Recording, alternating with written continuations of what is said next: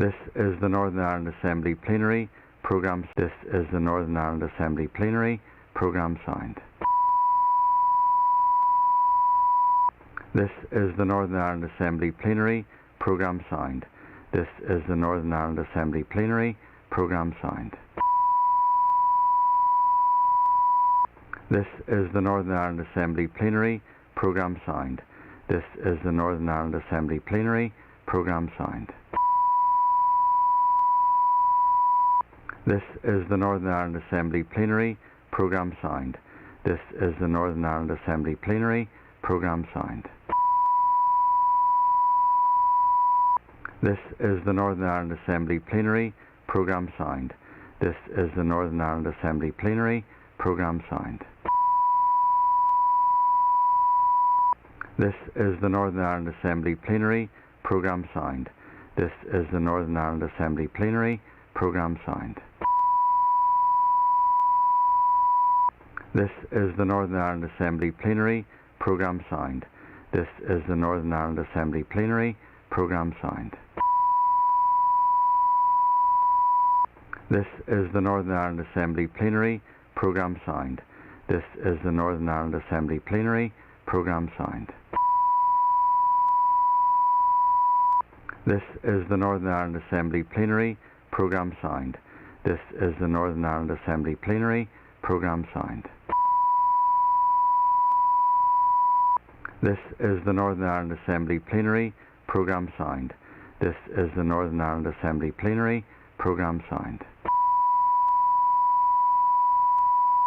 This is the Northern Ireland Assembly Plenary Programme signed. This is the Northern Ireland Assembly Plenary Programme signed. This is the Northern Ireland Assembly Plenary Programme signed. This is the Northern Ireland Assembly Plenary Programme signed. This is the Northern Ireland Assembly Plenary Programme signed. This is the Northern Ireland Assembly Plenary Programme signed. This is the Northern Ireland Assembly Plenary Programme signed. This is the Northern Ireland Assembly Plenary Programme signed. This is the Northern Ireland Assembly Plenary Programme signed. This is the Northern Ireland Assembly Plenary Programme signed. This is the Northern Ireland Assembly Plenary Programme signed. This is the Northern Ireland Assembly Plenary Programme signed. This is the Northern Ireland Assembly Plenary Programme signed. This is the Northern Ireland Assembly Plenary Programme signed. This is the Northern Ireland Assembly Plenary Programme signed. This is the Northern Ireland Assembly Plenary Programme signed. This is the Northern Ireland Assembly Plenary Programme signed. This is the Northern Ireland Assembly Plenary Programme signed. This is the Northern Ireland Assembly Plenary Programme signed. This is the Northern Ireland Assembly Plenary Programme signed. This is the Northern Ireland Assembly Plenary Programme signed. This is the Northern Ireland Assembly Plenary Programme signed. This is the Northern Ireland Assembly Plenary Programme signed. This is the Northern Ireland Assembly Plenary Programme signed.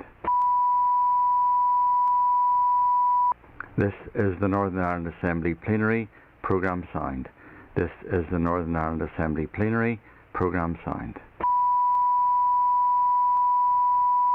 This is the Northern Ireland Assembly Plenary Programme signed. This is the Northern Ireland Assembly Plenary Programme signed. This is the Northern Ireland Assembly Plenary Programme signed. This is the Northern Ireland Assembly Plenary Programme signed.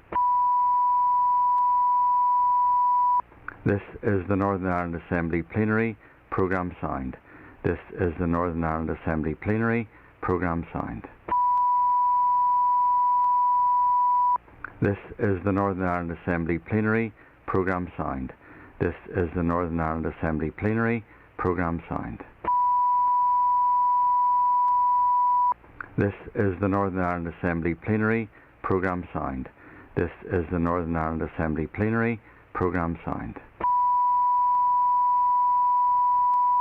This is the Northern Ireland Assembly Plenary Programme signed. This is the Northern Ireland Assembly Plenary Programme signed. This is the Northern Ireland Assembly Plenary Programme signed. This is the Northern Ireland Assembly Plenary Programme signed. This is the Northern Ireland Assembly Plenary Programme signed. This is the Northern Ireland Assembly Plenary Programme signed. This is the Northern Ireland Assembly Plenary Programme signed. This is the Northern Ireland Assembly Plenary Programme signed. This is the Northern Ireland Assembly Plenary Programme signed. This is the Northern Ireland Assembly Plenary Programme signed. This is the Northern Ireland Assembly Plenary Programme signed. This is the Northern Ireland Assembly Plenary Programme signed. This is the Northern Ireland Assembly Plenary Programme signed. This is the Northern Ireland Assembly Plenary Programme signed. This is the Northern Ireland Assembly Plenary Programme signed. This is the Northern Ireland Assembly Plenary Programme signed. This is the Northern Ireland Assembly Plenary Programme signed. This is the Northern Ireland Assembly Plenary Programme signed.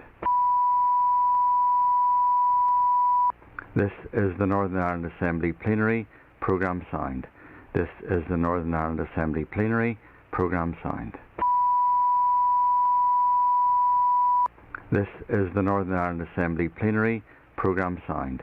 This is the Northern Ireland Assembly Plenary Programme signed. This is the Northern Ireland Assembly Plenary Programme signed. This is the Northern Ireland Assembly Plenary Programme signed. This is the Northern Ireland Assembly Plenary Programme signed. This is the Northern Ireland Assembly Plenary Programme signed. This is the Northern Ireland Assembly Plenary Programme signed. This is the Northern Ireland Assembly Plenary Programme signed. This is the Northern Ireland Assembly Plenary Programme signed. This is the Northern Ireland Assembly Plenary Programme signed. This is the Northern Ireland Assembly Plenary Programme signed. This is the Northern Ireland Assembly Plenary Programme signed. This is the Northern Ireland Assembly Plenary Programme signed. This is the Northern Ireland Assembly Plenary Programme signed.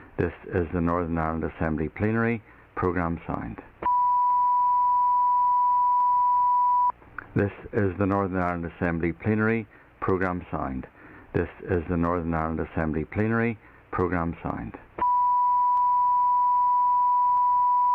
This is the Northern Ireland Assembly Plenary Programme signed.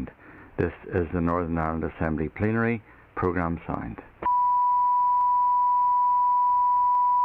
This is the Northern Ireland Assembly Plenary Programme signed.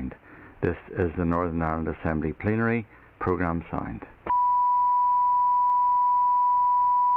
This is the Northern Ireland Assembly Plenary Programme signed. This is the Northern Ireland Assembly Plenary Programme signed. This is the Northern Ireland Assembly Plenary Programme signed. This is the Northern Ireland Assembly Plenary Programme signed. This is the Northern Ireland Assembly Plenary Programme signed. This is the Northern Ireland Assembly Plenary Programme signed. This is the Northern Ireland Assembly Plenary Programme signed. This is the Northern Ireland Assembly Plenary Programme signed. This is the Northern Ireland Assembly Plenary Programme signed. This is the Northern Ireland Assembly Plenary Programme signed. This is the Northern Ireland Assembly Plenary Programme signed. This is the Northern Ireland Assembly Plenary Programme signed. This is the Northern Ireland Assembly Plenary Programme signed. This is the Northern Ireland Assembly Plenary Programme signed. This is the Northern Ireland Assembly Plenary Programme signed. This is the Northern Ireland Assembly Plenary Programme signed.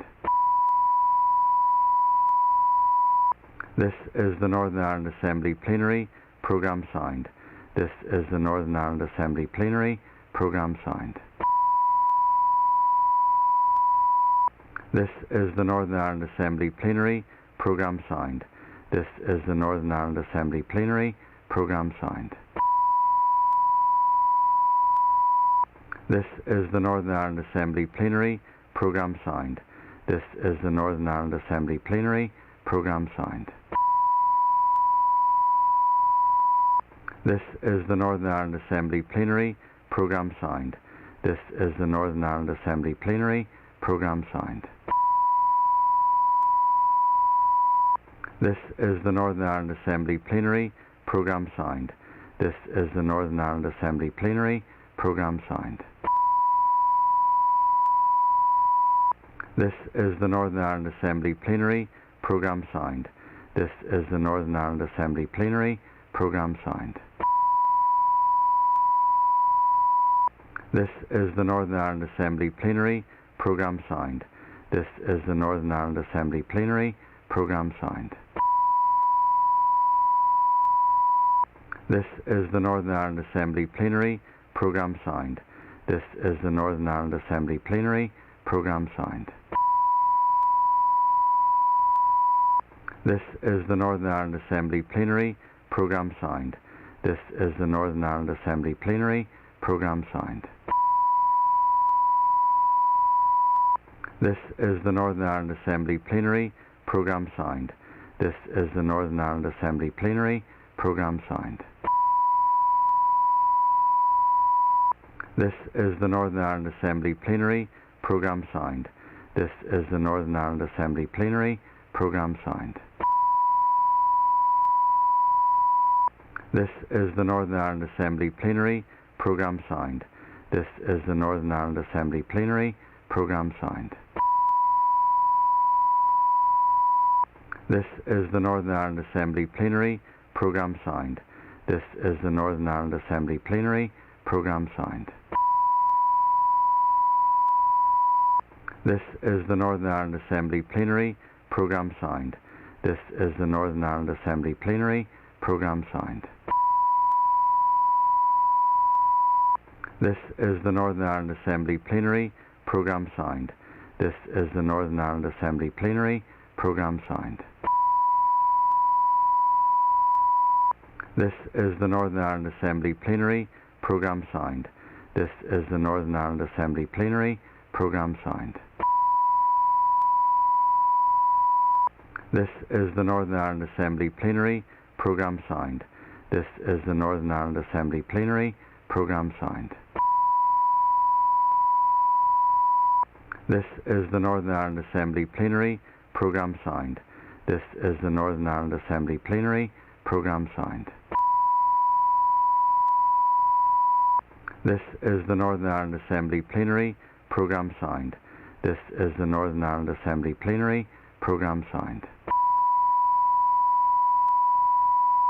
This is the Northern Ireland Assembly Plenary Programme signed.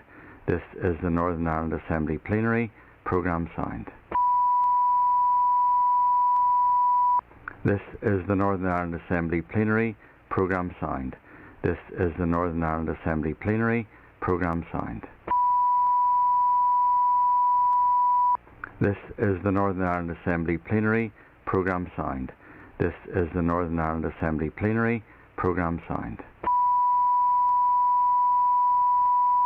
This is the Northern Ireland Assembly Plenary Programme signed. This is the Northern Ireland Assembly Plenary Programme signed. This is the Northern Ireland Assembly Plenary Programme signed. This is the Northern Ireland Assembly Plenary Programme signed. This is the Northern Ireland Assembly Plenary Programme signed. This is the Northern Ireland Assembly Plenary Programme signed. This is the Northern Ireland Assembly Plenary Programme Signed. This is the Northern Ireland Assembly Plenary Programme Signed.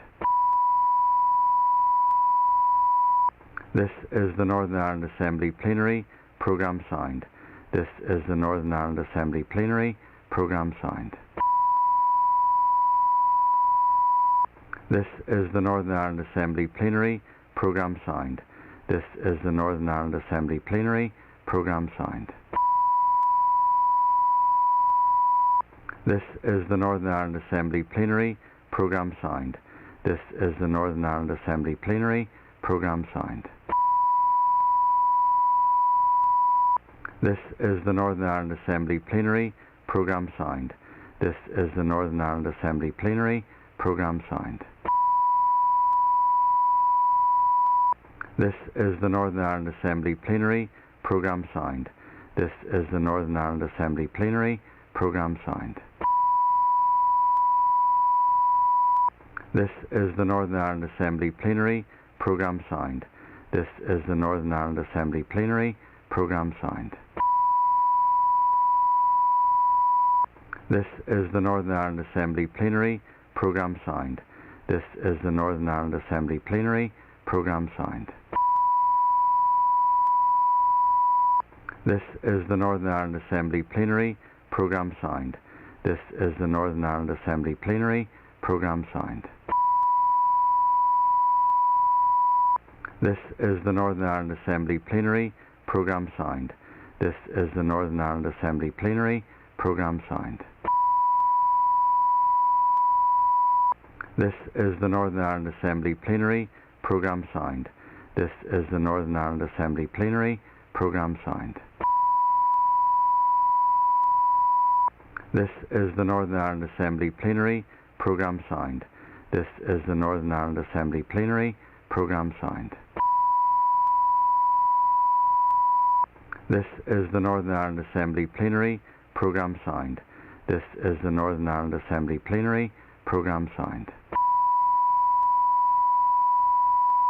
This is the Northern Ireland Assembly Plenary Programme Signed. This is the Northern Ireland Assembly Plenary Programme Signed. This is the Northern Ireland Assembly Plenary Programme Signed. This is the Northern Ireland Assembly Plenary Programme Signed. This is the Northern Ireland Assembly Plenary Programme Signed. This is the Northern Ireland Assembly Plenary Programme Signed. This is the Northern Ireland Assembly Plenary Programme Signed. This is the Northern Ireland Assembly Plenary Programme Signed. This is the Northern Ireland Assembly Plenary Programme Signed. This is the Northern Ireland Assembly Plenary Programme Signed. This is the Northern Ireland Assembly Plenary Programme Signed. This is the Northern Ireland Assembly Plenary Programme Signed. This is the Northern Ireland Assembly Plenary Programme Signed. This is the Northern Ireland Assembly Plenary Programme Signed.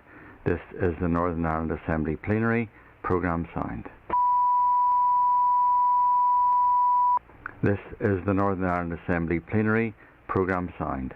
This is the Northern Ireland Assembly Plenary Programme Signed. This is the Northern Ireland Assembly Plenary Programme Signed. This is the Northern Ireland Assembly Plenary Programme Signed. This is the Northern Ireland Assembly Plenary Programme Signed. This is the Northern Ireland Assembly Plenary Programme Signed. This is the Northern Ireland Assembly Plenary Programme Signed. This is the Northern Ireland Assembly Plenary Programme Signed. This is the Northern Ireland Assembly Plenary Programme Signed. This is the Northern Ireland Assembly Plenary Programme Signed. This is the Northern Ireland Assembly Plenary Programme Signed. This is the Northern Ireland Assembly Plenary Programme Signed. This is the Northern Ireland Assembly Plenary Programme Signed. This is the Northern Ireland Assembly Plenary Programme Signed.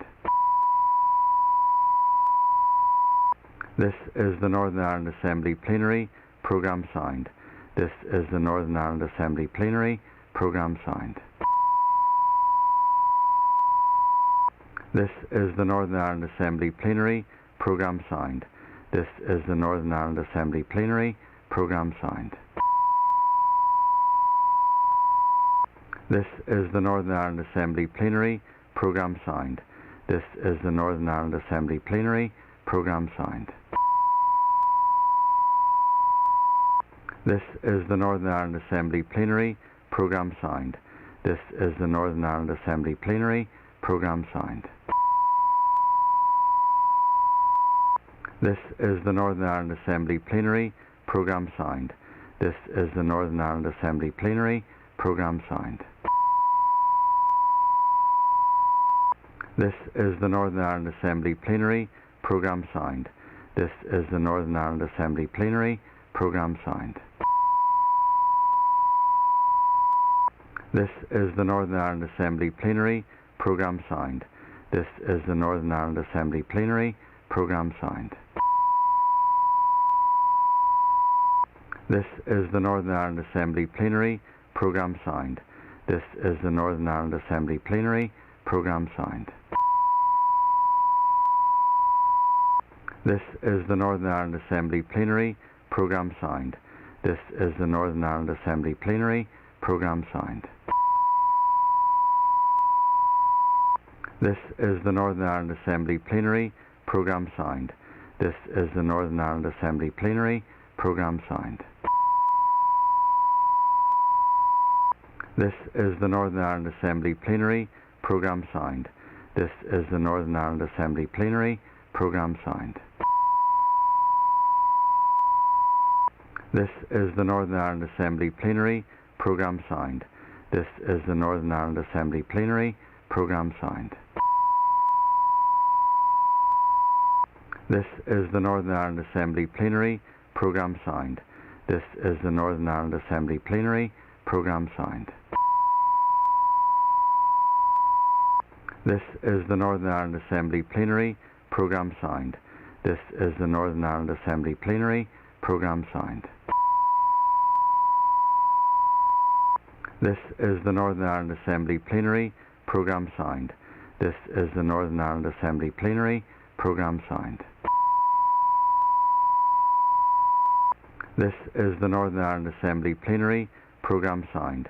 This is the Northern Ireland Assembly Plenary Programme signed. This is the Northern Ireland Assembly Plenary Programme signed. This is the Northern Ireland Assembly Plenary Programme signed.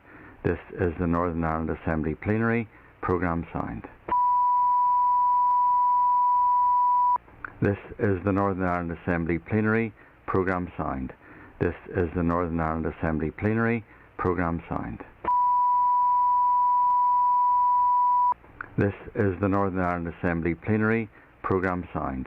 This is the Northern Ireland Assembly Plenary Programme signed. This is the Northern Ireland Assembly Plenary Programme signed.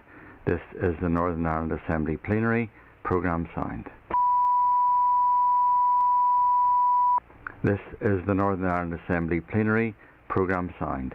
This is the Northern Ireland Assembly Plenary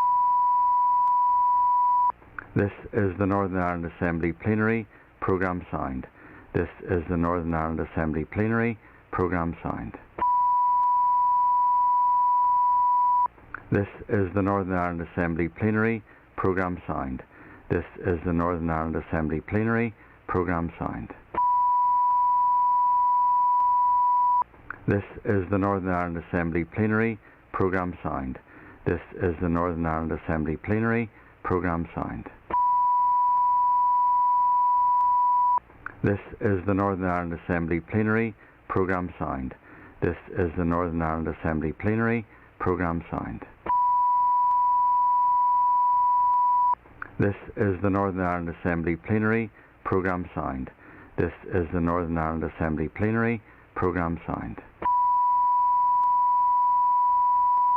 This is the Northern Ireland Assembly Plenary Programme signed.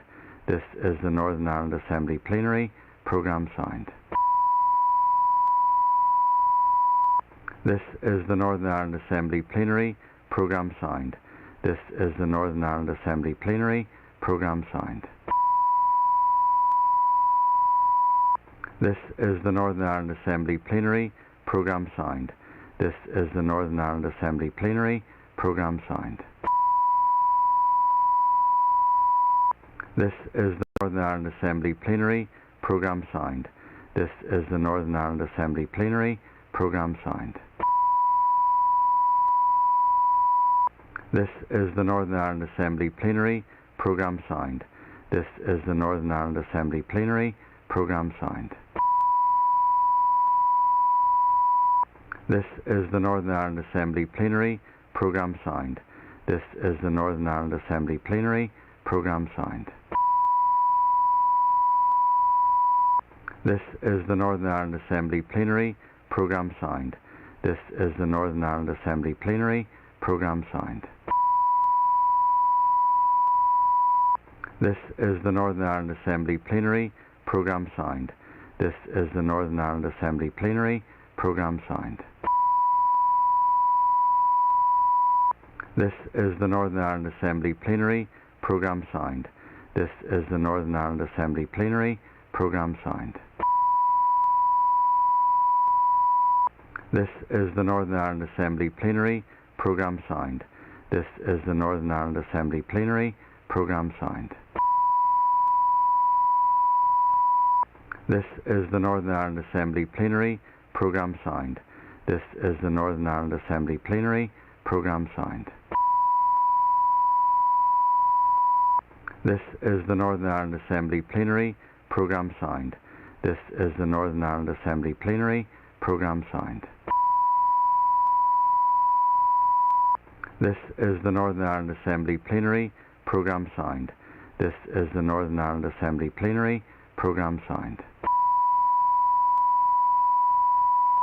This is the Northern Ireland Assembly Plenary Programme Sound. This is the Northern Ireland Assembly Plenary Programme Sound. This is the Northern Ireland Assembly Plenary Programme Sound. This is the Northern Ireland Assembly Plenary Programme Sound. This is the Northern Ireland Assembly Plenary Programme Sound. This is the Northern Ireland Assembly Plenary Programme Sound. This is the Northern Ireland Assembly Plenary Programme Sound. This is the Northern Ireland Assembly Plenary Programme Sound. This is the Northern Ireland Assembly Plenary Programme Sound. This is the Northern Ireland Assembly Plenary Programme Sound. This is the Northern Ireland Assembly Plenary Programme Sound. This is the Northern Ireland Assembly Plenary Programme Sound. This is the Northern Ireland Assembly Plenary Programme Sound. This is the Northern Ireland Assembly Plenary Programme Sound. This is the Northern Ireland Assembly Plenary Programme Sound. This is the Northern Ireland Assembly Plenary Programme Sound. This is the Northern Ireland Assembly Plenary Programme Sound. This is the Northern Ireland Assembly Plenary Programme Sound. This is the Northern Ireland Assembly Plenary Programme Sound.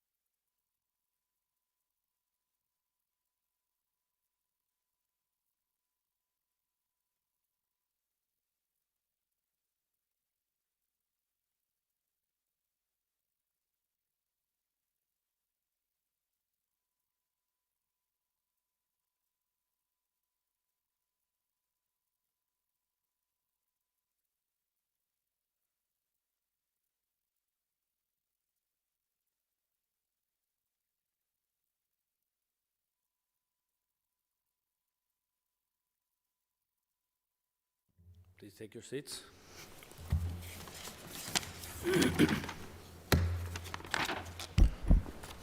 Members have received notice from the Minister of Agriculture, Environment and Rural Affairs that he wishes to make a statement. Before I call the Minister, I remind members here in the Chamber that in light of social distancing being observed by the parties, that the Speaker's ruling that members must be in the Chamber to hear a statement if they wish to ask a question has been relaxed. Members participating remotely must make sure that their name is on the speaking list if they wish to be called. Members present in the Chamber must also do this, but may do so by rising in their place as well as notifying the Business Office or Speaker's table directly. I remind members to be concise in asking their questions. This is not an opportunity for debate per se, and long introductions should not be introduced. I also remind members that in accordance with long-established procedure, points of order are not normally taken during the statement or the question period afterwards. And I call the Minister of Agriculture, Environment and Rural Affairs. Minister. Thank you, Mr. Speaker. With your permission, I wish to make an urgent statement to the Assembly excuse me, regarding the current avian influenza outbreak across the United Kingdom and the Republic of Ireland. Epizootic diseases such as avian influenza are animal diseases that are not usually present in Northern Ireland. They have the potential to cause serious animal or public health and economic consequences. Maintaining disease freedom is of paramount importance in underpinning international trade of live animals and products of animal origin. Commonly known as bird flu, avian influenza is a highly contagious viral disease. Avian influenza strains can be distinguished as being either notifiable or non-notifiable. A notifiable disease is any disease that is required by law to be reported to government authorities. In cases where a notifiable strain of avian influenza is confirmed, my department is required to humanely cull and dispose of affected poultry to prevent further disease spread. Compensation for birds culled is payable in these circumstances. Avian influenza can also be distinguished as being highly pathogenic or low pathogenic. Low pathogenic avian influenza causes mild disease in poultry but can mutate to highly pathogenic avian influenza. Highly pathogenic avian influenza causes severe disease in birds with high mortality levels. It has a severe impact in production and trade. It may also pose a threat to people and other animals. In certain circumstances, it is a highly pathogenic strain that we are currently facing. This strain is a significant threat to our valued poultry industry that is worth over 400 million and supports many thousands of jobs.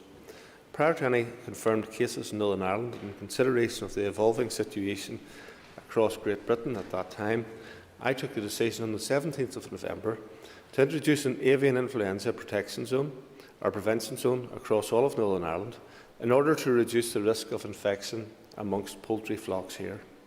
The measures in the prevention zone include stringent mandatory biosecurity measures to help prevent the spread of disease from wild birds or another source to poultry.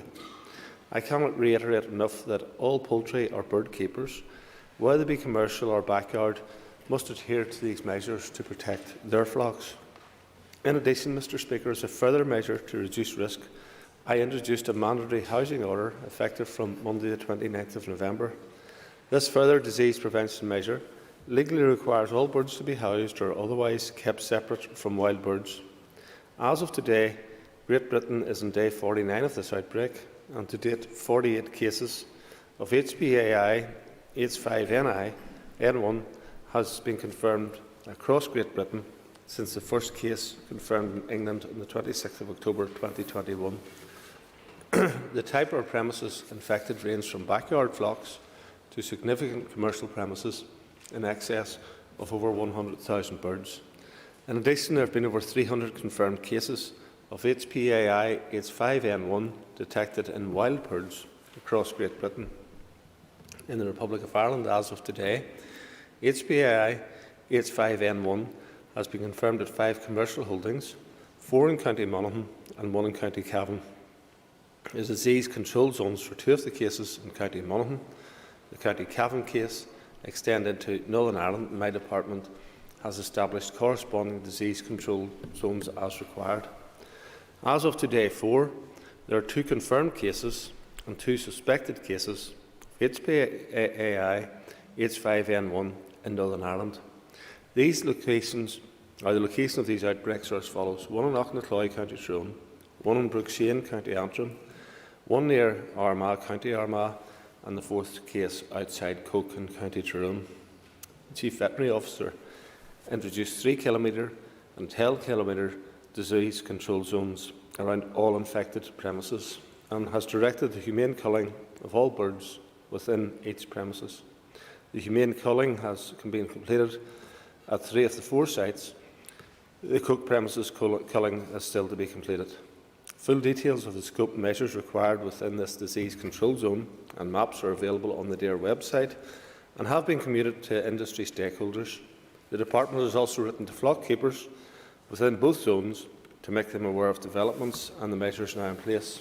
The introduction of these disease control zones is a vitally important measure in order to mitigate against onward spread of disease from the infected premises. All moves of poultry and poultry products within the disease control zones are required to be licensed. A movement licensing centre was established on the 1st of December in Strabane and Enniskillen DARE Direct offices to facilitate this. The introduction of licences for movement within the zones is a legal requirement to ensure strict biosecurity measures are being taken for moves within, into or out of zones.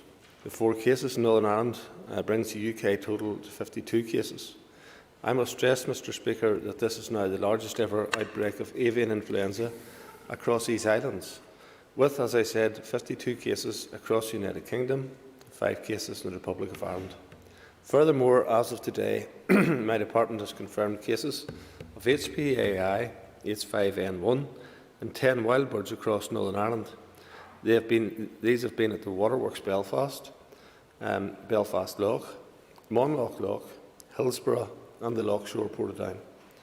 My department collects dead wild birds for avian influenza surveillance purposes to help understand if and when the virus is present in Northern Ireland and how it is distributed geographically.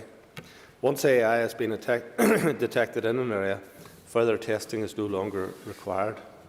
As a result of the wild bird HPAI H5N1 findings in Northern Ireland, it is clear that the native wild bird population has been affected by the strain being carried here by migratory birds. Evidence is strong that HPAI is now widespread in the environment, and as a result, my department does not currently need to test wild birds for surveillance purposes. Therefore, my officials have taken the decision this week to cease all collection of wild birds with immediate effect.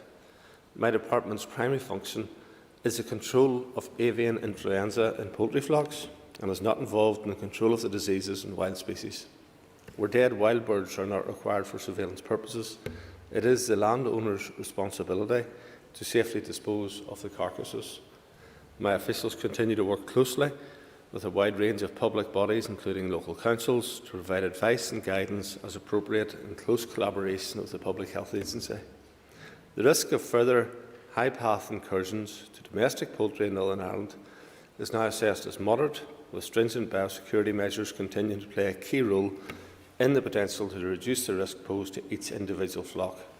A veterinary risk assessment completed by the officials highlighted that it was imperative the poultry industry and all keepers of birds should review and reinforce the biosecurity arrangements, including the physical separation of wild birds from poultry and captive birds, as this remains the most effective protection against an incursion of avian influenza. Therefore, again, I am calling on all poultry keepers, backyard or commercial, that today you must assess your current biosecurity measures and redouble your efforts to keep the disease out of your flocks. You cannot afford to be complacent. You must act now. It is of paramount importance that the utmost stringent biosecurity measures are adopted on your premises and that all poultry, including their food and water, is kept separate from wild birds. My department has biosecurity advice and guidance, including a biosecurity checklist, on the avian influenza webpage of the DARE website. This is available for anyone to download and can be accessed on a laptop, tablet or smartphone. I urge every bird keeper in Northern Ireland to consider this checklist regularly and ensure themselves that they can tick every box. If even one box remains unticked, then there is a gap in your biosecurity, and this virus can find those gaps with devastating consequences. My officials are meeting frequently with industry stakeholders to engage closely in regards to this current avian influenza outbreak, and to ensure that the message of adopting stringent biosecurity measures is being broadcast as far and wide as possible. This will ensure the risk to the Northern Ireland poultry flock is reduced as much as possible. We all must continue to be vigilant throughout these winter months. My department has been working closely with key partners, including, as mentioned, the Public Health Agency, to communicate key messages and provide up-to-date advice to both the general public. The Public Health Agency has advised that human infections with avian influenza are rare, and it is primarily a disease of birds, and the risk to the health of the general public is very low. In addition, the Food Standards Agency has made it clear that avian influenza does not pose a food safety risk for UK consumers. Be assured that my department will continue to prioritise all possible actions to deal with this incursion and progress as quickly as possible to eradication in order to protect our industry and rural communities. However, it is imperative that we all play our part and take action now to ensure the highest biosecurity possible, that birds are housed, and that we all remain vigilant to this terrible disease. Thank you for your time, Mr. Speaker. Thank you, Minister. If we could now open Starleaf. The first person with a question is the Chair of the Agriculture Committee, Mr. Declan McAleer. Grandmargaret, and I thank the Minister for his statement this morning, and I welcome the fact that DAERA has taken this issue, treating it with the urgency that it deserves, and I also thank the Minister for his officials coming to our committee on Thursday to give us a briefing on this issue as well. Minister, in your statement, you indicated that this disease may pose a threat to people and animals in certain circumstances. I just want to draw on the certain circumstances. So, apart from the obvious mental anguish that this would bring to bird keepers, who must contend with huge economic damage to their business and livelihoods, what are the other circumstances where this may impact upon human health? Thank you. Well, we're reliant on the Public Health Agency for advice on this issue, and their indication that it is very rare for a human to contract it. I know there has been cases in the Far East where this has happened, and it is people who are in incredibly close contact to birds in those circumstances that have managed to pick the virus up. So it is less likely to be airborne and more likely to be associated with physical contact. Therefore, the wearing of gloves and disposable boiler suits and boots which don't go out of the house and are cleansed and disinfected at all times are ways of keeping the infection out of the bird population, but also keeping the owner of the birds secure at the same time. Mr. William Irwin. Thank you, Mr. Deputy Speaker, and can I thank the Minister for his statement to the House today on this worrying trend. And can I say that I spoke to the poultry farmer affected in my own constituency yesterday, and he was very appreciative of the help and advice from your department.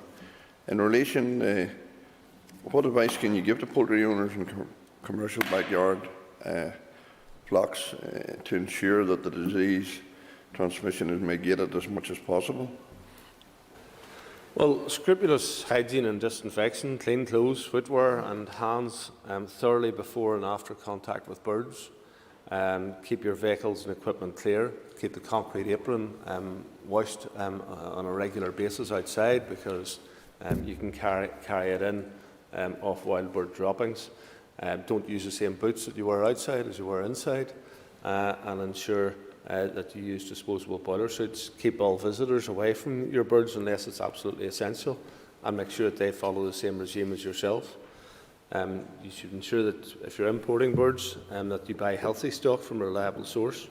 You separate and isolate new or ill stock. You minimise contact with wild birds, in particular wild waterfowl, and you keep records of all birds moving on or off your premises. You make sure your feed and water can't be accessed by wild birds, and avoid sharing equipment. Cleanse and disinfect shared equipment before and after use, and buy your feed from a reputable mill or supplier. Make sure you train your staff to recognise disease and react to any suspicion. Keep an up-to-date contact list of key people and develop a contingency plan. and if you suspect disease, you act quickly and consult your vet.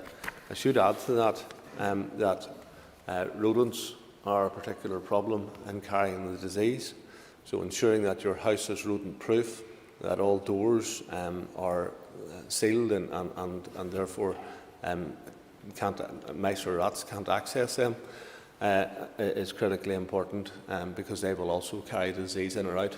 And finally, water ingress, ensure all of your roofs are well sealed and follow the safety precautions, of course, if you are going to be fixing a roof, but that all roofs are well sealed and spoutings and so forth, and there isn't a water ingress into the houses. Mr. Mark Durkin. Mr. Principal Deputy Speaker, and to thank the Minister for his statement and answers thus far. Mr. Irwin has told us that his constituents are very grateful for the advice received from your department, Minister. I wonder, will there be any financial support available to affected businesses, and if so, how quickly can that be made available to them? Because this is a highly pathogenic strain of this, and that makes it a notifiable disease. And when it comes to notifiable diseases, the responsibility for both the culling and indeed compensation for the actual livestock is available. There isn't compensation for the birds or for loss of trade or business for the period of time that you won't be able to have your house filled with birds.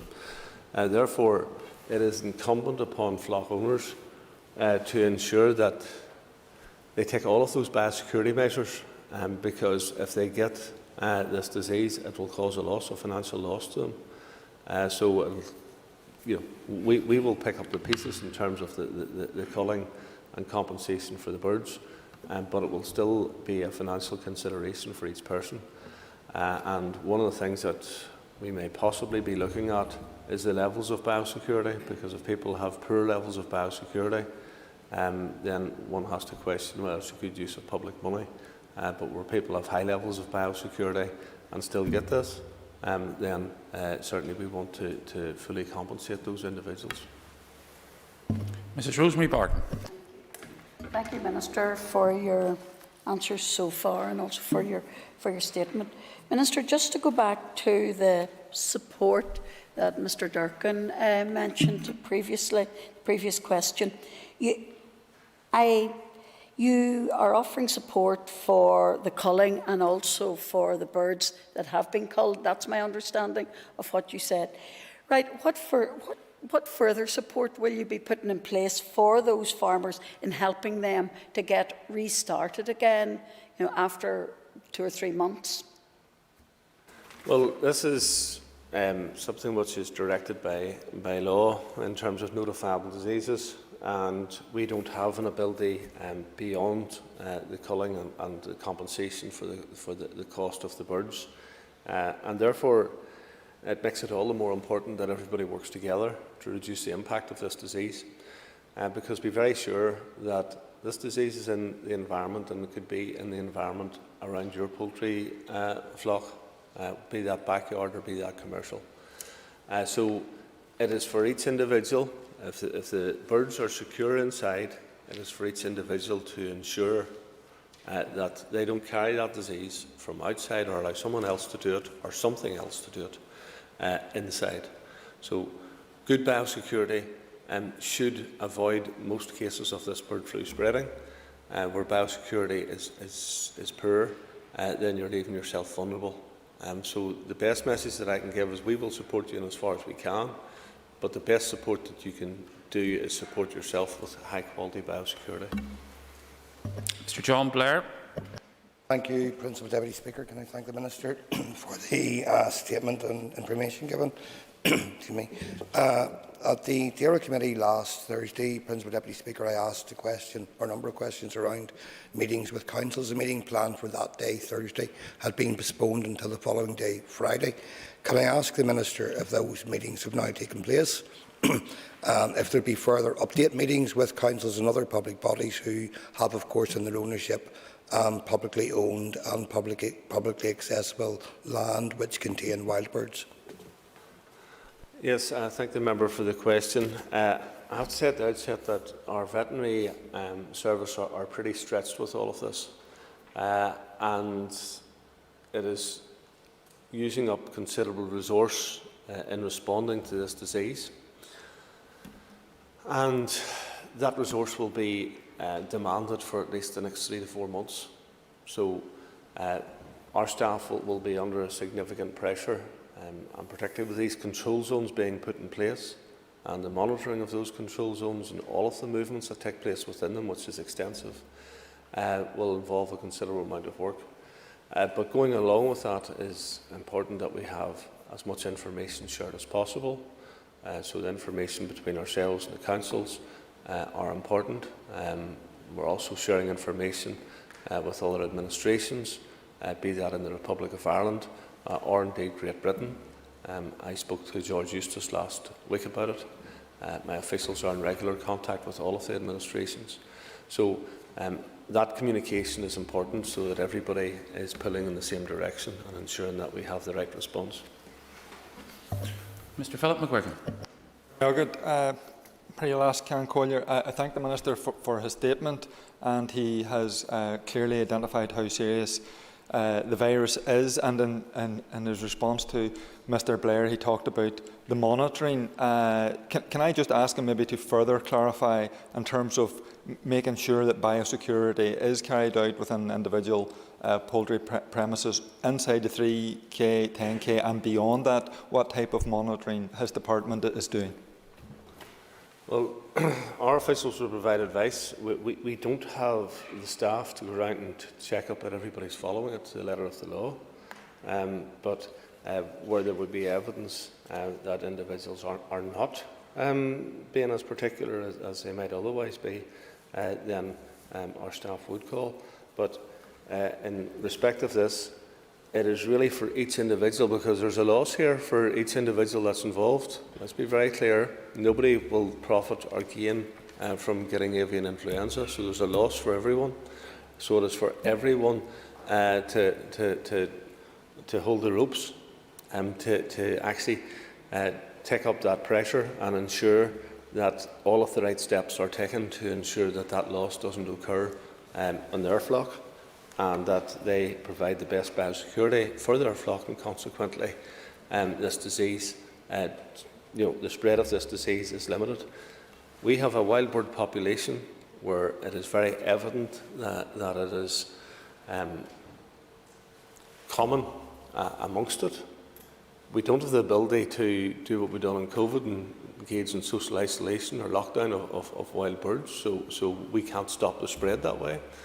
Nor indeed have we a vaccination that we're able to go out and vaccinate all that wild bird population either. So this is something which is will have to spread to a point where it stops spreading in the wild bird population. But our view is that will be prevalent over the course of the next 3 or 4 months, where we would have really cold weather conditions. That would help, but those haven't arrived just as yet. Mr. Harry Harvey. Thank you, Principal Deputy Speaker. And first of all, we can't be unmindful of the trauma that our flock keepers are going through at this time. Minister, given the high virus load within the wild bird population, whose responsibility is it to dispose of or indeed ensure that a bird's animal welfare is monitored and the appropriate action taken?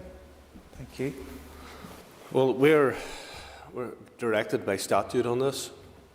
So the wild bird population is the responsibility of the landowner.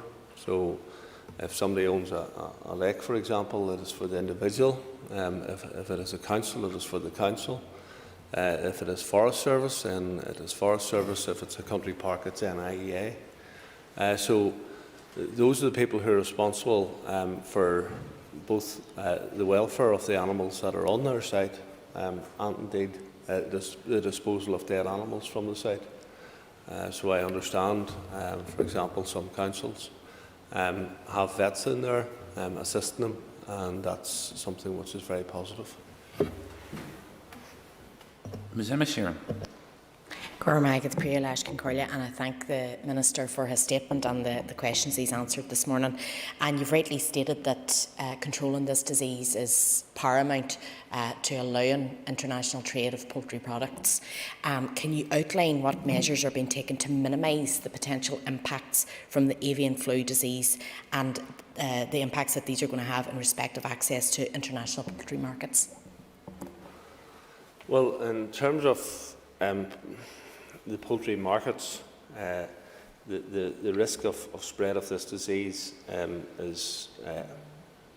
is gone whenever a slaughter takes place, and it isn't spreading through the eggs. So in terms of that, we're able to continue to sell at this moment in time. There may be an issue with hatchable eggs, and that remains to be seen. But at this moment in time, we are continuing to sell on both local, national and international markets, and will continue to provide that support to ensure that that business can continue to do that. The poultry industry is a very important industry to Northern Ireland, accounting for some £400 million of turnover, and we've run into over 10,000 people employed in that industry. And that is an extensive industry that we do need to support and help through this particular crisis. And my department will not be found wanting when it comes to that. Mr. Thomas Buchanan. Thank you, Principal Deputy Speaker. And I want to thank the Minister for his statement to the House today, and indeed for the action that he and his department has taken to date to try and stop the spread of this influenza. Minister, I note from your statement you talk about meeting frequently with stakeholders and engaging closely with them on this matter. On the back of that, can I ask you what interaction has your officials had with other relevant government departments across the United Kingdom and indeed those across the border in the Republic of Ireland? Well, we have been engaging with local authorities here in Northern Ireland. We're engaging with other departments and other agencies in other departments, such as the Public Health Agency, who provide advice for the public in terms of their own health. I've also engaged with the UK DEFRA Minister, George Eustace, directly, and my officials have been engaging with the officials in the other parts of Great Britain and indeed the Republic of Ireland.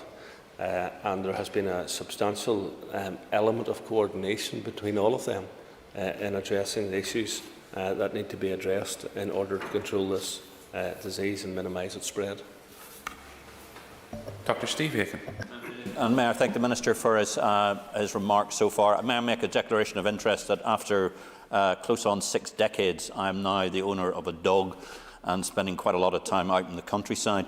But Minister, my question is directly related to the fact of, with this outbreak of avian flu and the amount of where it's moved into the wild bird population, what are we doing about informing the public about the challenges and making sure that the public don't go around picking up dead birds over the place, and we make sure that people are fully aware of the challenges that avian flu now set? Well, through both mainstream media and social media, we have been putting out messages over and over and over again on this to inform the public, to advise the public, and anybody who has a concern, there is a helpline to call, and they can also visit the DARE website, which will give advice on all of these issues.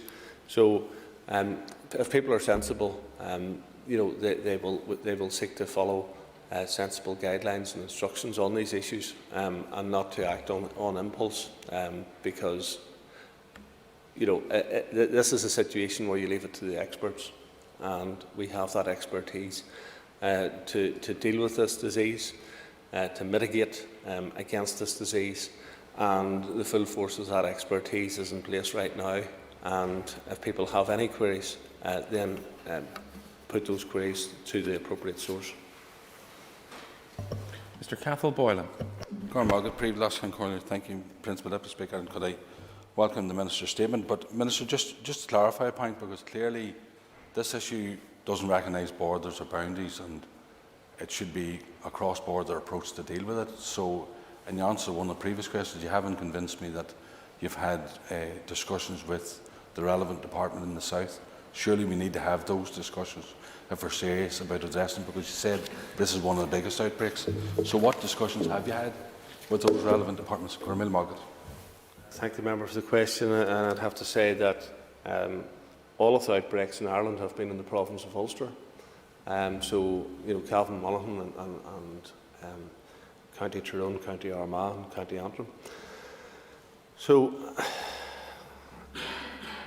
there has been a really considerable engagement between my officials and the officials in the Irish Republic on this. We have actually assisted, I understand, with Coles, and will continue to work very closely with each other. So the veterinary service at the highest levels will be sharing their knowledge, sharing their expertise, supporting each other in every way that they can, and that's something that I am entirely supportive of, to ensure that we minimise the disease in the island of Ireland and on the British Isles at the same time.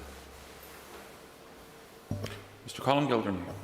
And thank the Minister for his statement and answers thus far.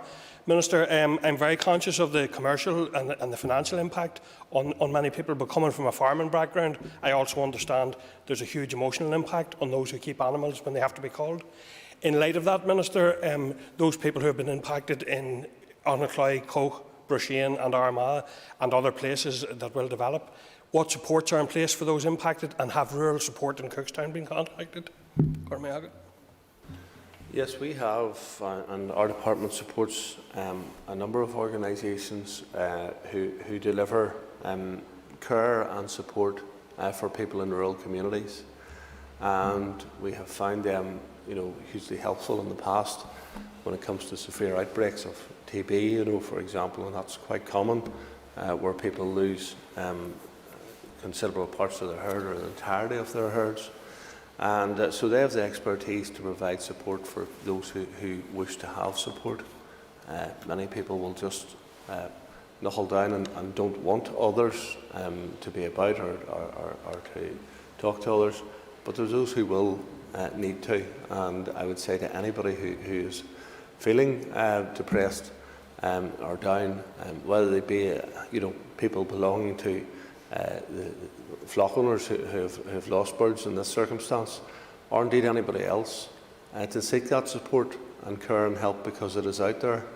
And if you're in a rural community and you need that support, contact those organisations which are providing that support, and you will find a lot of expertise, a lot of care, a lot of knowledge, and a lot of guidance to help you through a particularly difficult time. Ms Claire Bailey. Thank you, Deputy Speaker, and thank the Minister for the statement. It is indeed a very distressing time for all bird keepers. But Minister, when you were responding to Mr Blair about saying the communication is absolutely important, and of course it is, but I want to go back to the first confirmed cases of this outbreak was with swans at Belfast City Council's Waterworks Park in North Belfast, and I believe that was the 25th of November. And as Mr Blair had said, we heard from your officials that a meeting with councils had yet to take place. So can I ask you, just on that issue of communications then, are you content that this is being dealt with the actual urgency it does require? Thank you. There appeared to be some misunderstanding as to whose responsibility it was for the swans at the outset, so there was communication to that effect, so that everybody understood what the legal position was and what the legal responsibilities for each body was. And I have to say that from that time, Belfast City Council have been doing all that they can to deal with this particular issue and dealing with it very responsibly as things stand. So they will get that guidance and support from our department, and sharing of information to assist them in dealing with the problem that they have at the waterworks and indeed Belfast Lough. Mr Jim Allister. I want to return to the question of the capacity of the veterinary staff to deal with this worsening situation. With increased demands on our vets and their staff, would it not be preferable to maximise the availability of such staff to deal with this situation by withdrawing them from the implementation of the protocol so they might do an important job? Staff are being pulled from all areas of the veterinary service to assist in this, and as I indicate, this is going to take a period of time. So whether it's in the ports, whether it's in departments where we're working up strategies and policies, or the team which is developing the replacement for APHIS, for example. So right across the department, they're being pulled and brought back in to provide support for this particular service. So vets who have not been involved in this type of work for a long period of time are now front and centre to all of this in providing their assistance and support, and that will be all areas of veterinary, including the one mentioned by Mr. Allister, and certainly is one that I have raised with the veterinary officials. Thank you, Minister. No other members indicated to me that they wish to ask a question on this statement. So if members would take their ease for a few moments, we'll move on to the next item of business then. Thank you.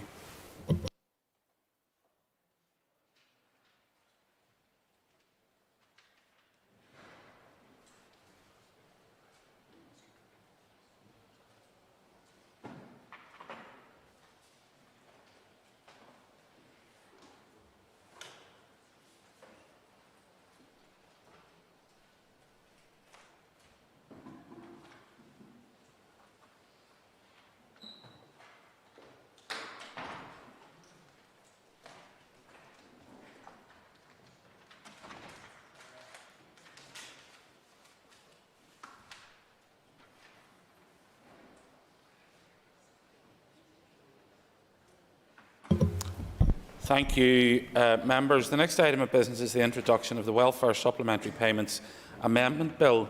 I call the Minister for Communities, Ms Deirdre Hargey, to move the first stage. I beg to introduce the Welfare Supplementary Payments Amendment Bill. Thank you. Can I ask the Clerk to please read the long title?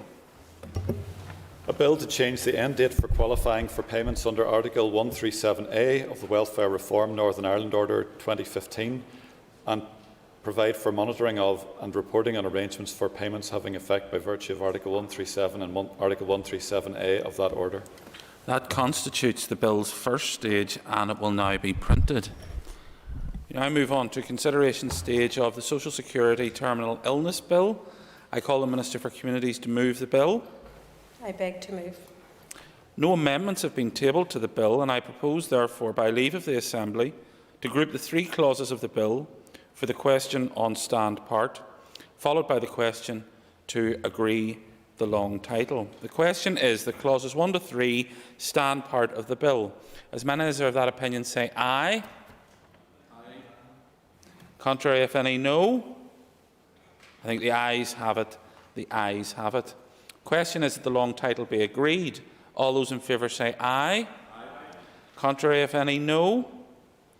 I think the ayes have it. The ayes have it. That concludes consideration stage of the Social Security Terminal Illness Bill, and the bill now stands referred to Mr. Speaker. That was a quick shift, Minister. If members will just take their ease for a few moments, then we'll move on to the next item of business.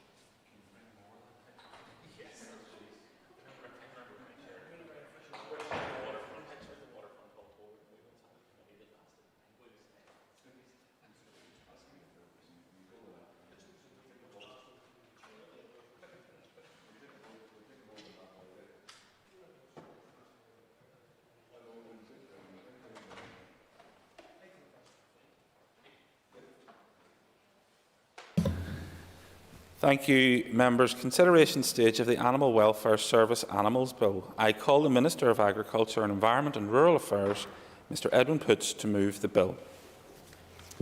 I move the consideration stage of the Animal Welfare Service Animals Bill be now taken. No amendments have been tabled to the bill, and I propose, therefore, by the leave of the Assembly, to group the two clauses of the bill for the question on stand part, followed by the question to agree the long title. The question is that clauses 1 and 2 stand part of the bill. As many as are of that opinion say aye. Contrary, if any, no. I think the ayes have it. The ayes have it. The question is that the long title be agreed. As many as are of that opinion say aye. Contrary, if any, no. I think the ayes have it. The ayes have it.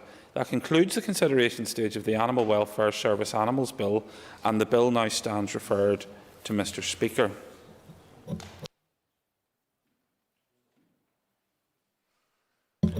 If members would just take their ease for a moment, we'll move on to the next item of business shortly. Thank you.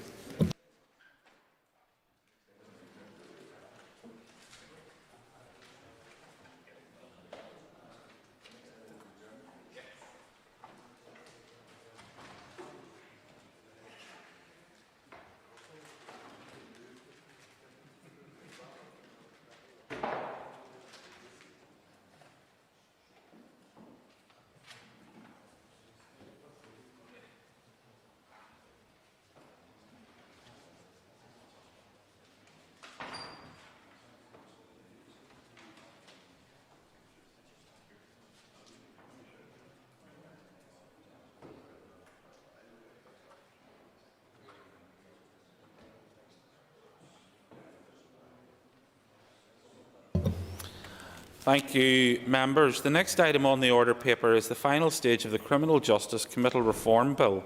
I call the Minister for Justice to move the final stage. Minister. I beg to move that the Criminal Justice Committal Reform Bill do now pass. Final stage of the Criminal Justice Committal Reform Bill has been moved. The Business Committee has agreed that there should be no time limit on this debate. I call the Minister for Justice, Mrs Naomi Long, to open the debate. Minister. Thank you, Mr Principal Deputy Speaker, and I am delighted to present the final stage of this bill to the Assembly today. This bill represents an important step forward in bringing much-needed change to the committal process currently available within our court system. Through it, we can implement changes that will support victims, witnesses and defendants as they navigate through the criminal justice system, simplifying the processes and removing some avoidable delay in the current system. This can only be of benefit to all. This is also an important step forward in delivering commitments made through New Decade New Approach, Fresh Start, the Gillen Review and within a number of other scrutiny reports by the Criminal Justice Inspection NI and the Northern Ireland Audit Office. As recently as October 2021, it was acknowledged by the Public Accounts Committee that the removal of committal is anticipated to play a significant part in speeding up the justice process. Not only will it free up time, it will also greatly alleviate the stress imposed on victims and witnesses by the present need to deliver oral evidence at committal hearings. The provisions of this bill mean that following implementation, no victim or witness from new cases brought forward can be put on the stand to be examined and cross-examined in a committal hearing before the actual trial. A process that can traumatise and deter vital witnesses from proceeding with a case, particularly relevant in relation to some of the most serious and heinous crimes we encounter: sexual offences, terrorist offences and domestic abuse offences. If we're serious in our efforts to deal with these types of horrendous crimes, then we must remove unnecessary barriers that frustrate those attempts. The bill provides for this in two ways. Firstly, by removing the option of oral evidence of victims and witnesses to be heard during a traditional committal hearing.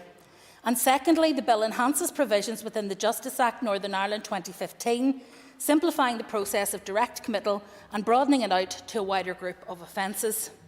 This means that for some of the most serious offences, cases will bypass a traditional committal hearing altogether and instead go directly to the Crown Court, where they can be case managed by the trial judge.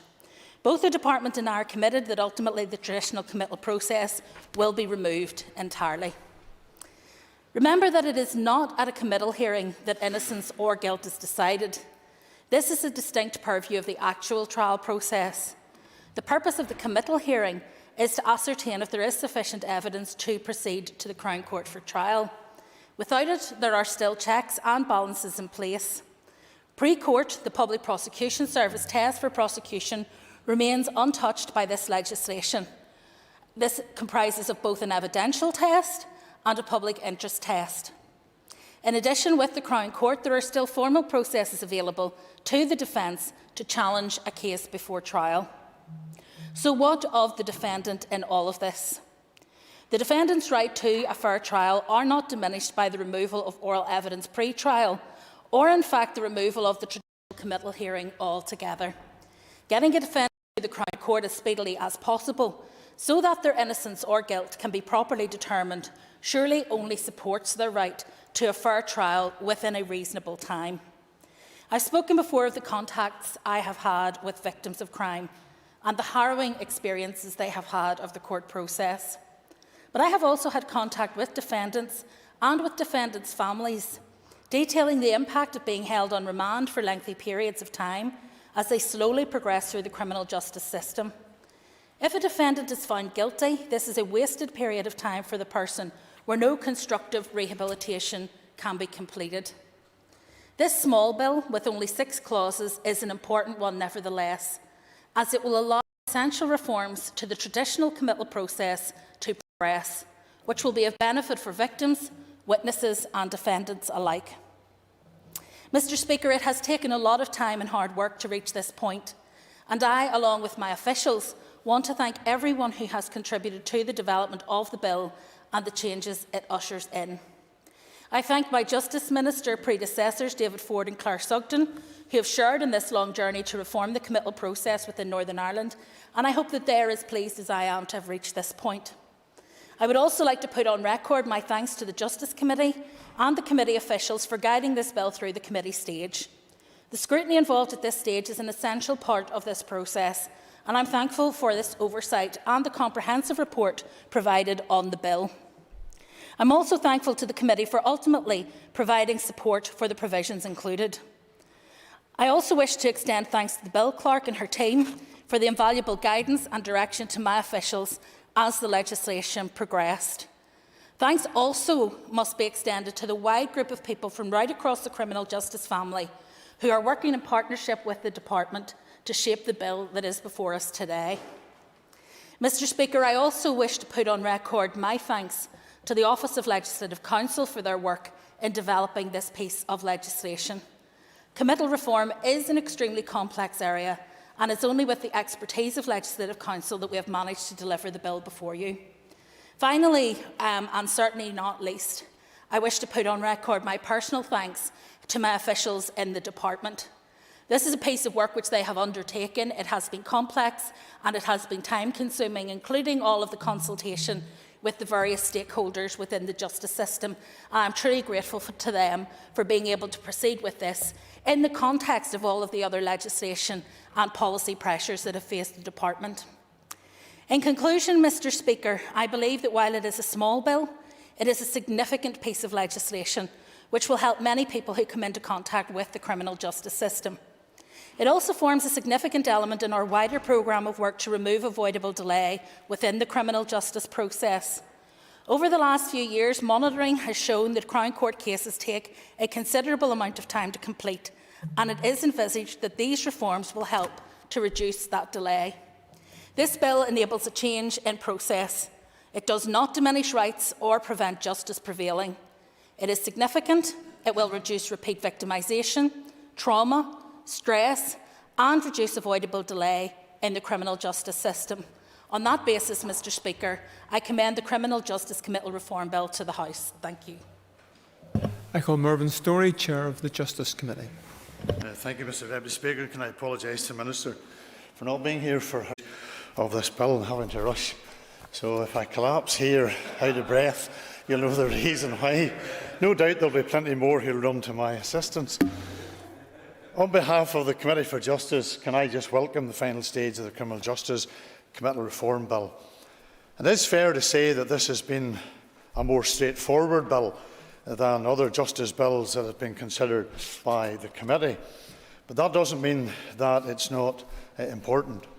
A key concern with the current committal process is the impact that it has on victims and witnesses who may be required to give oral evidence at the early stage as well as at the trial itself. This can be a traumatic experience, particularly under cross-examination, and can have significant impact on the individuals involved. This bill provides certainty for victims and witnesses who can be assured that they will not be required to give oral evidence twice for the same case. Mr Allister brought forward amendments at the consideration stage.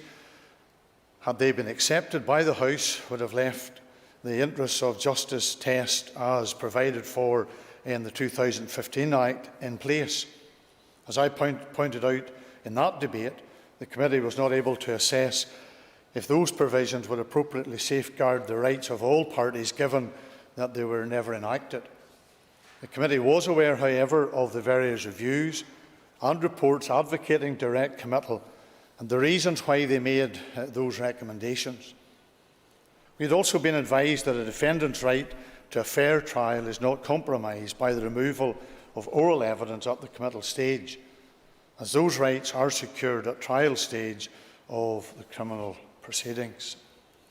In balancing the small number of cases that the interests of justice test might apply to against the impact of having to give evidence twice may have on victims and witnesses, the committee was content with the removal of oral evidence at the committal stage. The committee also believed that the application of direct committal to cases that are triable only on indictment at this time is a proportionate step towards the longer-term aim of direct committal for all cases. While the committee did not wish to seek any amendments to the bill, we did have concerns that it won't reduce delays in the criminal justice system, which in one of its stated aims. It was evident from the data provided by the Department and in evidence received from the key stakeholders that the delays in the system are most keenly felt at the earlier investigative and prosecutorial stages. There was also concern that the removal of the committal stage would simply shift delays to the higher courts. The committee therefore wants to see regular reports on the specific impact of this bill on reducing delays in the criminal justice system. We also believe that other factors such as early engagement and effective case management are essential, and that resources must be allocated properly, not only in the courts but also at the investigatory and the prosecutorial stages, to help tackle the delays in case progression that we have seen for a number of years. I want again, Mr Deputy Speaker, to place on record my thanks to the committee members for the time and effort that they gave to scrutinising this legislation, the departmental officials for their assistance during the committee stage of the bill, and our committee staff for their support and advice. I also want to place on record again the appreciation of the committee to all the organisations and the stakeholders who contributed to our scrutiny by taking the time to provide written and oral evidence. Therefore, on behalf of the Committee for Justice, I am pleased to support the final stage of the Criminal Justice Committal Reform Bill and commend it to the House. Could we have Gemma Dolan onto our screens, please? And I call Gemma Dolan. I greatly welcome that this bill has gotten to this stage. We know that this bill will significantly speed up justice while supporting victims and witnesses from being re-traumatised by having to give evidence on multiple occasions, including being cross-examined. Reform of the committal process has been a key recommendation of a number of important reviews and reports in recent years, including the Gillen Review of Serious Sex Offence Cases, the Fresh Start Panel Report, the Audit Office's Speeding Up Justice Report, and a number of Sagini reports. Committal reform was also an NDNA commitment, and it has the support of the Office of the Chief Justice, the PSNI, the Probation Board, the PPS, as well as victim support and other support organisations. Therefore, it is greatly welcome that we've finally gotten to the final stage of this bill, and I hope the bill will be supported by all as we continue on the journey of modernising and speeding up the court system. We know that the criminal court justice system is under serious pressure, faced with a backlog of cases and huge delay in the system. We're reminded of this with regular statistics and updates, but it's important to humanise this. At the heart of these statistics are victims, often victims of serious and traumatic crimes, and every day of delay only adds to their hurt and their trauma. We know that reducing delay is one of the biggest challenges facing the justice system, but quite simply, we have to do better to improve the experiences of victims and witnesses. Reforming the committal process is seen as a key part of the work to reduce delay, and that's why this bill, although quite technical in nature, is so important. As a member of the Justice Committee, we spent a long time scrutinising this bill. We heard from a number of key actors, and it became apparent that although committal reform is vitally important, if seen in isolation, it will not be a silver bullet that fixes delays in the system. It's important that we keep our focus on other key aspects of the Department's reducing delay workstream. We need to continue to improve disclosure issues between the police and the PPS. We need to continue to improve early engagement between parties involved in the court process and implement an effective case management system. And finally, we need to ensure the funding for the court service is appropriate and effective. Nonetheless, this bill is a key development and one that I am pleased to support today. Gurmayagat. I call Stuart Dixon. Thank you very much, Deputy Speaker. Unlike others, I will be brief today in both supporting this final stage of the Criminal Justice Committal Reform Bill and to congratulate the Minister and to commend her and her officials for the work that they've done in bringing this legislation before us. The need to reform direct committal proceedings has never been more evident, and the legislation will ensure that many offences, particularly serious sexual offences including rape, will be added to the list of specific offences under the 2015 Justice Act, which ensures that major offences go directly to the Crown Court. As we've heard, the principle of this bill isn't new, and the previous ministers have pushed for this legislation to be enacted. Setting aside the setbacks that we've had in the past, we are now in a position to catch up with the rest of the United Kingdom. Indeed, England and Wales enacted this legislation in 2001. Today, Deputy Speaker, we can assure victims in Northern Ireland that they will no longer be compelled to go through the entirely traumatic dress rehearsal. It will ensure that victims of serious offences are only required to give their evidence when necessary, and that will speed up our justice system. So in closing, Deputy Speaker, I do welcome this legislation. It takes a necessary step forward in reforming and modernising our justice system. It ensures delivery for the victim, the defendant and the taxpayer. Finally, once again, I'd like to commend the Minister and her officials for progressing this and the work that was done by the committee. Thank you very much. I call Jim Allister. Thank you, Deputy Speaker. For the reasons that I expounded at earlier stages, I regard this bill as a wholly retrograde step in terms of its assault on the fundamental principles and practices of justice, coming from a department which seems to have a very live agenda of that nature. And of course, this bill embraces the saga, the notorious saga, whereby, though this House reached an honourable compromise on this matter when it passed amendments to the Justice Bill, then the Act of 2015, whereby we preserved for that small number of cases where a magistrate thought it was in the interest of justice to have oral evidence at committal proceedings, that could happen. Whereas this House passed that, this department determined that it knew better and therefore consciously refused to commence that amendment which was made. The notoriety of that is such that it reflects on the mindset and the arrogance and the audacious approach of that department, but shows total contempt for a democratic decision of this House. And having waited out since to obtain the same result that was refused to them in 2015, the same department returned with this proposal. On this occasion, to my regret, the House succumbed to both the arrogance and the suppression of its previous opinion and allowed this bill to pass. And in doing that, it removed a fundamental tenet of a fair trial system, whereby we now have a position where anyone can be returned for trial, often on the most serious offences, without any evidence ever being tested by anyone, without there ever being a sworn statement from anyone condemning them as guilty of the offence, laying the foundation for the offence. Because this bill consciously and deliberately sweeps away that last tenet of reliance that a judicial officer, the magistrate, could import into the system by saying, well, in the interest of justice, I think we need to hear oral evidence on a particular issue.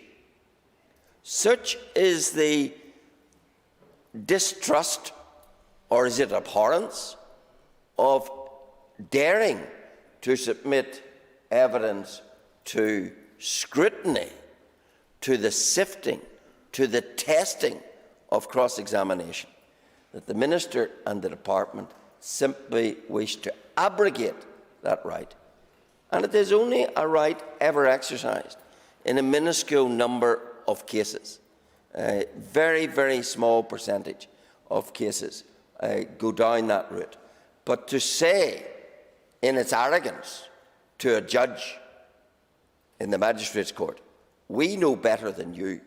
We will not allow you to decide that something's in the interest of justice, because we are set upon ensuring that no one can ever test the evidence before they're put on trial.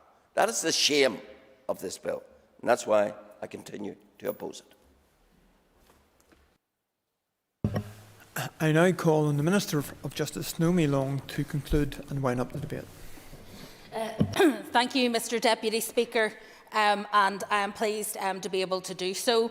I notice that the bill final stage is not only intended to speed up justice, but it also sped up the Chairman's arrival considerably in the chamber, and I'm glad that he has finally caught his breath and managed to relax, because it was something of a rush for him, and I do appreciate him being here. I think business this morning did move very rapidly. The bill is designed to help to tackle some of the key challenges which are faced by our criminal justice system. It will help tackle delay in the most serious cases heard in the Crown Court, and will improve the experience of victims and witnesses on their journey through the criminal justice system. The principles of committal reform are not new, and there have been a number of external reports and reviews recommending reform, which I elucidated in my introductory remarks. The bill before you today, however, is a much stronger piece of legislation. It seeks to expand the use of direct committal to a wider range of offences, to all offences that as an adult are triable only on indictment. This will bring more offences more quickly to the Crown Court. It removes the need for oral evidence at the committal hearing in response to an executive commitment to the Fresh Start panel report, and it will also smooth the operational outworkings of direct committal. All these provisions have been widely discussed with criminal justice partners. This is not a solo run by the Department.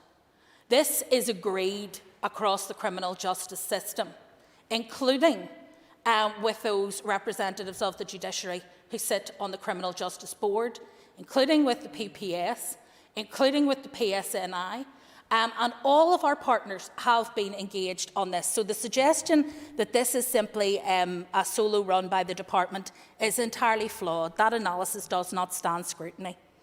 Abolishing oral evidence at the committal hearing can be achieved soon after royal assent of this bill. That timing will be dependent on passage through the Court Rules Committee and some IT changes that have to be undertaken. If agreed, provisions around direct committal are anticipated to have a slightly longer lead-in time, simply due to the complexity of operational changes, the development of legal aid rules and the timing of the IT changes and training. And we will, of course, keep the committee abreast of progress in that regard. Without these changes, however, it would be difficult to make the necessary changes to delay in the Crown Court. Of course, as a number of members pointed out, this is not a silver bullet to tackle delay. The wider programme of work, which requires not only continued focus, but also continued funding, if we are to recover from COVID and to continue with the progress in reducing delay in the court system remains a priority for the Department. Mr Deputy Speaker, I don't plan to rehearse the arguments made against Mr Allister's argument at the consideration stage, other than simply to refute his accusation of arrogance levelled at my department. It is worth noting, Mr Deputy Speaker, this House would serve no purpose were it not capable of changing its mind, because no legislation then would ever change. And what would be the purpose of a legislative assembly if it were not to revise and change legislation? What would be the purpose of a legislative assembly were it not to revise and change legislation? Indeed, this House, as currently constituted, is the second assembly after 2015 to sit in this chamber. So it is entirely appropriate that this House reach its own conclusions with respect to committal reform, unbound by the decisions of previous assemblies. And it is, of course, right that if issues emerge after the passage of this or any other bill that would severely jeopardise the implementation of a piece of legislation, that a department would not expend nugatory expenditure and effort in delivering something when the political will has been spoken, as it was in the executive parties, that we would proceed with committal reform in this format. So there was no arrogance. There was a listening to the political decisions that were being made and a judgment as to where investment should be made. And I think we would be open to much deeper criticism, Mr Deputy Speaker, had the Department wasted valuable time, energy and money, valuable resources in the justice system to implement a change in the law, which would then be changed again for a second time. And the risk of damage to the confidence of justice partners and to the confidence in the system, and the risk of us actually introducing error into the system would have been much greater had we done so. And so what we... Order. Members have had an opportunity to contribute. I would ask members to be respectful and allow the Minister to finish her wind. Minister. Thank you, Mr Deputy Speaker. It is important, therefore, that the Department reaches sensible decisions when it is clear and a clear direction is set by those parties within the Executive. This has been contained within the NDNA report and agreement that brought us back to this chamber, and it has now been delivered. And it is important that we recognise the benefits that it will bring. As I have said, we remain, as a department, always live to the possibility and the need for further reform, not just in terms of this part of the justice system, but all parts of the justice system. Because times change, the world moves on, and it is the job of this Assembly to respond to its current needs, not its needs of 5, 10, 50 or 100 years ago. Thank you, Mr Deputy Speaker. Members, the question is that the Criminal Justice Committal Reform Bill do now pass. All those in favour say aye. Aye. Contrary, no. No. All those in favour say aye. Aye. Contrary, no. No. I'm hearing ayes from all sides at a single no. I think the ayes have it. I think the ayes have it.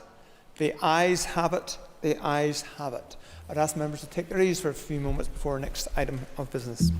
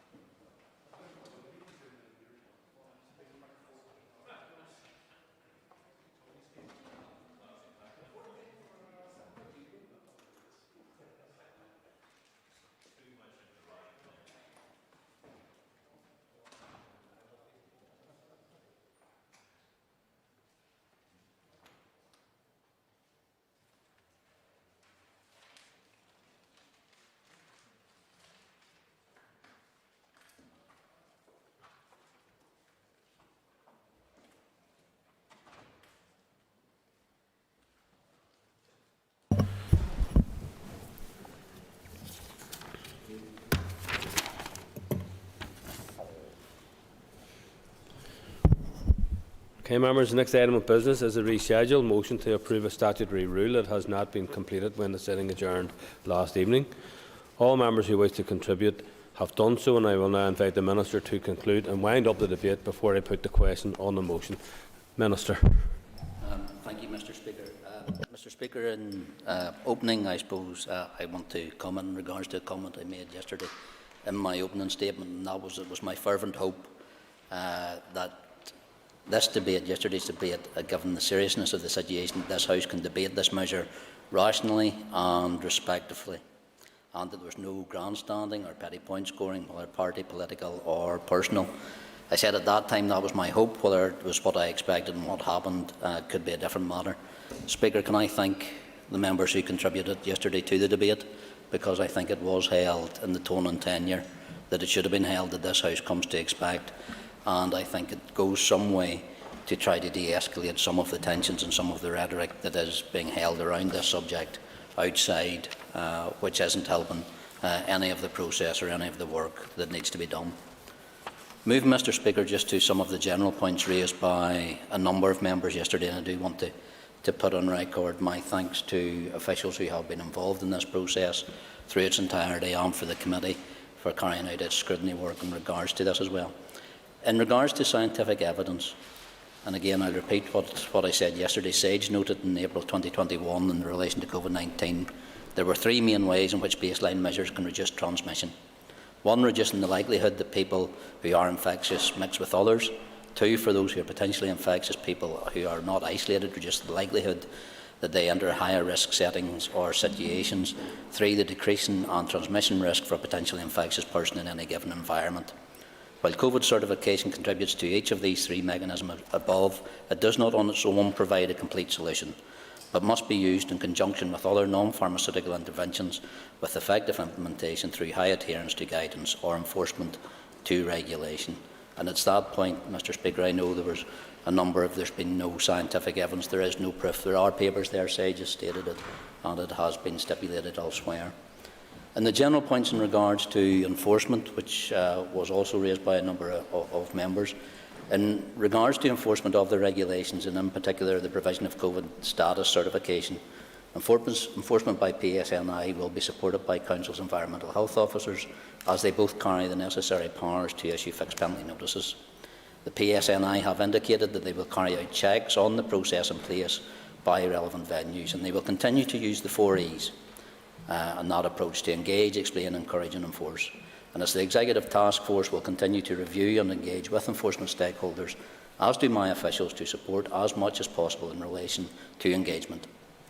Engagement also continues with relevant hospitality and event stakeholders to ensure a clear understanding of the requirements of the scheme. And that's to support the enforcement activity and following engagement with the PSNI. A number of amendments were made to the specific wording of the regulations. My officials, alongside with colleagues from the Department of Justice, have had multiple meetings with the PSNI in the lead up to and the implementation of COVID status certification, and it must be stated that their overwhelming priority is that people comply with these regulations, and that their purpose is to help contain the spread of COVID-19 across Northern Ireland. So, in regards to those two main points which were raised by a number of members across the House, I thought it was clear we start with those points. Mr. Speaker, in regards to a number of asks about what was there, what's not there, what could be there, Mr. Speaker, the Human Rights Impact Assessment has been completed, it's published, and it's available for members. In regards to the privacy notice, in regards to COVID certificates and what they actually mean, what implications they will have, it's there, has been completed, is published and is available. There was some queries in regards to what data would be captured. In regards to COVID certification downloads on the mobile app, they are different than the travel app, because the domestic app on your phone does not transmit any information to the receiver. The receiver and the person checking it will simply see a green mark that that is a valid document, and there is no separation or differential about why that certification would be issued. And I think that was one of Mr. Frew's queries in regard to somebody be tell when they presented the app why they had got it. Was it through having a medical exemption or another criteria that they would, the green screen, the green tick will appear no matter what. The quality screening, Disability Duties Human Rights Assessment Template has been completed. It's published and it's available. So I would ask any members who still want to seek further clarification on those documents, they're there to question. If there is further need or further questions arise, Mr. Speaker, there's still the opportunity for engagement. I'm here. I've been here more often, I think, than a lot of other members and ministers bringing forward COVID regulations and requirements. Oh, yeah. Minister, there was calls yesterday in the Chamber for more time from some members to scrutinise and debate the legislation. Would the Minister agree with me that such delay would have come with a negative impact in terms of public health, considering that the virus never rests? Look, I would agree with the member as well, and I'll get on to that point as well, because there was, I suppose, either accusation or insinuation that these regulations hadn't had the appropriate time to be scrutinised. And look, I've said from this place many times in regards to the timing and the process, and I think it was actually Mr. Weir talked about the challenges of processes and systems in this place. And I made it clear at that point when the paper that I tabled to the executive on this, it was one of my recommendations that we got through this process as quickly as possible. Now, it didn't happen. I would like to have been here last week in regards to this. But there was also, I think, commentary yesterday in regards that these regulations haven't received proper scrutiny. And I think that does a disservice, and it's not often a stick up for them, but I think that does a disservice to your Health Committee and the members on it, because they had two separate occasions, two different sittings, where they actually had the opportunity to not just query my officials, but also TEO officials in regards to these regulations. Would the Minister agree with me that those of us who've been on Health Committee and lead on health for our parties should do our own due diligence and read outside the information that's provided to us at the committee, that we should be looking across the world for the evidence around this? Yeah, most certainly, and I think that was the piece that, you know, it did irk me yesterday that there was some sort of accusation that maybe the Health Committee in this place had failed in its duty. I can assure you, Speaker, the Health Committee, its members, its chair, its vice chair, do not shirk in their responsibility in challenging either me or my department, but they also neither do they shirk in their responsibility in supporting our health service or challenging when challenge is due and challenge is needed, because that is the role of the committee. And I think in this instance, they had the opportunity to do that. And I think it was points that was raised as well in regards to the timeliness.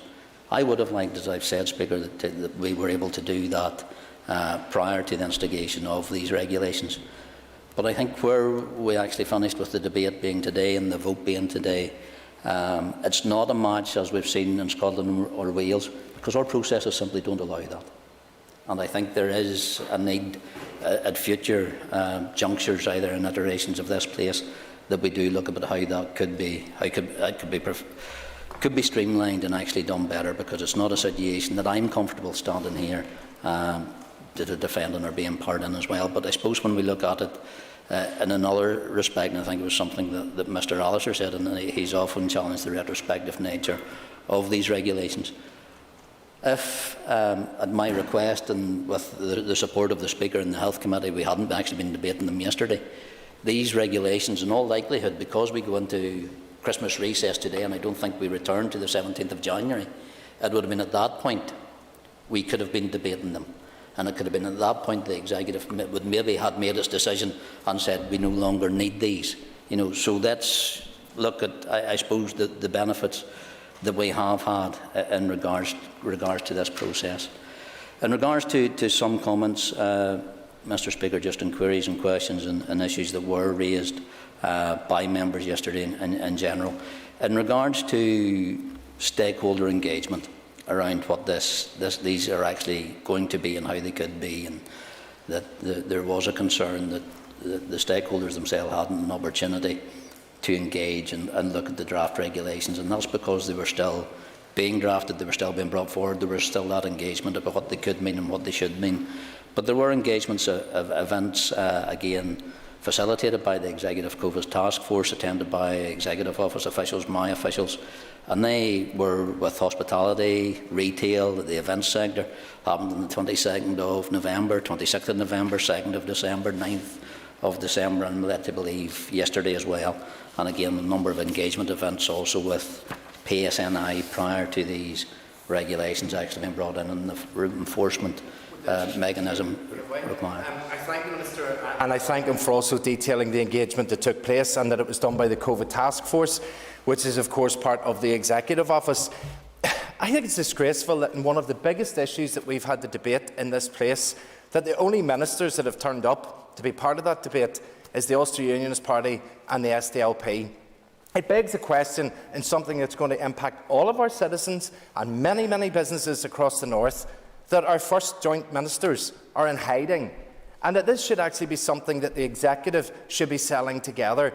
So if the engagement has taken place right across all the various departments, would the Minister agree with me that it's incumbent upon all the ministers to be in here and show the true leadership, one way or other, that our society needs? And again, I note the members' political comments around this. I hope coming out of this today there will be a vote, Mr. Speaker. I would ask maybe that there's not a vote or a division. I think people have demonstrated their opposition, demonstrated it vocally. They've demonstrated at the Executive. There was no division at the Health Committee. Oppositions were raised to these regulations, but it wasn't felt necessary at that point to put a vote. But I would ask for that. I don't expect it, to be honest, because I do know there are those who want to divide in this House, and I think it goes back to Ms Sugden's closing commentary yesterday, but maybe just some of the theatrics that we're now in, whereas parties are expressing their opposition in regards for where they are, and when there were opportunities to have different interventions in regards to these regulations that weren't taken, and I thank them, those members and the members of the Executive, for not taking that step at that time, or in even regards, I think, to the challenges that were put out, again, even over the weekend, about how a petition of concern could have been brought about to actually nullify the debate or move the vote today. And I do note, there are members who are saying they're going to continue the fight against these regulations, and look, we'll take that as it comes following the democratic decision of this Assembly today. In regards to comments coming from a number of members on the queries that they raised themselves from the Chair of the Committee, and I think he noted the process in regards to how these regulations have been, I suppose, that different set of circumstances, how these regulations have been assessed compared to others, and it's always been a challenge that his committee has had, and I've tried the best that we can to support them in this time, and I recognise the challenges there, but I will thank him for the scrutiny that his committee provided to these regulations in the two sittings that they did. To the Vice Chair in regards to her comments, and again I thank the Vice Chair and her party colleagues on the Health Committee for that support that they've given in the tough decisions in the past. But again, Speaker, I recognise that when a party decides or individuals decide to oppose something that's coming forward, it is their democratic right. And I thank the two members of the DUP on the Health Committee for providing that challenge to these in regards to what is necessary. But I also ask them now that if it is the will of this House that these regulations do proceed, that they help us to communicate them for the reason that they are actually there. And one of the things that we have seen, and a number of members raised it, that these regulations could actually cause vaccine hesitancy or people not coming forward. From the start of last month, we've actually seen a 3.3% increase in people coming forward for vaccination and the ages that are eligible. So it was only after, and that was the secondary, I suppose, knock-on effect of these regulations, that we actually got to the 90% target that we'd eventually set of our adult population coming forward and taking on the vaccine and accepting that. In regards to Nicola Mullen's contribution, and again, the acknowledgement that these are necessary because this is an extraordinary response to an extraordinary situation.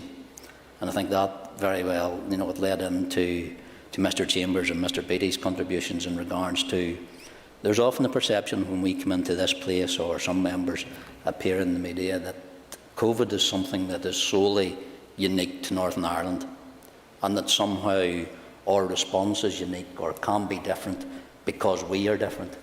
Mr. Speaker, this virus and the Omicron variant and what the challenges that we currently face don't respect borders, don't respect nationalities, don't respect political parties or policy or ideological positions taken, because this virus does not care. This virus won't care about what actions or what beliefs we have. What it does have to take note of is the reactions and the steps that we put in place to break those chains of or transmission that have been there in the past, and we know the ones that work, and we need to always continue to see what more can be done in regards to the advancing threat. And that was the point of the Executive's autumn-winter plan, which actually set out a number of steps that would be considered when the point was necessary to do that. And it says in that plan that was when infection numbers in Northern Ireland were rising or additional pressures on our hospitals. We were seeing those numbers starting to rise. We expect them now with Omicron actually to rise further in the number of weeks ahead. And I know the First Minister talks about the storm that is coming. Mr. Speaker, you're better preparing for a storm when it's not raining, rather than waiting until you're up to your knees in the water. And that's what some of the purpose of these regulations, as part of a wider package, actually intends to do. Ms Bradshaw talked about the rights and responsibilities, also supported by risk. And that's where that has always been the challenge across the Executive, to find that balance of doing what's needed to be done when it's needed to be done. And that was the crux and the building block of the autumn and winter plan, which was supported by the entirety of the Executive without divisions. But I agree with her that communications are important, and we need to get to a place where we are speaking on the same point, in the same hymn sheet, as we get into the next number of weeks and months in regards to where COVID actually may take us.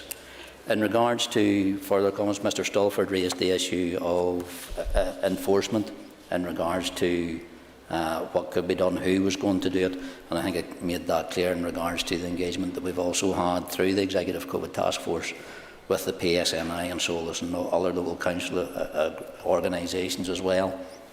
And we've had meetings and engagements with the police up and actually, well, according to yesterday's debate, it was the 10th of December was the last meeting we had, and I think there was meant to be one held yesterday actually in regards under the auspices of the Executive COVID Task Force.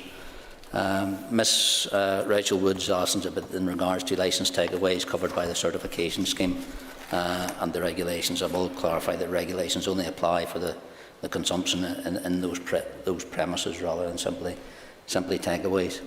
In regards to Mr Frew and his commentary, I would actually like to note something that Paul did say in regards. Jim said he was the only member that did raise the issue of a sunset clause. Paul, you were the first actually to raise and ask in regards to that. And I will note, and I will ask for the record to be corrected, I think I told Mr Wells it was the 23rd, it's actually the 24th of March 2022 when these regulations are due for full renewal and extension. And the majority of exemptions, there was a number of exemptions that were talked about, and maybe moving into Mr Frew's queries and comments in regards to what exemptions are placed in the role of GPs. And as while the majority of exemptions will be signed off by secondary care, GPs have agreed to do a small number, and such as the instances of palliative care that the member did mention. The exemption process has now been finalised, and it was actually available for applications from the 10th of December, and that evidence will be provided through the Northern Ireland COVID certificate process. And again, people can get that relevant documentation and assistance by phoning the helpline, which is 0300 200 78 14, and they can start that process and receive the certificate through that way. And again, as I answered, I think Paul had, or Mr Free had asked, will an exemptions person certificate differ to a standard certificate? The answer is no. In regards to his further question, is there an appeal mechanism in place if exemption is not granted? I can confirm to the member, yes, there is an appeal that can be made on any decision But in regards to his further question of who has access and who managed the data, again, it's covered under the DPIA assessment. The scheme is actually managed by the Public Health Agency as the main controller, with input from care providers, and all relevant and normal data protection controls are in place. In regards to, I noted the member didn't take any interventions at all yesterday, but I will. The Minister for giving way. Just on a point of information, the evidence that the Minister has showed us today, can he answer the House when that was published?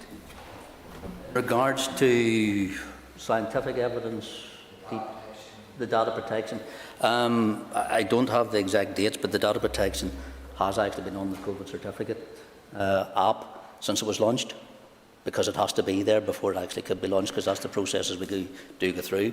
There's continued information and engagement with the Information Commissioner's Office in regards to should there be any challenges or queries or what more could be done, but I can get the member the exact date that was published, so he just has that clarity, because I know it is a query that has been raised by certain activists, maybe, for want of a better word. In regards to the possible reasons for exemptions, and the member highlighted they are limited, but we do work across all 4 nations. Some of those limited exemptions are those who are receiving end-of-life care, palliative care, where vaccination is not in the person's best interests.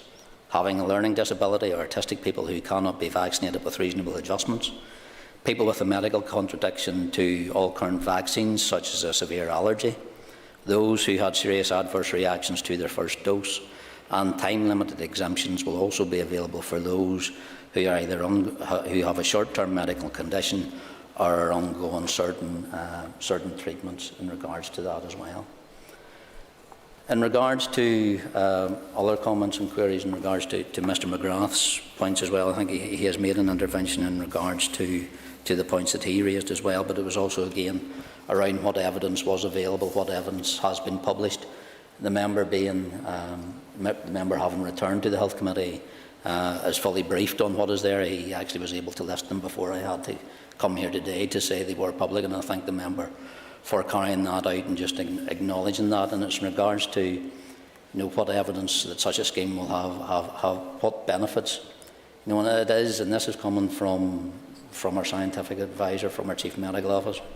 It will reduce virus transmission, primarily by reducing the likelihood of infectious individuals entering high-risk settings, reduce the risk of serious illness and death, and in doing so, alleviate current and future pressures on our healthcare system, and it will increase the likelihood that high-risk settings can continue to operate as an alternative to closure or more restrictive measures. And I think in any communication and any messaging, that's the point that needs to come across. That is one of the main drivers behind this set. Moving on to other comments that were made in regards to Mr Dixon's point of view, and often some of the most strongest messages coming in a debate in this place come from that personal perspective. And I thank Mr Dixon for his point yesterday in regards to why he wears a mask, why he takes the vaccine. It's for his protection, but also for the protections of others. And there is that, I suppose, that assumption from others in society that they would do the same, and I think that's what we would like to see. In regards to Mr Weir's comments on contribution, and it's like times like yesterday's debate that Mr Weir's rational approach to problems, to regulations, I miss in other arenas, shall I say, to be quite as diplomatic as I can, because there is that level of assessment in regards to what's in front of us, what's necessary and why we were actually doing. But one of the things I will say, and I think Mr Weir highlighted, that it was the process and the systems that were due to the timings of how this and these regs are being brought forward, and it wasn't, I think, through what has been insinuated by others in regards to the timing of this debate, that it was some great Machiavellian ploy that I had dispatched so that they would be enacted before we actually got here to debate them. It wasn't so. Or even, Mr Speaker, as you're being accused now of some reasons of cutting the debate last night, was some clever ploy as well. But it is about the processes of this place, and I think, as I say, that does need to be looked at as well, because Mr. Speaker, when it comes to COVID regulations and the challenges they present, I now find myself standing here bringing them forward on behalf of an executive. And I did refer yesterday, I remember the dramatic steps that we had to take this time last year, just before Christmas, when we were talking about what was going to be necessary after Boxing Day. And I remember the First Minister coming in, supported by the Deputy First Minister, myself and other ministers in this chamber, to show the seriousness of where we were, the storm that was coming at that point, but also the collective steps that we needed to take and could take in redressing that wave that was in front of us at this point in time. But, Mr. Speaker, I'll carry out my duties as Health Minister in regards to these regulations and other regulations and the things that I believe are necessary at any point in time to further enhance the protections of the people of Northern Ireland, but also support our health service. Mr. Weir did, and he did raise again in his usual way in regards to the importance of our booster programme and what needs to be done, what could be done in the expansion of that. The member will be aware that we have stepped up significantly in regards to where we are, as other parts of the United Kingdom have. He did note, Mr. Speaker, in regards to when you compare Northern Ireland to other areas, the insinuation has been that we were slow to start. The fact was that we started, as we had before, this time last year, with those who were most vulnerable. We started in our care homes, where other areas of these United Kingdom are now moving to their care homes to provide those booster doses.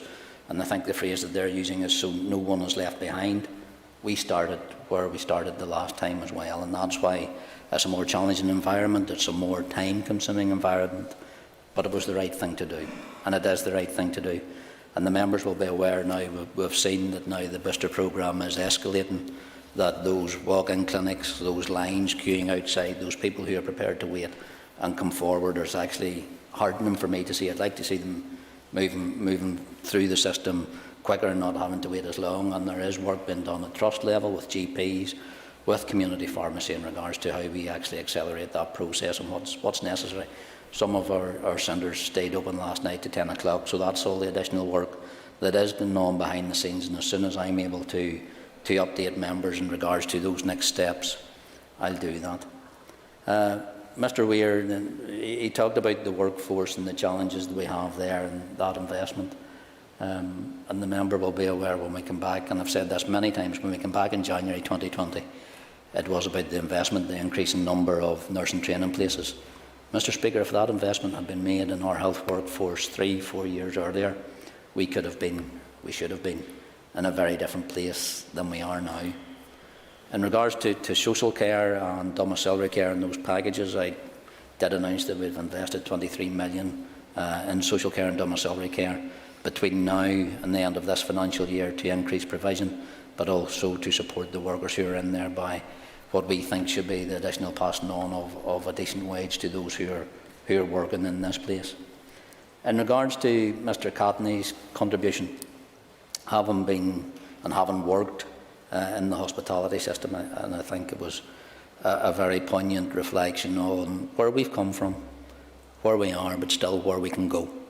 And that's where I believe there's a benefit still in this place to be had in regards to how we can come together, work together, even through the challenging times that has been COVID, but also the challenges that are put in front of us with regulations like we are debating that may cause differential, may cause division, but shouldn't cause us to miss the sight and the opportunity that we actually can gain by taking some of these steps. And it was Mr. Catney's closing comment when he said he couldn't sit idly by. I can't sit idly by either, Mr. Speaker. I don't have that luxury in regards to what needs to be done and what has to be done in bringing either forward these regulations or recommendations to my executive colleagues. So I'll continue to do that. In regards to Mr. Wells's contribution, again, he spoke about the sunset clause, and I will correct. I did get the date wrong in regards to what I provided yesterday, but I can clarify that, and I've clarified that to Mr. Free in his response earlier on. In regards to Mr. Wells' further contribution in regards to not being anti-vaccine but having concerns about the the 3 vaccines that are available. I will say to him, and I know he's not here, and he is meeting with officials from my department later in the week in regards to other vaccines. I will say, and I'll put it on record for this place and those in it, that those vaccines that the member mentioned, they may be available, but they're not regulated. They're not regulated by the MHRA, which is the governing authority that I take my advice from in regards to what can be used and what we actually do use in regards to Northern Ireland. But the 3 vaccines, Mr. Speaker, and for those who are listening that maybe share some of those concerns, the vaccines that are provided in Northern Ireland, that's Pfizer, Moderna and AstraZeneca, do not contain fetal cells. And I think that's where we need to be clear, because some anti-abortion campaigners are refusing to take these vaccines, and it's certainly not the case. So I would just like to put that on record as well, as Mr. Wells did yesterday in his concerns that he was raising as well. But it's not in the gift of either myself or my department to regulate a vaccine that hasn't been regulated by the MHRA. That's why that body is there, to do that on behalf of the United Kingdom. In regards to Ms Woods' contribution in regards to the clarification around these regs, Mr. Speaker, I've admitted many times from here, communication around what we need to do is better when we all say the same thing at the same time. So when there is a difference of opinion, when there is a division in some of the messaging that we need to put out, it is challenging from those officials who are left about trying to organise that collective message that needs to go out when it's still a divided message for some. But hopefully after today and the vote that is taken in regards to where that goes, if it is necessary to divide in a vote, hopefully that engagement and communication with wider public will be easier to produce and actually easier to get out there. Ms Woods asked about engagement with other organisations, and we have engaged extensively with Copeney, our Commissioner for Older People in Northern Ireland, in regards to, I think it was the issues that Ms Woods actually raised about it, her granny and the challenges that come there. We all have family members who are in the same place. And it is about how we utilise that phone number that's there and support people who need that support in regarding obtaining the paper certification that they did. I think Ms Woods said she missed the weekly press conferences. I missed them too. I also missed them when other members and other ministers actually did them as well. In regards to Mr Alister's response, and again to the retrospective nature of where we currently are with these regulations, and I've answered that in an earlier statement, an earlier answer. I would have liked this to be expedited, that we were debating them last week rather than this week. Those processes that Mr Weir said we needed to challenge, I've said we needed to challenge, are still there, but hopefully in the new year we'll not need to use these procedures as often as we have in the past. In regards to, and it's always the challenge, where is the benchmark, where is that line, and that's what Mr Alister is often challenged here.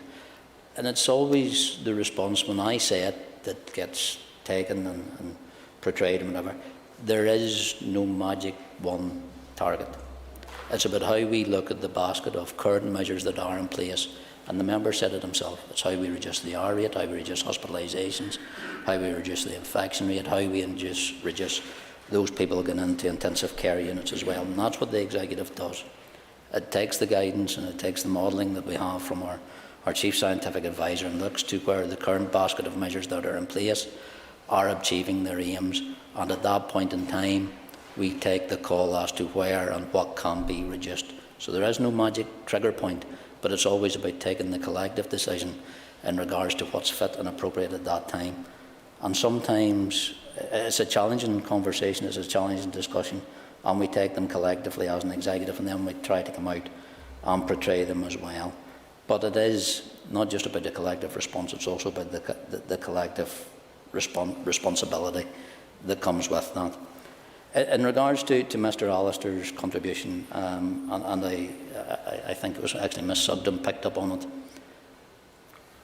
I understand and I hear the concerns and the frustrations, and we're seeing it across the water, especially being played out in regards to the debate that's happening there.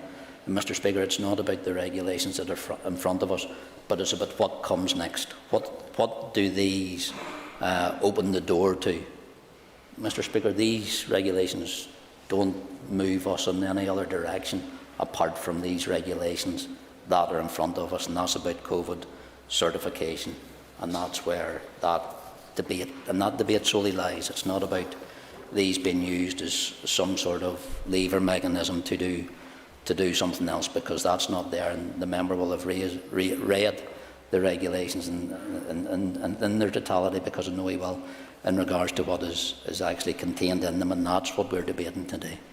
In regards to Mr. Carroll's contribution in regards to why a full equality impact assessment was not carried out, that was because the quality screening for these provisions, again completed by departmental officials in collaboration with the Equality and Human Rights Unit, used the standard Equality Commission process. The Equality Commission were engaged, providing guidance and comments throughout the process, and this screening is published on the Department's website and publicly available. All was detailed in the screening. It was decided no full EQIA was required, as the purpose of these regulations is to control the risk of the spread of the infection that causes COVID-19 within Northern Ireland, thus protecting and benefiting all Section 75 categories. The impact of those cohorts which are unable to do not wish to be vaccinated have other options in regards to the ability to provide a negative LFD test or proof of recovery instead.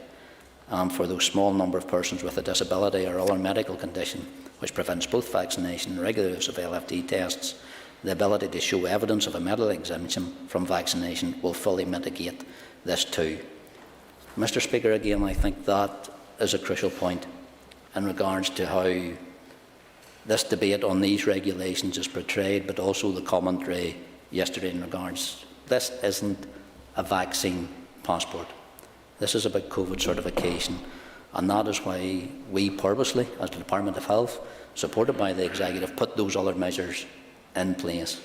There are those who want to portray this as vaccine certification because it suits another agenda, and that is the agenda there still is for those anti-vaxxers who see this as an avenue to raise other concerns as well about what this actually is, what it will lead to.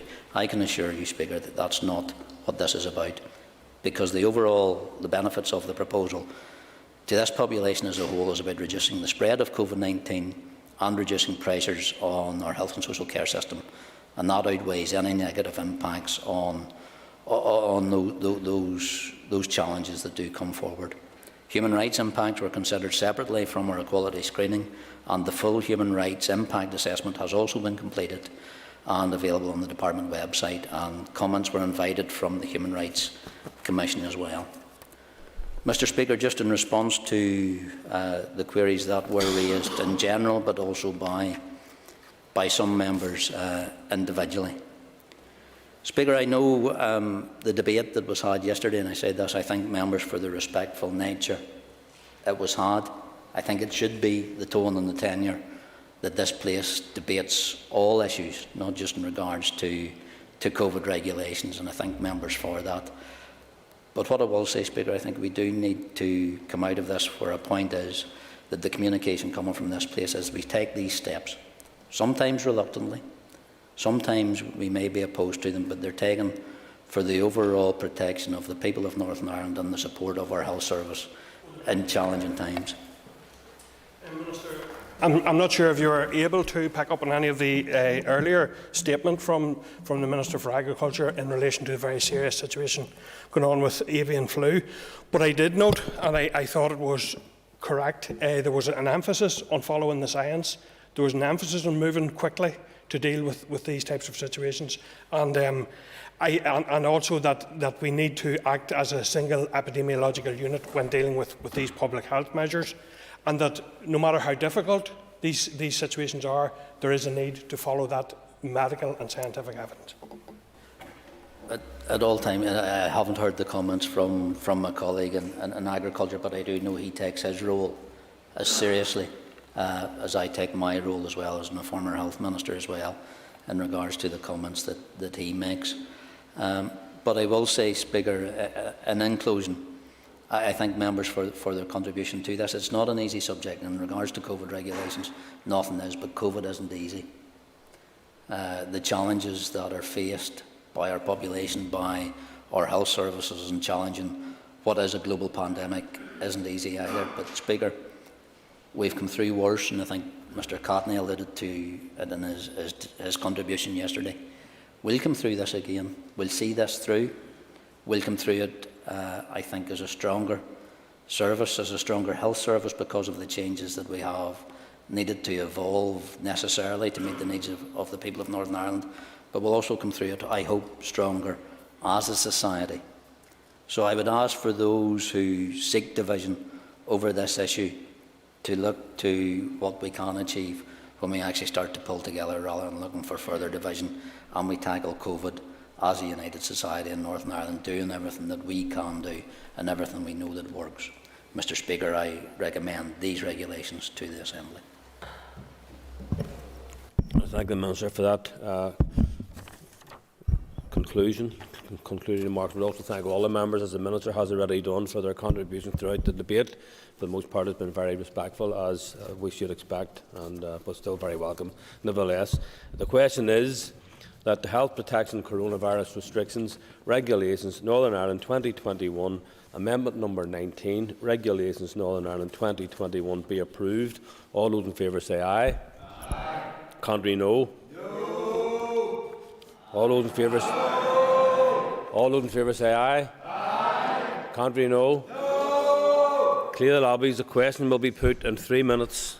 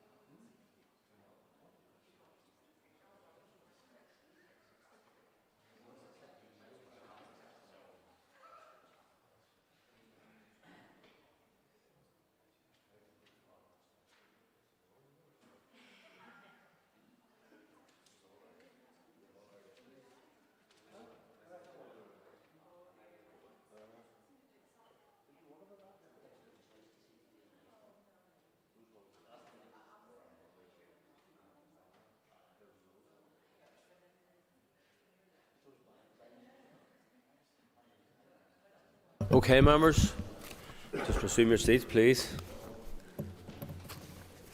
Thank you. Members, the question is that the Health Protection Coronavirus Restrictions Regulations Northern Ireland 2021, Amendment number 19, Regulations Northern Ireland 2021 be agreed. All in favour say aye. Aye. Contrary, no. No. Do we have tellers? Do we have tellers? We do have tellers. That's very quick.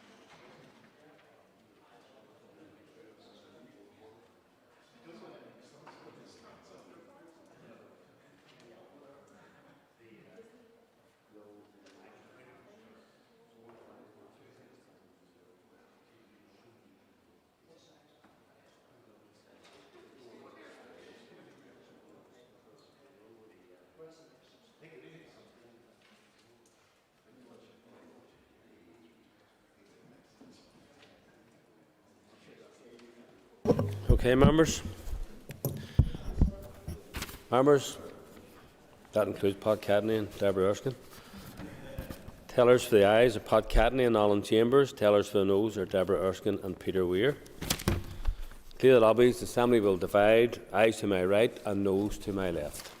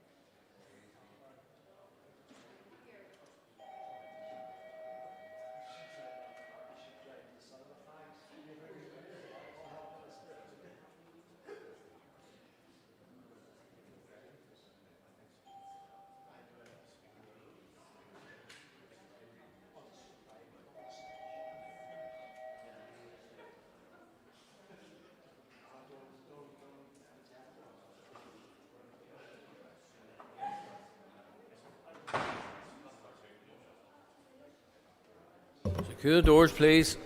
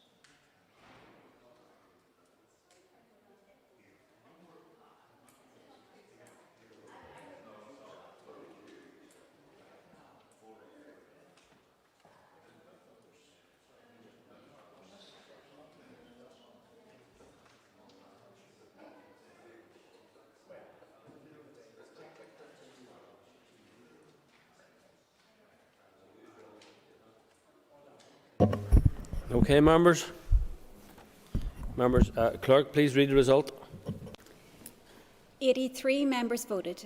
59 members voted aye. 24 members voted no. One member who voted in both lobbies is not included in these results. The motion is carried. Members, the motion is carried. Unfasten the doors, please. Members, will please take your ease for a few moments till we switch the table. Thank you.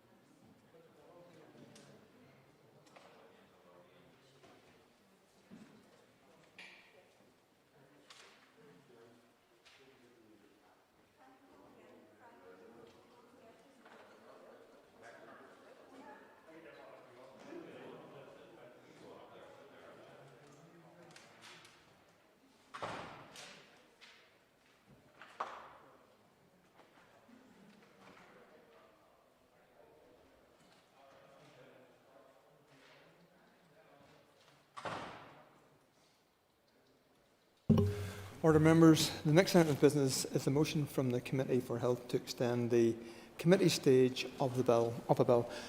Clerk, please read the motion. That in accordance with Standing Order 33.4, the period referred to in Standing Order 33.2 be extended to the 28th of February 2022 in relation to the committee stage of the Hospital Parking Charges Bill. And I call the Chairperson of the Committee for Health to move the motion. So moved. Thank you. The Business Committee has agreed that there should be no time limit on this debate. I therefore call the Chairperson of the Committee for Health to open the debate on the motion. The Hospital Parking Charges Bill passed second stage on 22nd of November 2021 and was referred on for committee stage the following working day. The bill has a single policy objective, and that is to prohibit the imposition by health and social care hospitals of charges for car parking. The committee has issued its call for evidence on the bill, and it is planned that oral evidence on the bill will commence in January. The committee is seeking this extension due to the extremely heavy workload in front of us and the large number of bills that the committee has to scrutinise before the end of the mandate. This heavy workload has meant that the committee has to meet twice a week to be able to consider all the evidence for these bills and to be able to get through these bills. The committee is requesting an extension to 28th of February 2022. This proposed extension will allow as much time as possible for detailed consideration while balancing consideration of other bills. If possible, the committee will aim to report before that date. I commend the motion to the House. No one else has indicated that they wish to speak. I therefore put the question. The question is that the motion standing on the order paper be agreed. All those in favour say aye. Aye. Contrary no. The ayes have it. The ayes have it. Ask members to take their ease for a few moments.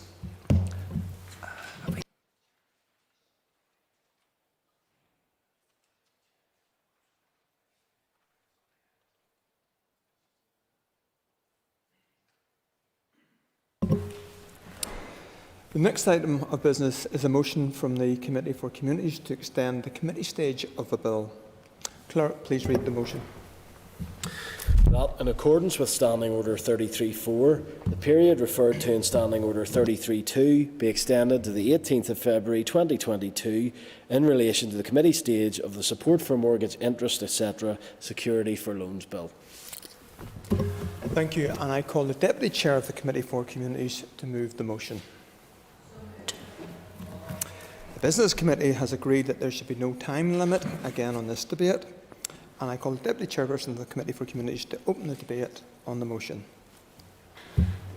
Thank you, Deputy Speaker. On behalf of the Committee for Communities, I rise to request members' support to extend the committee stage of the Support for Mortgage Interest, etc. Security for Loans Bill to the 18th of February 2022. Whilst this is a very short bill of only 2 clauses, members need to be mindful that the Department has not carried out any consultation on it, and this now becomes the job of the committee. We have issued a call for evidence, commissioned a research briefing, and we may take oral evidence in January. It might be that the committee does not need all of the extension that we are seeking, and we will endeavour to report as quickly as we can in the new year. We have liaised with the Bill Office in setting the extension date. The bill will amend Article 13 of the Welfare Reform and Work Act Order 2016 to allow a support for mortgage interest loan provided to be charged on the property in respect of which that loan is made. It will also amend Schedule 11 to the Land Registration Act Northern Ireland 1970 to enable a charge securing a loan provided under Article 13 to be registered in the statutory charge register. This is in line with the policy intention to ensure that a loan is recovered if there is available equity when it becomes repayable after prior charges on the property have been repaid. Mr Deputy Speaker, the Minister highlighted to the committee the difficulties with the outworkings of the current legislation, and members accept the need for a change to the law. However, members were not content to proceed without a call for evidence, and also were not convinced that their consideration of this bill should have gone before the other important bills already in committee stage. We have already seen in every bill that we have considered to date how any clause of a bill can throw up unintended consequences. I ask that members agree to this extension to allow us to give the bill the attention it deserves. I commend the motion to the House. No one else has indicated they wish to speak on the motion. Therefore, I put the question to the members. The question is, the motion standing on the order paper be agreed. All those in favour say aye. Aye. Contrary, no. The ayes have it. The ayes have it.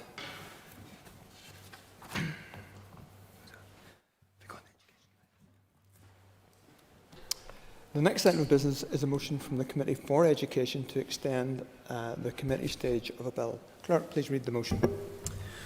That, in accordance with Standing Order 33.4, the period referred to in Standing Order 33.2 be extended to the 2nd of February 2022 in relation to the committee stage of the Education, Curriculum, CPR and AED Bill. Thank you. And I call the Chairperson of the Committee for Education to formally move the motion. I beg to move. Thank you. The Business Committee has agreed that there should be no time limit in this debate, and therefore I call the Chairperson of the Committee for Education to open the debate on the motion. Thank you, Deputy Speaker. The Education, Curriculum, CPR and AED Bill, sponsored by Colin McGrath, MLA, had its second reading in the House on the 8th of November 2021 and was passed at second stage with the result that it began its committee stage in the Education Committee on the 9th of November 2021. The bill's timeline presses closely that of the Period Products Free Provision Bill, which began its committee stage the following day. The committee opened a call for written views on the bill on the Citizen Space platform within 2 working weeks of the bill passing its second stage. The committee's publication of signposting notice and press release coincided with the conclusion of the committee stage of the Integrated Education Bill on the 24th of November, as well as similar notices for the Period Products Free Provision Bill. The call for evidence closes on the 17th of December, with the committee stage for the bill currently set to conclude on the 10th of January 2022. The committee is requesting an extension to the committee stage to the 2nd of February 2022 in order to effectively and efficiently scrutinise in January the evidence that will have been received at the start of recess. The beginning of committee stage for the Education, Curriculum, CPR and AED Bill directly follows on from the committee stage of the Integrated Education Bill, which underwent an extensive consideration. This new bill is another opportunity for the Education Committee to engage with an important matter. Assembly committees, as many members will be aware, are under pressure at this moment in time. The Education Committee is taking 3 committee meetings or more at the moment, yet this pressure obviously pales into comparison to the demands being felt by members of the education sector in Northern Ireland at this time. Conversations and correspondence regarding staff shortages, COVID safety in schools and Christmas school pressures are amongst a number of topics that are being presented to the Education Committee on a regular basis. So in order to serve the essential purpose, the Education Committee is holding additional meetings to effectively incorporate legislative scrutiny and community responsiveness into the committee's forward work programme. If the Assembly grants extension of this committee stage to early February 2022, it is hoped that the Education Curriculum CPR and AED Bill will undergo the scrutiny it deserves. Despite taking longer to do so, this will bring the Bill's important instruction closer to the curricula of school children across Northern Ireland. Thank you. No one else has indicated that they wish to speak on the motion. I therefore put the question. The question is that the motion standing on the order paper be agreed. All those in favour say aye. Contrary, no. The ayes have it. The ayes have it. The next item of business is a motion again from the Committee for Education to extend the committee stage of a bill. Clerk, please read the motion. In accordance with Standing Order 33.4, the period referred to in Standing Order 33.2 be extended to the 2nd of February 2022 in relation to the committee stage of the Period Products Free Provision Bill. I again call the Chairperson of the Committee for Education to move the motion. I beg to move. Again, the Business Committee has agreed that there should be no time limit in this debate, and I call the Chairperson of the Committee for Education to open the debate on the motion. Thank you, Deputy Speaker. The Period Products Free Provision Bill, sponsored by Pat Catney, MLA, had its second reading in the House on the 9th of November and was passed at second stage, with the result that it began its committee stage in the Education Committee on the 10th of November 2021. The committee opened a call for written views on the bill on the Citizen Space platform within 2 working weeks. The week of the committee's publication of signposting notice and press release coincided with the conclusion of the committee stage of the Integrated Education Bill, and that the next possible committee meeting on the 1st of December, Bill sponsor Pat Catney, MLA, briefed the committee on the Period Products Free Provision Bill with a substantive discussion on each of the bill's clauses.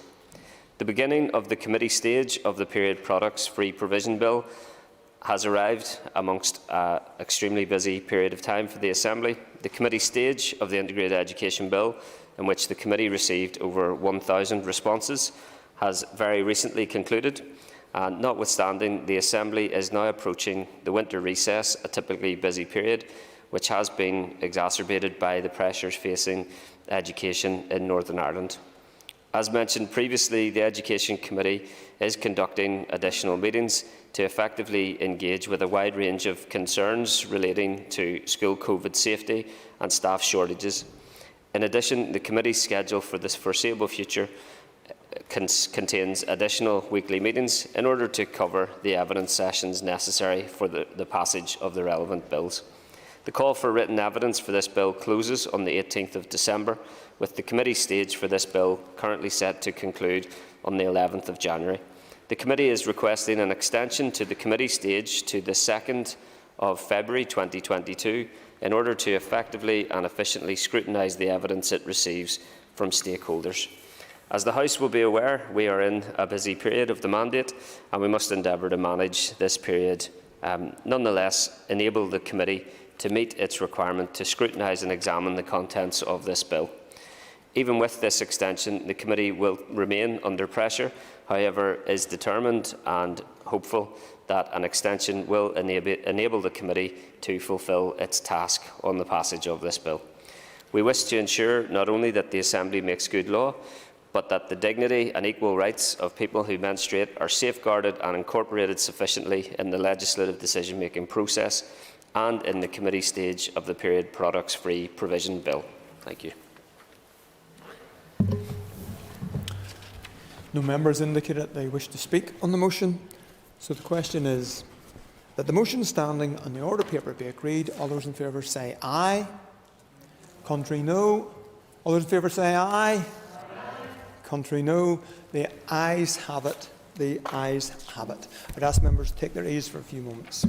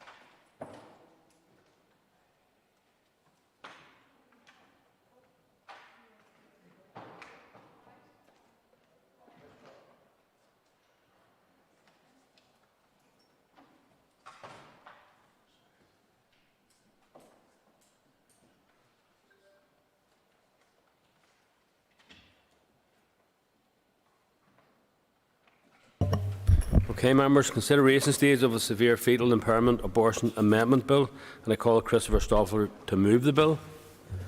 Thank you, Mr. Speaker. I move that the consideration stage of the severe fetal impairment abortion amendment bill be now taken. Thank you. Members will have a copy of the marshal list of amendments detailing the order for consideration. The single amendment has been grouped with the two opposition to clause stand parts for debate in the provisional grouping of amendments selected list.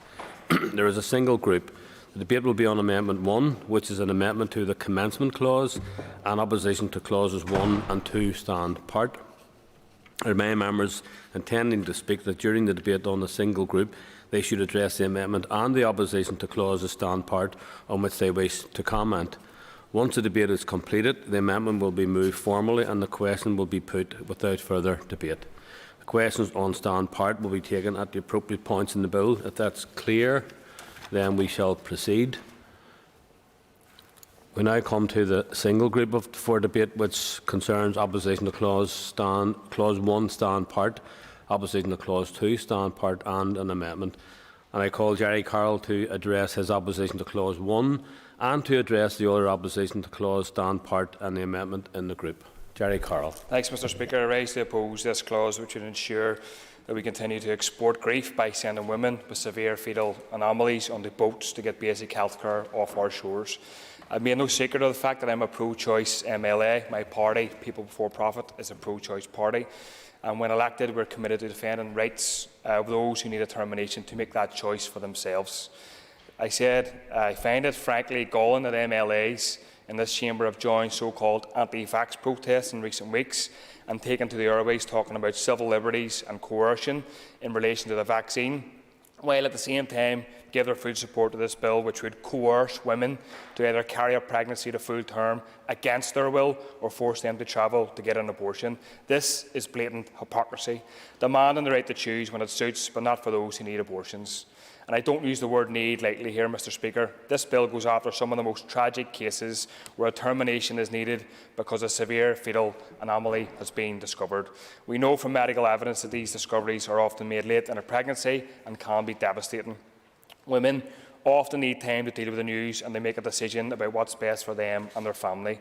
The law which came from Westminster with decriminalisation allows time for this. It recognises, based on best medical practice and human rights advice, that this time is essential.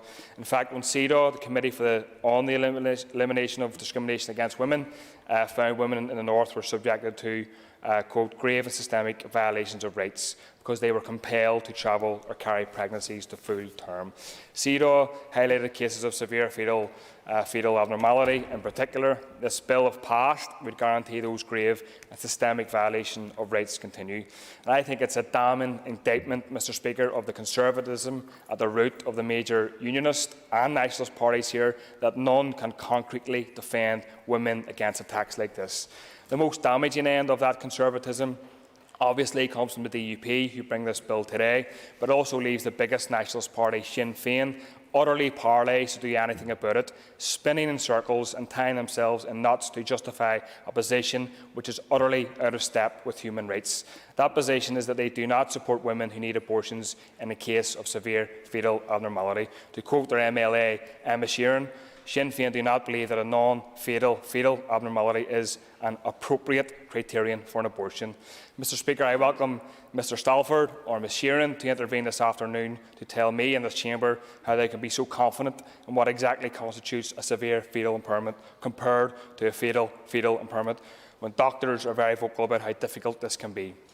As we heard very clearly in the Health Committee and evidence sessions, doctors rejoice told us, from a medical standpoint, it is not always possible to clearly distinguish between a severe fetal impairment and a fatal fetal disability.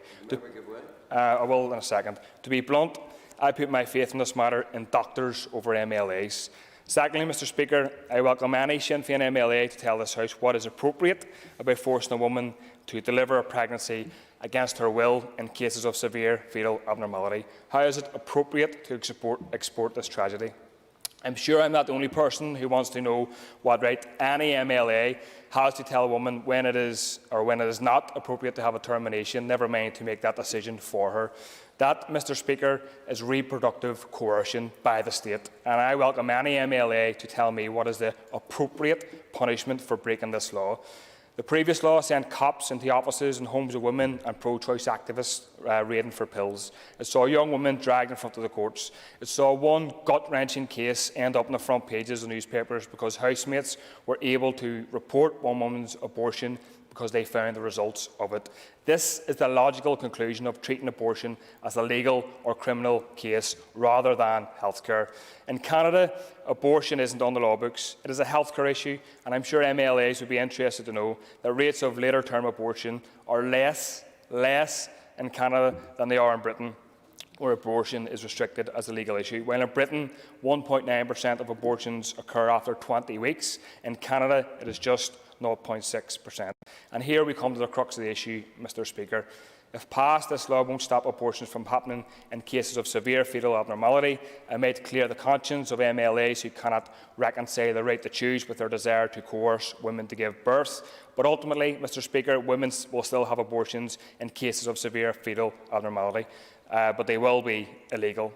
They will still happen, but they will be hundreds of miles away from home. Or for those without travel documents, it will result in forced birth. This bill won't stop abortion, it will just wash MLA's hands of it, and shame on every MLA and every party who votes to wash their hands of women in a time of need. Mr Speaker, I want to focus some of the motivation given for this clause, which is the claim from the proposer that it will protect people with disabilities. The first thing which must be said is that people with disabilities need abortions too, Mr Speaker, and it's clearly even more vital to ensure that people with disabilities aren't forced to travel for healthcare, which could be much more difficult because of their disability. The DUP's supposed desire to protect people with disabilities clearly stops short of helping them to get reproductive healthcare. We have met with pro-choice campaigners with disabilities who have been very clear that barriers exist for them which don't for others. The law, and indeed healthcare, should seek to remove those barriers, not erect them. Indeed, the UN Convention on the Rights of People with Disabilities and the UN Convention on the Elimination of Discrimination Against Women issued a joint statement in September 2018, pointing out that restrictions to abortion access often hit disabled women harder than others. Moreover, Mr Speaker, As I have said in this chamber before, it is rich beyond comprehension for the DUP to claim to stand up for people with disabilities, the party which is jointly responsible for delivering PIP and welfare reform to the North, the most enthusiastic proponents of it, who have blocked mitigations and alleviations from the executive agenda, who have supported austerity budget after austerity budget. Disabled people and their families were effectively abandoned by the executive during the pandemic. People whose care workers or family members needed to shield themselves were left without an alternative. Families caring for disabled children or adult children were abandoned as schools, day centres and respite provision closed without safe provision in place. Those who had a care worker who could continue to support them had to find their own PPE. And of course, disabled people living in care homes, many of whom are younger than the average resident, had to take their chances with the virus. Many families were pushed to breaking point by 24/7 caring without any break for months at a time. But this bill isn't about disability in the way that the proposer hopes to portray. If it were, it would focus on the lack of services which terrifies new mothers with children with disabilities. It would take to task the lack of access to services like speech and language, therapy or respite for families. It would have prevented attempts to slash and close special needs schools not so long ago in this city. If this bill were about discrimination of people with disabilities, it would propose to scrap welfare reform and detail a new social security system which values and provides for people properly instead of sending them to food banks. It would set about ending privatisation in our care sector and invest in better care for people who need and deserve it. This bill is about abortion, but abortion at any stage does not threaten people with disabilities because they are not embryos or fetuses. They are people born with their own autonomy and deserving of the same human rights as anyone else, including bodily autonomy. And Mr. Speaker, we should be clear that given half the chance the DUP would block at any stage abortion, severe fetal abnormality or not. I think we should dispel with the assumption that we have any right to tell women what to do with their bodies, that women are inherently frivolous or callous when it comes to making decisions about termination, and those women need to be kept in line by the law. In summary, Mr. Speaker, I want to oppose these clauses and the wider bill for three main reasons. I am pro-choice and I defend the right to choose. This bill will not prevent abortion in all cases of severe fetal abnormality, but it will export grief of women who have received devastating news or forced to carry a pregnancy to term. I do not accept that this bill provides protection for disabled people. On the contrary, it is being used to pit disabled people against people who need abortions in a shameless attempt to satisfy the DUP's desire to see pregnancies carried to full term, regardless of the consequences of the person carrying that pregnancy. Thank you. Thank you, Member. And I call the Chairperson of the Health Committee, Colm Gildernew. I welcome the opportunity to outline the Committee's scrutiny of the Severe Fetal Impairment Abortion Amendment Bill. This bill seeks to amend Regulation 7 of the Abortion NI No. 2 Regulations 2020 to remove the ground for abortion in cases of physical or mental impairment with substantial risk of serious disability. The Committee first considered this bill at its meeting on the 18th of February, just after introduction at first stage. At its meeting on the 18th of February, the Committee agreed to write to the Human Rights Commission to seek the Commission's views on the bill's compatibility with human rights. The then proposer of the bill, Paul Given, MLA, briefed the Committee, along with representatives from the Don't Screen Us Out organisation, on 11th of March on the principles of the bill. The bill passed second stage on 15th of March and was referred to the Committee for Health for scrutiny at committee stage. In terms of committee evidence, the committee issued a call for evidence and there was a substantial response to that call for evidence. The committee received a total of 9,124 written submissions. A total of 43 of those written submissions were received from organisations, with the rest coming from individuals. Committee members agreed to take oral evidence from a total of 22 organisations. The organisations ranged from the health trusts, professional representative bodies, disability groups, human rights organisations, pro and anti-choice groups, and from church organisations. The committee took an extensive amount of evidence over a number of weeks.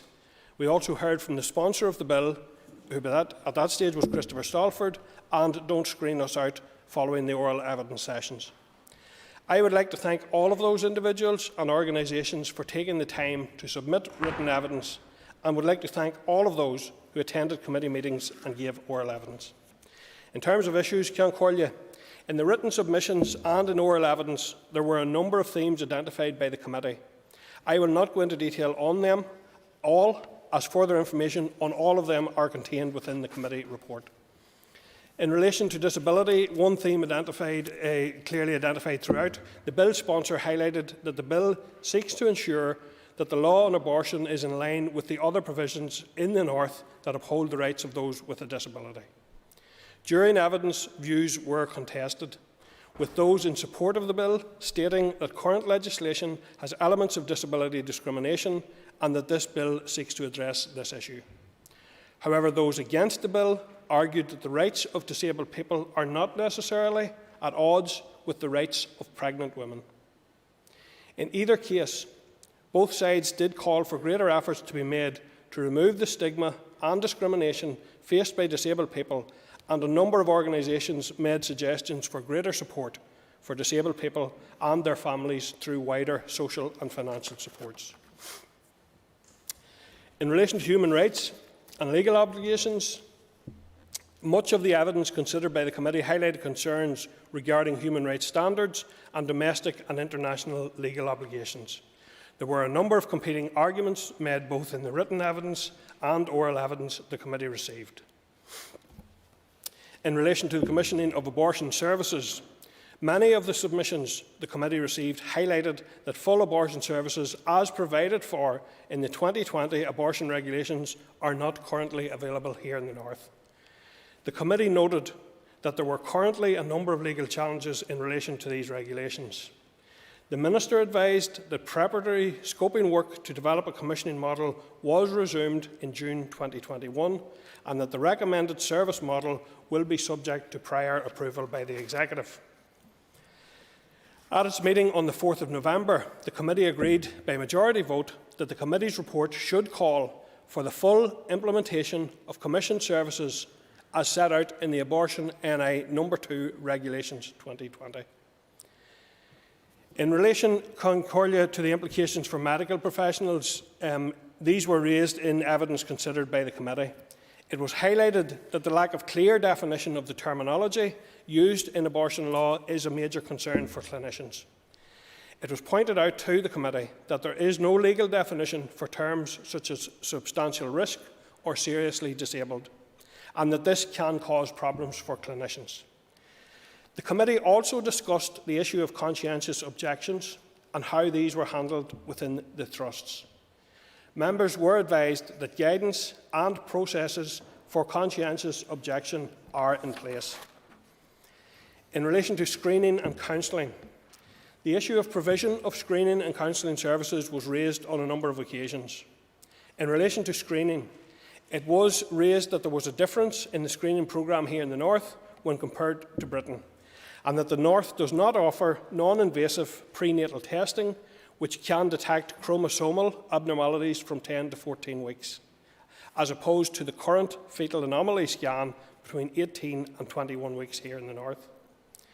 There was concern around the 24-week limit on termination for severe fetal impairment, and that if this bill is introduced, it will leave a limited amount of time for women and families to make important, fully informed decisions and places women here at a disadvantage when compared with those in Britain. Some submissions argued that screening is primarily used for detection with a view to termination, and that increased screening at an earlier stage could potentially lead to increased terminations. Both those who support the bill and those who don't support the bill agreed that there was a need for improved counselling and support services for women and families who have an SFI diagnosis, regardless of whether a woman continues with her pregnancy or chooses to terminate. The need for the provision of greater information on fetal anomalies was highlighted, and that there should be more information provided on the help and support that is available, and that there could be referrals to support networks of women with similar diagnoses. In relation to protest outside healthcare premises, the issue of protests was brought up on a number of occasions, and while the committee is cognizant of the right to lawful and peaceful protest, members were concerned at the reports of patients and staff feeling harassed and intimidated. The committee is considering this issue further in relation to Claire Bailey's Safe Access Zones Private Members Bill, which is in front of us at present. In relation to the issue of travel, a number of submissions on the bill outlined that the provisions of the bill would not prevent terminations on the grounds of SFI taking place, but would rather export the issue to Britain. There were concerns that financial factors could prevent women from travelling to Britain, creating further inequalities. It was also outlined that there could be other factors that would prevent women from travelling to access services, such as women in coercive or abusive relationships, those with uncertain immigration status, girls under the age of 18, and those with disabilities or medical conditions that could prevent or make travel difficult. The committee also heard evidence that there were a number of difficulties in relation to the repatriation of fetal remains that can cause additional stress and trauma for women and girls. The committee agreed by majority to record its concern regarding women who are forced to travel to Britain to avail of healthcare services. In relation to the committee position, following consideration of the evidence, the committee undertook deliberations before coming to the formal clause-by-clause consideration of the bill. During clause-by-clause consideration, the committee agreed by a majority vote that it was content with Clause 1 as drafted and it was content with Clause 2 as amended by the bill sponsor.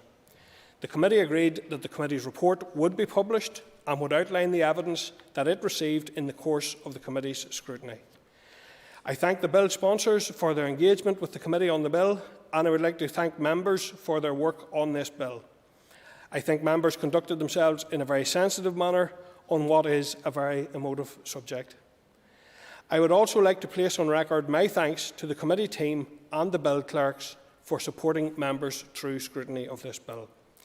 Concordia, remarks on behalf of Sinn Féin will be made by my colleague Michelle O'Neill on this issue. I thank the member, Cormac, and I call Paul Gibbon. Mr Speaker, I rise to speak about this bill before the House from the backbenches in my capacity as an MLA rather than First Minister. First, let me thank the Chairman of the Health Committee and the committee members for its work. Over 9,000 responses is not an easy amount of detail to get through. Having been a chair of a committee, I know the kind of commitment that requires, so thank you to the Health Committee. And I know much in the report is beyond the scope of the bill that members have referred to, because the bill is about a very specific, narrow issue. Mr Speaker, earlier this year it was my privilege to introduce this bill to the Assembly, and I, like others in this Assembly, had listened to the words of Heidi Crowther when I met her back in May of 2020, as many of you did. Her words inspired me into action, and just 1 month after Heidi spoke to Assembly members, we had the opportunity to debate the issues that she personally had raised with us. And Mr Speaker, let me remind the House of the motion that was passed that day, and we agreed these words, that this Assembly welcomes the important intervention of disability campaigner Heidi Crowther and rejects the imposition of abortion legislation that extends to all non-fatal disabilities, including Down syndrome. Following the resounding support that Heidi had received in this chamber, I was moved to bring the bill, along with other MLAs who are in this chamber today. And again, I want to put on record my thanks to Robbie Butler of the Ulster Unionist Party, to Dolores Kelly in the SDLP, and to Trevor Lunn, who again is here in the chamber, who have supported this bill from the start. Politicians, though, did not bring this bill alone. In addition to Heidi's support, I also am indebted to that of Lynn Murray from the advocacy charity Don't Screen Us Out. It was her help and advice that led to this bill, which is before us again today. I would also like to thank my own party colleague Christopher Stalford, who took my place as the primary bill sponsor in June of this year and steered the bill through the committee stage. But, Mr Speaker, I want to be very clear. This bill is not my bill. It's not Christopher's bill. It's not a DUP bill. It's not a bill of the other MLAs and those other parties that support it. This bill seeks to enact legislation that people with disabilities have told us, this Assembly, that they want to see enacted. It's a bill about their human rights. This bill gives us an opportunity to say to them that we in this House place a high value on their lives. Mr Speaker, this is not an exhaustive or complex bill. It is only one substantive clause.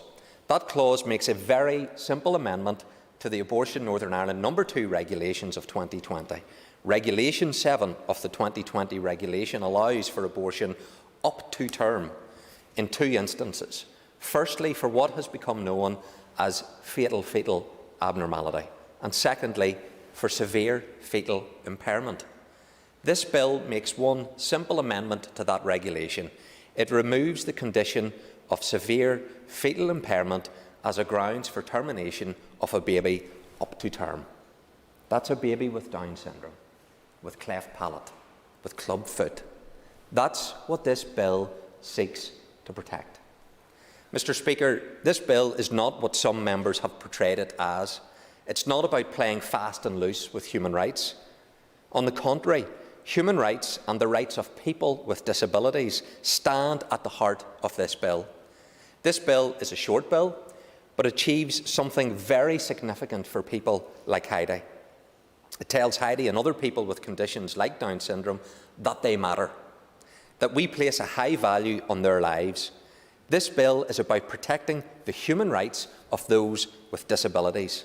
And I agree with the words of the late Lord Justice Kerr when he said, "The United Nations Convention on the Rights of Persons with Disability is based on the premises that if abortion is permissible, there should be no discrimination on the basis that the fetus, because of a defect, will result in a child being born with a physical or mental disability."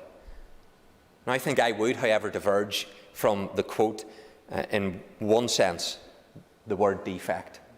I think that word plays into some of the stereotyping and stigma that exists in relation to this.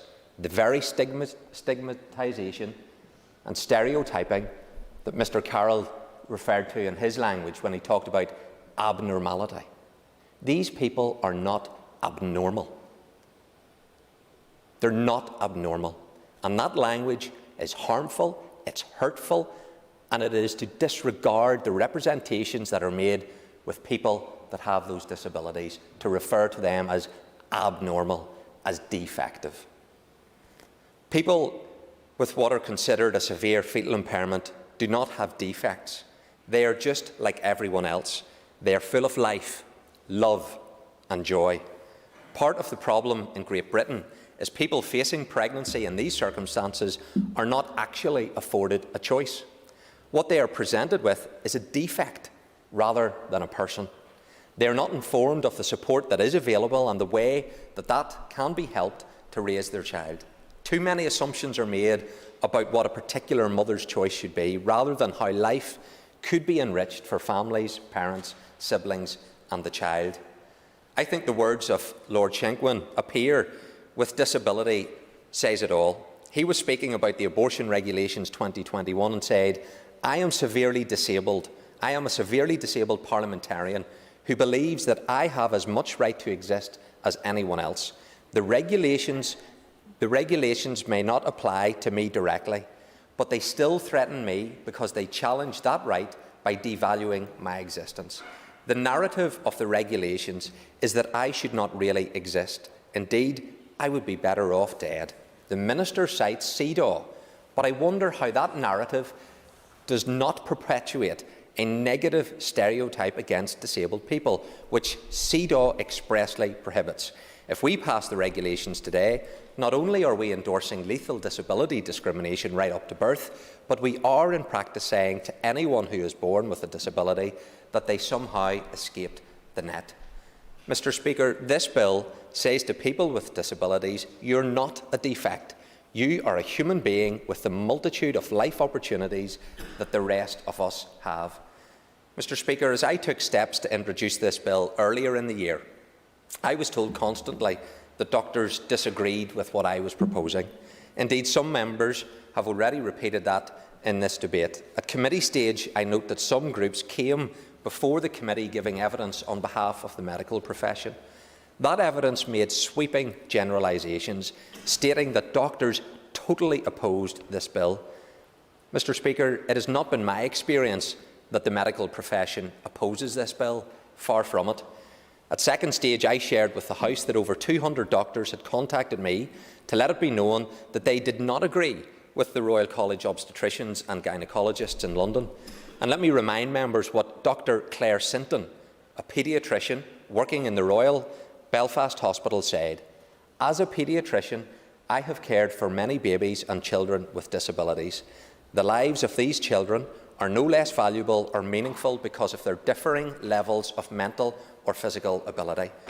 To offer additional access to abortion for babies diagnosed antenatally with non-fatal abnormalities sends a clear signal that we as a society place less value on the life of a disabled individual. I feel strongly that to be human is to have intrinsic value regardless of gender, race or ability. I oppose a law that seeks to single out disabled babies as being less worthy of protection or even the opportunity to live. Mr Speaker, I ask those members who are opposing this legislation today to search within themselves and ask why exactly it is that they are going to vote against this bill. Mr Carroll's voting against it because of the welfare system. That's one of his reasons. That's not what this bill is about, to do with the welfare state. If it's because, members, it's being proposed by myself, my party colleagues and other MLAs from other parties, I urge members who are thinking that way, ignore the messengers, but hear the message. This bill is not about the politicians that support it. This bill is about the people in our society who live with non-fatal disability, who want to feel value. It is people like Heidi and those families who have told us that the current law is stigmatising, dehumanising and devaluing. Today we have an opportunity to tell the people campaigning for this bill that we do value them, that their life has meaning and worth. In closing, I want to address the amendment that was put down by the Deputy First Minister, which was unable to be selected for debate. Now, while I disagree with the need for that amendment, I do welcome that the Deputy First Minister and her party, in putting down that amendment, signalled that they support the main clause of the legislation. All we disagree on is when the protection for people with non-fatal disability should be brought into force. This position is in line with the amendment Sinn Féin brought to the original motion that was before this Assembly. And that amendment would have led to a motion being passed in this Assembly which said, "This Assembly welcomes the important intervention of disability campaigner Heidi Crowder and rejects the specific legislative provision in the abortion legislation that goes beyond fatal fetal abnormalities to include non-fatal disabilities, including Down syndrome." Sinn Féin have an opportunity to vote for the position they have expressed support for, and I would urge the Deputy First Minister and her party to join with me and others across all the parties in this Assembly in declaring that disability discrimination has no place in Northern Ireland and vote to bring in this change to the law. This is a bill that is supported across the House, and I welcome that. We create a better Northern Ireland when we work together. The message that this support from across the parties in Northern Ireland has sent to people with disabilities and campaigners has not gone unnoticed. And I want to put on record my thanks and appreciation for the support that we have received from the members in other parties, and ask members that once again, from right across this Assembly, a message is sent out that we care. We want to make this place a home where everyone can feel they belong and everyone can feel that they are valued. I urge members to support this bill. Thank you. And I call, can I call for the member Sinead Bradley to be brought on screen, please?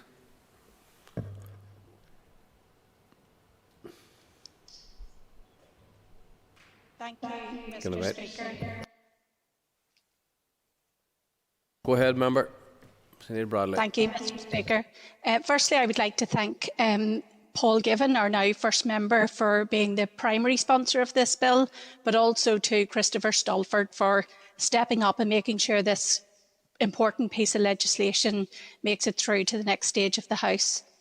In doing so, I want to also recognise that the crux of this bill is about setting the person with a disability on the same legal footing as all those who do not. And if or when I see blatant discrimination, as I do in this case, I, like every other member in this House, have a duty to recognise it, to call it out and to stop it. And I looked up, for the sake of this debate and to put some simplicity to the matter, the dictionary definition of what discrimination is, and that is treating another person or a particular group of people differently, especially in a worse way from the way in which you treat other people because of either, and it gives example, their skin colour, their sex, their sexuality, but in this case we are talking about their disability. And when I then put that question to myself and the task of this bill in trying to eradicate that disability, I feel compelled to not just support but to take action in helping that proceed. I also look back and I will quote a man I hold very high esteem and would use as a guiding light on many principles in life, and that is no less John Hume. And when John Hume delivered his Nobel Peace Prize lecture, he said, "Difference is an accident of birth, and it should therefore never be the source of hatred or conflict. The answer to difference is to respect it. Therein lies the fundamental principle of peace." When John Hume had the wisdom to see that we need to recognise people and their difference and embrace it, and in only that can we be at peace with ourselves and together as a community. So it's through that lens of wisdom that I will be putting the question to myself: does the language on the bill discriminate against those people who have a disability? And I will read the language on the bill because there has been a lot of conflated debate around what exactly is being tried to achieve today. The bill reads, "If the child were born, it would suffer from such physical or mental impairment as to be seriously disabled." We have taken a set of children who have not been born, and the bill segregates out and separates out those children who may have or be born with a mental or physical disablement. Surely that is the definition of discrimination. Now, members may find comfort in trying to conflate this and making it about a lot of other issues to pad out probably and hide their blushes. But I can tell everybody in this House, I see it as discrimination, I recognise it, and I will be playing my part in making sure that this bill makes it through to the next stage. So I can look every person in the eye and say, whether you do or do not have a disability, you are an equal member of our society. Thank you, Mr. Speaker. I thank the member for that contribution, and I call Paula Bradshaw. Mr. Speaker, I rise to support the amendment that Clause 1 and indeed also the amendment that Clause 2 not stand part of the bill. I am opposed to the bill for a vast range of reasons, including technically its incompatibility with the law as passed by the UK Parliament and with the UK's international human rights obligations under CEDAW. However, in the end I come back to one practical, fundamental reason: that the best person to choose whether to proceed with a pregnancy is the woman herself, with the advice of the medical professionals with decades of experience in this field. These decisions should not be based on legal documents, but on human sentiment and knowledge. And I would place on record at this point, Mr. Speaker, when I talk about women out, I include pregnant people. I fully acknowledge and support the right of those in the trans community to access reproductive health care provision here in Northern Ireland. Mr. Speaker, although I agree with them profoundly, I can begin to see why people, on the grounds of moral conscience based in religious doctrine, may be uncertain about this bill.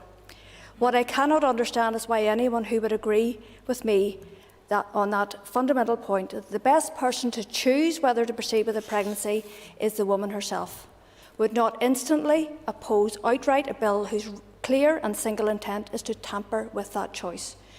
No one who tweeted "Trust Women" or has told us how women should never again be exiled to Great Britain to seek health care should be pausing for even a moment before opposing this bill outright. On top of this, it is hard to see how anyone who has prioritised human rights And indeed, a Bill of Rights, as a central part of our future, would for one moment delay before opposing a bill which fundamentally breaches them. Indeed, I personally made a statement in this Assembly in March this year, ensuring that we would hear from the human rights experts around this proposed legislation. It was entirely right to establish the human rights issues, and anyone who is serious about rights-based approaches and about a Bill of Rights must then legislate accordingly once the human rights issues have been established. At this point, I would like to place on record my thanks to the Northern Ireland Human Rights Commission for their written and oral evidence to the Assembly, including their definitive reminder that CEDAW identified through its inquiry that the old law created grave and systemic violations of human rights for women here in Northern Ireland. Likewise, Amnesty International highlighted that the CEDAW inquiry concluded that restrictions affecting only women from exercising reproductive choice, resulting in their being forced to carry to term almost every pregnancy, resulted in mental and physical suffering that constituted violence against women. Amnesty International also advised the committee that international treaty bodies have consistently found that denying access to abortion including in cases of severe fetal impairment, not only undermines reproductive autonomy but violates rights to privacy and equality alongside rights to life, health and freedom from torture or ill treatment. All human rights are balanced, but those who prioritise rights-based approaches should note well that the chair of the UN Committee on the Convention on the Rights of Persons with Disabilities, Teresa DeGainer, herself in 2008 stated, "Disability rights and gender equality are two components of the same human rights standards and should not be construed as conflicting." She also noted that using the Convention in any effort to restrict or prohibit access to safe abortion constitutes a misinterpretation of the Conventions on the Rights of Persons with Disability. The UN Convention of relevance to this bill is, of course, the Convention on the Elimination of All Forms of Discrimination Against Women, adopted by the UN General Assembly in 1979 and applied in the UK since 1986, with particular reference to the report of the inquiry concerning the United Kingdom under Article 8 of the Optional Protocol to CEDAW in 2018. To be compatible with international human rights standards, therefore, those who prioritise human rights and a Bill of Rights, making rights proofing a fundamental part of our legislative process, would surely want to be assured that the bill is compatible with the recommendations of the CEDAW report as contained in paragraphs 85 and 86. Yet no such assurance has been received, and indeed the Northern Ireland Human Rights Commission has specifically stated that the legislation is clearly contrary to the human rights standards required. We might also add at this stage that at issue here are not just women's rights, including the right to access healthcare and make choices for their own health and well-being. The evidence we have received at committee and elsewhere also clarifies that at issue here are social and economic rights. For example, as the bill is silent on access to screening, those with means and money will be able to go private, but those without will not, resulting in a clear reinforcement of inequality. It has also been well established that what this bill will lead to is not fewer abortions, but more travel for abortions, and that this is much harder for those without those means. The bill clearly reinforces a socio-economic imbalance, and particularly does so against women. And so anyone who seeks, as an absolute political priority, to emphasise the need for socio-economic rights would surely oppose it instantly. Moving on to medical professionals, Mr. Speaker, I am also concerned, and at this time more than ever, at the implicit and sometimes explicit attacks on medical professionals, which has formed part of promotion of this bill. Some have been rightly disgusted at the claims made, and I tried to make an intervention with the First Minister around this point. So I would like to put on record the response from Dr. Manderson to the Health Committee when I asked him about the potential for doctors here coercing women into abortion for cleft lips or a club foot. Claims that, as I say, have been made not just today, but in the last time we debated this bill in the Assembly. And Dr. Manderson said, "This is completely untrue. It is very far from the truth. No baby would have a termination for a cleft lip or an isolated single defect like that. The problem may be a misinterpretation of figures. People do not realise that when you have babies with severe fetal abnormalities, they have a mixture and complexity of conditions, possibly involving their brains or hearts, and on top of that they may have a cleft lip or talus of their foot. We would refute that accusation. We are a caring and compassionate group of people. We are trained to a high level and are trying to manage difficult situations. And Mr. Speaker, it would therefore be worth reading into the record the academic background and credentials of those medical professionals who work in this field and are supporting women facing these diagnoses. We heard at committee that after years of studying for their medical degrees and time spent as junior doctors, it then takes 9 years to become an obs and gynae consultant, then a 3 years training programme to become a subspecialist in fetal medicine, followed by 1 year of research, 2 years working in a fetal medicine subspecialty, and then some go on to do a doctorate in this field, taking another 4 years. On top of that, we heard that the UK is a world leader in fetal medicine, and those working here attend yearly events and meetings and seek to learn and exchange information as medical evidence emerges and is peer-reviewed across Great Britain and Ireland and around the world. Not just in this subspecialism, but in pathology, psychology, neuroradiology, paediatric cardiology and so on. And many of the trainees who are based here will go and train in London, Dublin and across the world, and then bring that expertise back to us here. As I have pointed out, they are highly specialised and committed to this field of medicine. The proposers like to argue the professionals, but I do not. The proposers like to ignore the professionals, but I do not. Yes, I would, sure.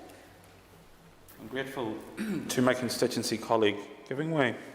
A joint statement by the Royal College of Gynaecologists and Obstetricians, the Royal College of Midwives, Society and College of Radiographers, they acknowledged, and I quote from their statement, "Some parents whose babies have been identified as having a higher chance of Down syndrome, Edwards syndrome or Patau syndrome, and who have decided to continue with the pregnancy, have reported being asked repeatedly if they want further diagnostic tests or an abortion.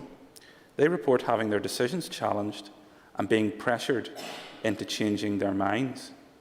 These are your experts. Well, thank you for the intervention, but we had the Royal College of Obs and Gynaecologists at Health Committee, and we put those questions to them, and I have outlined how they refuted that allegation. So these were I was really impressed, and I hope other Health Committee members were equally impressed with their professionalism and their dedication to this field of medicine, and they were absolutely affronted that anyone in this chamber would accuse them of trying to coerce anyone into an abortion. I will move on, Mr. Speaker. The proposers like to ignore the professionals, but I do not. For example, let us consider, as I move into this now, what the Royal College of Obs and Gynaes had to say on this issue.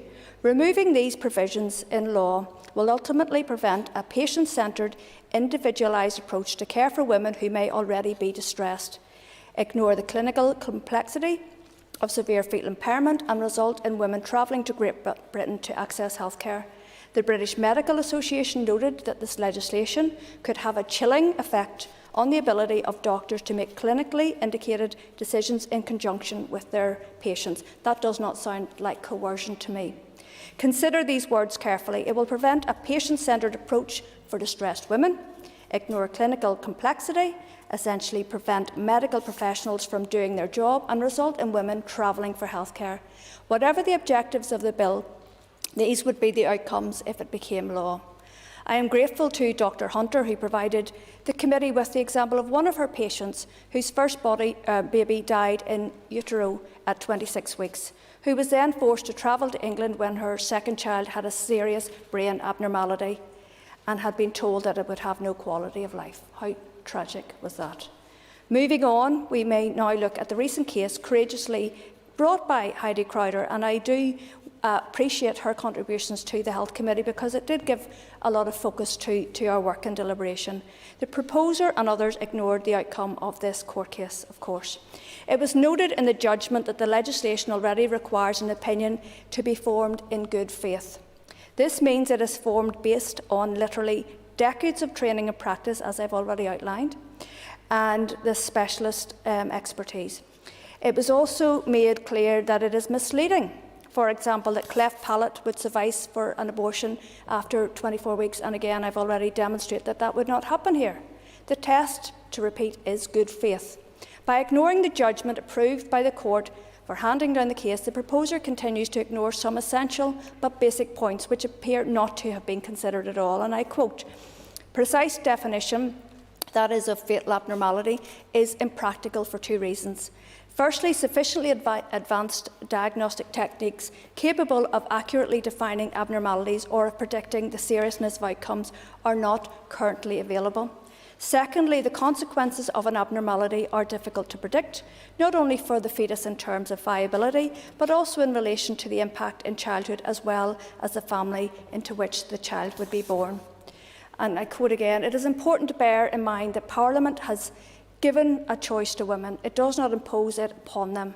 The evidence before the court powerfully shows that there will be some families who positively wish to have a child, even knowing that it will be born with severe disabilities.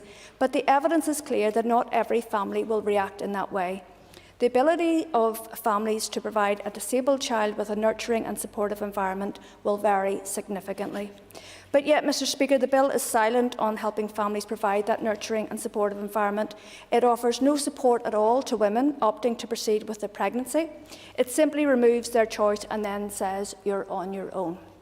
We are now clear that many issues around disability rights have been legitimately raised by Heidi Crowder and others, but these apply primarily to support for pregnant women, not to removing their choices. The proposer has known this since the court judgment in September, but he has opted to do nothing in the bill about it. Most of all, it will not reduce the number of women seeking healthcare. It will just make it more difficult for them to do so, including through travel to Great Britain. And the Chair of the Health Committee very clearly laid out some of the systemic and economic barriers that many women will face, not least in this very, very distressing state. Members will also need to be clear about what the consequences of this are.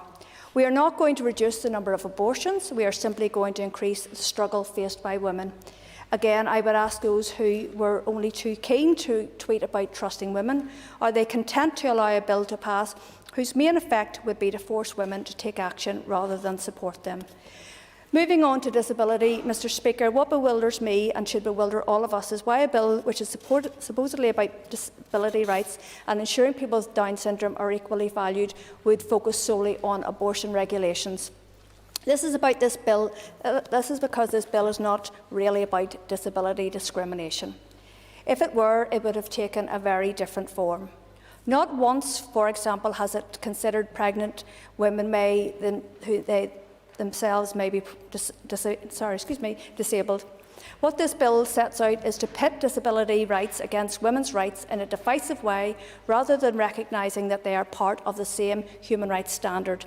The CEDAW chair, I have already quoted her, she added, "I am very concerned that opponents of reproductive rights often actively and deliberately refer to disability in an effort to restrict women's rights to safe abortion." Of course, there was no consultation on the bill, and we can guess as to why that was. Perhaps it was to avoid actually hearing from disabled people who see the bill for what it is, one about restricting women's rights and nothing else. As the Women's Resource Development Agency put it, "Disabled people are a broad group with a diverse range of views. Please do not use disability only when it suits your agenda." I would suggest that that is the nail hit firmly on the head. Turning now to medical screening, the bill mysteriously was not subject to formal consultation, and this means a lack of consultation with the medical professionals who made their views clear to the Health Committee, but whose views, and I have noted above, continue to be ignored by the proposer. With regard specifically to screening, had either proposer consulted with the Royal College of Obs and Gynaes, they would have been told, even before the judgment in the Heidi Crowder case, that we do not have sufficiently advanced diagnostic techniques to detect malformations accurately all the time, and it is not always possible to predict the seriousness of the outcome. This issue has arisen south of the border, where women have been ostracised for seeking abortions where the outcome is likely to be fatal, but it has not been determined by such as such by specialists for fear of being charged with breaking the law. And I'm grateful to the Abortion Rights Campaign Group for the insight they provided to the Health Committee on the experiences of women in the Republic of Ireland due to how their abortion laws are construed and limited. Ms Stonehouse advised that 85% of women who received a complex neonatal diagnosis had to travel to England. 85%. Moving on, Mr Speaker, it is noteworthy that when asked a question in committee about screening, the proposers have had really nothing to say about it. This is actually an important practice. Go ahead. Correctly, during my appearance in front of the committee, you commenced your contribution by saying, I don't really have a question as such to ask, and then delivered a speech to me. I don't recall you ever asking me a question at my committee appearance. And likewise, I don't remember you offering any alternatives or any amendments to the screening process here. Moving on, it is important, this is a practical issue, very important. Screening is carried out by NHS England earlier than it is by Trust here in Northern Ireland, namely around 12 to 14 weeks as opposed to around 20 weeks here. There is a potential here for women not to be adequately informed about what it is to follow and how to prepare, and also, as I have already noted, this creates a differential impacting depending on means. In other words, the bill exacerbates an existing problem rather than seeking to solve it, and it creates a clear inequality without acting to tackle it. Furthermore, it was the professionals who pointed out that effectively forcing a 23-week limit on abortions in certain circumstances may lead to more abortions taking place, not fewer.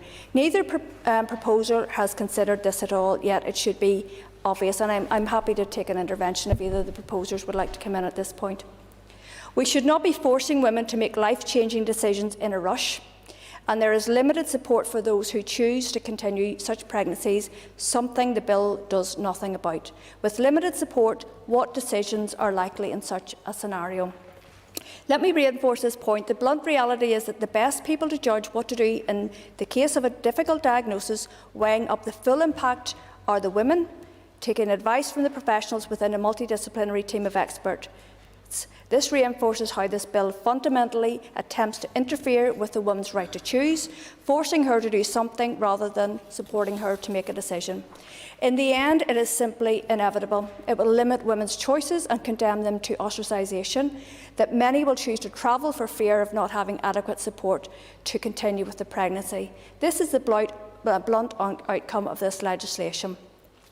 You will have less support, and you will actually may well have more abortions. Most of all, you have women having to make difficult choices without adequate support.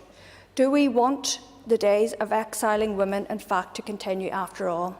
This was a point very forcibly made by Alliance for Choice, and I quote, "Reintroducing criminalisation does not do anything to change the shame associated with effectively being disowned by Northern Ireland because of your pregnancy choices." On top of this shame, Dr Hunter also talked about the grief and the guilt felt by women receiving the diagnosis. She said they feel such guilt. To make that guilt worse by saying, oh, and by the way, in Northern Ireland you cannot have access to an abortion, you must carry on the pregnancy or you will have to travel. She said that it is horrendously awful. Mr Speaker, I get angry even thinking that this bill will force women into the future having to make that lonely and desperately sad journey. So in conclusion, I ask you all to consider carefully the impact of this bill in practice, the impact as presented by the medical professionals, Alliance for Choice Dairy, women's groups and the legal experts. The bill is not about disability, it is about abortion, yet it will not lead to less abortion. It will lead to less support for women at the very time of need. And in closing, Mr Speaker, I would like to acknowledge the sterling work of Informing Choices and healthcare professionals and leaders across the Health and Social Care Trust for stepping up to support women when those in positions of power did not. Thank you. I thank a member for that contribution. And as question time begins at 2 p.m, will the members take their ease for a moment or two until we begin this debate? Will continue after question time, when the next member to speak will be Michelle O'Neill. Thank you.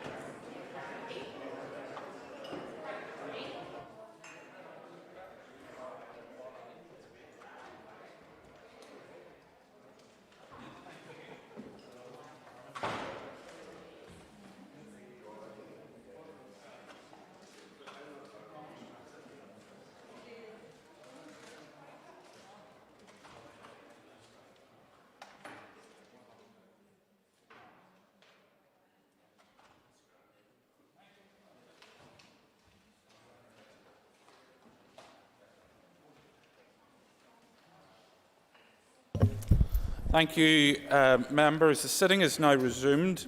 It's time for questions to the Minister for Infrastructure. Questions 3 and 4 have been withdrawn. I call Mr Chris Little to ask the first question. Question 1.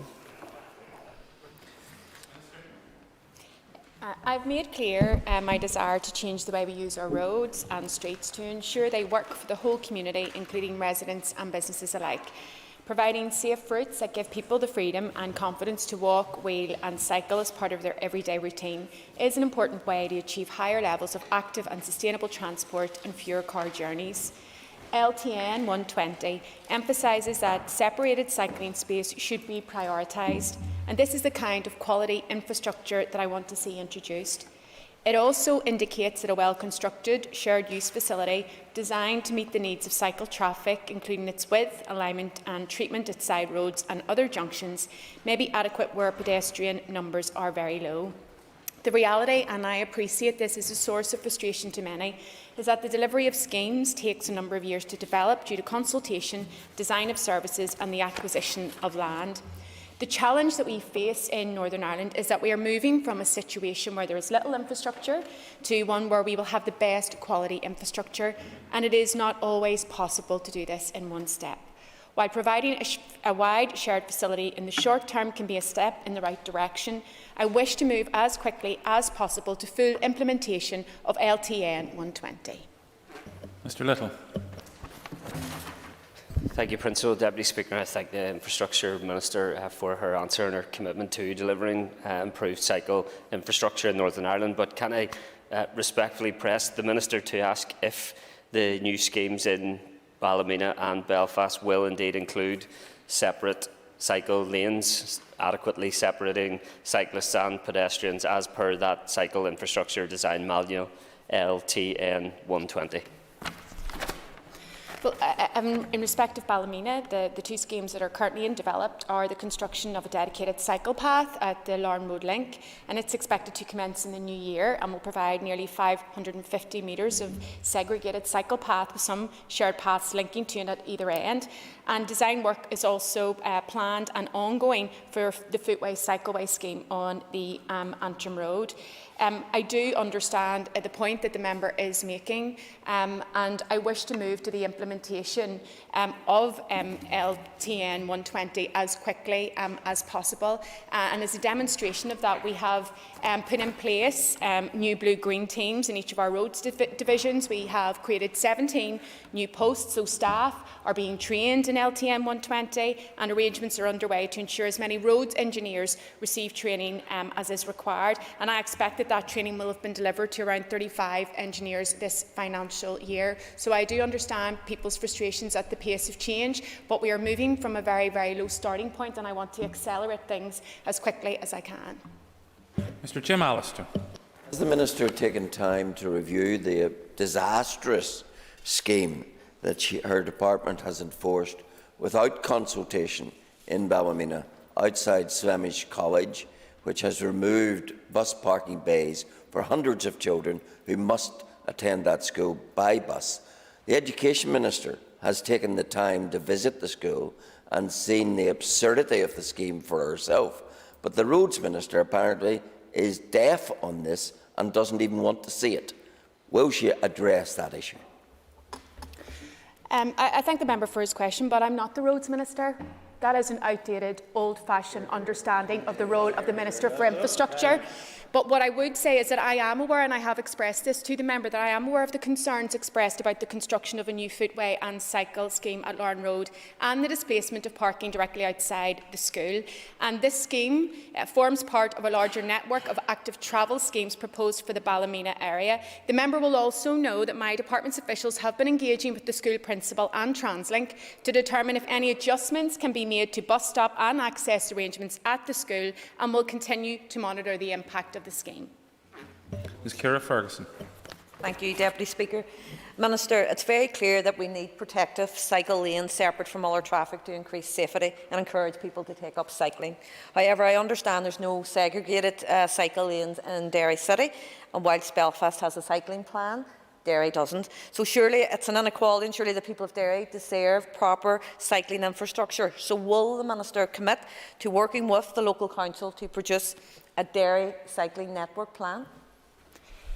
I thank the member for her question and why we should be doing much more and investing much more in active travel. I'm pleased to say that as Minister we are investing record high levels comparatively in active travel, but of course we need to be doing more, and I am very keen to work with the local council. We did bring forward initiatives as a result of the COVID pandemic in terms of people-centred place shaping in Derry, and I'm very keen to continue to work with local elected representatives and also the council to roll out active travel opportunities, be they the Strathfoyle Greenway, which I'm investing in, or walking or cycling facilities. Very happy to do so. Mr Matthew Toole. Thank you, Principal Deputy Speaker. And Minister, we've heard today about the fact that some in this chamber are still stuck on the idea that roads are the only way to travel. Belfast is one of the most congested cities in these islands. It's some of the worst air quality in these islands, and it is given priority to the car for too long. So, Minister, could you give us an update now on broader plans, and specifically pop-up cycle pilot schemes in Belfast? Pop-up cycle lanes have been a popular addition to city centre streets right across the world, actually, particularly in response to the pandemic. I'm pleased to say that I have published the full report of the review of cycle lanes, and I have listened to all of the feedback, and that's why I'm taking forward measures to make further improvements to active and sustainable travel in that area. I will be taking forward legislation to introduce a bus lane along Dublin Road, which will improve public transport on this corridor, subject to consultation processes.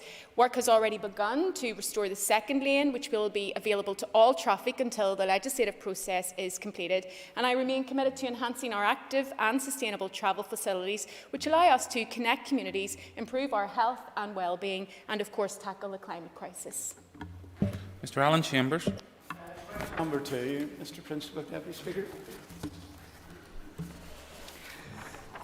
I am pleased to advise that delivery of winter service functions within DFI has been ongoing since the 18th of October 2021 and will continue until end of the winter season. As part of planning for the winter gridding programme, my department ensures that adequate staff resource is available, all winter service equipment is in satisfactory working order, and there are adequate supplies of salt. There are also arrangements in place to supplement contracting resource and stocks of salt during the winter period if this becomes necessary. The Department generally salts the main through roads, which carry more than 1,500 vehicles per day, with roads having difficult topography and carrying between 1,000 and 1,500 vehicles daily also being salted in exceptional circumstances. Preparing for the emergency response to flooding is an ongoing process throughout the year, as heavy rainfall can occur at any time, but as winter arrives there is an increased risk of adverse weather which could lead to flooding conditions. The Department operates an on-call duty and flooding officer rota system 24 hours a day, 365 days a year, with staff on standby to respond to flooding, and this is in addition to routine cyclical inspections. My department's arm's-length bodies, TransLink and Northern Ireland Water, also have response plans in place over the winter months. Mr Chambers. Thank you, Minister. I certainly would commend all your staff who work to keep our roads safe during the winter and probably very challenging conditions when the rest of us are tucked up in bed. But Minister, a feature of winter weather, and you did allude to it there, is localised pooling and flooding on roadways that can prove to be dangerous. Does your department identify hotspots where this habitually occurs and provide additional gully clearing or more long-term solutions in these areas? I first of all want to thank the member for his very kind words to our staff on the ground, and I will make sure that that is fed back to them. I'm sure they will be very appreciative of it. The department does keep a very close eye on areas of concern, and also there are routine inspections as well. In addition to that, when our operational staff are out and about on the ground carrying out a range of services, they feed back any issues that need to be examined and rectified, so that was always ongoing on an ongoing basis. In terms of gully cleaning, that is a very important service carried out by my department. Of course, I would like to do much more in a range of services, but unfortunately, due to the budget cuts imposed on the department a number of years back, services have had to be reduced. That, I think, is not just disappointing, it is counterproductive, and that's why I continue to make the case at the Executive for increased funding to be allocated to the Department for Infrastructure so they can carry out those services that are so critical to communities and to businesses across Northern Ireland. Ms Liz Kimmins. Let's call in and thank the Minister for her answer so far, and to echo the comments of the previous member in paying tribute to the staff. Minister, just one of the biggest issues we get probably as MLAs in terms of winter preparedness is around those roads leading to schools that aren't included on the gritting schedule. And I think of examples in my own constituency, the Tullyar Road in Beleeks and Chapel Road in Mike. And I would ask the Minister if she's considered adding important roads like those leading to primary schools and secondary schools, particularly in rural areas, to the winter gritting schedule, and looking at the policies around that. Guramailgid. Well, the current policy is to salt main through routes carrying more than 1,500 vehicles per day, and other busy through routes carrying more than 1,000 vehicles per day where there are specific difficulties such as steep hills. The current policy means that 28% of the road network is salted, and that's serving 80% of daily traffic across the north. I would like to be able to do much more when it comes to our winter gritting service, but if we were to increase that to say 90% or 100% of our network, you would be doubling the cost of winter service to 14 million or quadrupling it to 28 million pounds. That's just not financially feasible. But in terms of trying to address difficulties in roads that aren't on our salting network, we are happy to provide grip boxes. We've provided over 5,600 grip boxes across the north, and we've also provided 63,000 grit pads, and I know a number of those are located at schools. So if the member does have schools that she's concerned about where grip pads haven't been provided, for example, I'm very happy to consider a request. Mr John Blair. Thank you, Principal Deputy Speaker, and thank the Minister for the answer so far, and also like to associate myself with the gratitude expressed for those working in severe weather conditions. But separate to that, in relation to the increased occurrence of extreme weather, can I ask the Minister what contingency measures the Department is putting in place to deal with any future storms which may be as bad as or worse than those seen recently? The member is right to highlight the increase in severity in terms of the impact of the climate emergency, which leads to extreme weather events. If we just even look at Storm Barra, the most recent storm that we have had to experience here in Northern Ireland, my department received 571 high priority inquiries. 247 of those related to fallen trees and branches causing an obstruction on roads. So of course my department works very closely with the Met Office in terms of trying to identify periods of extreme weather, making sure that we have all the plans and preparations in place, and then obviously working with our range of partners across emergency services, other government departments, and also with communities as well, trying to ensure that we can be as prepared as possible. But of course, if we aren't serious about tackling the climate emergency, then regrettably extreme weather events are going to become more and more frequent. Questions number 3 and 4 have been withdrawn. So question number 5, Mr Mervyn-Storr. Question number 5. My department is currently developing the new Regional Strategic Transport Network Transport Plan, which will set out priorities for investment in our road, rail and interurban limited stop bus network, including park and ride through to 2035. Since coming into office, I've been clear that it's my priority to address regional imbalance, tackle the climate crisis and better connect communities across our island. It is essential that we get the new RSTNTP right, and I expect to publish a draft RSTNTP for public consultation when the work has been completed and I've had time and the opportunity to consider it. Following that, I would welcome representations from members, stakeholders and communities, and I will use the feedback received to inform any final decision on the content of the final plan. Mr Storey. Thank you, Mr Principal Speaker.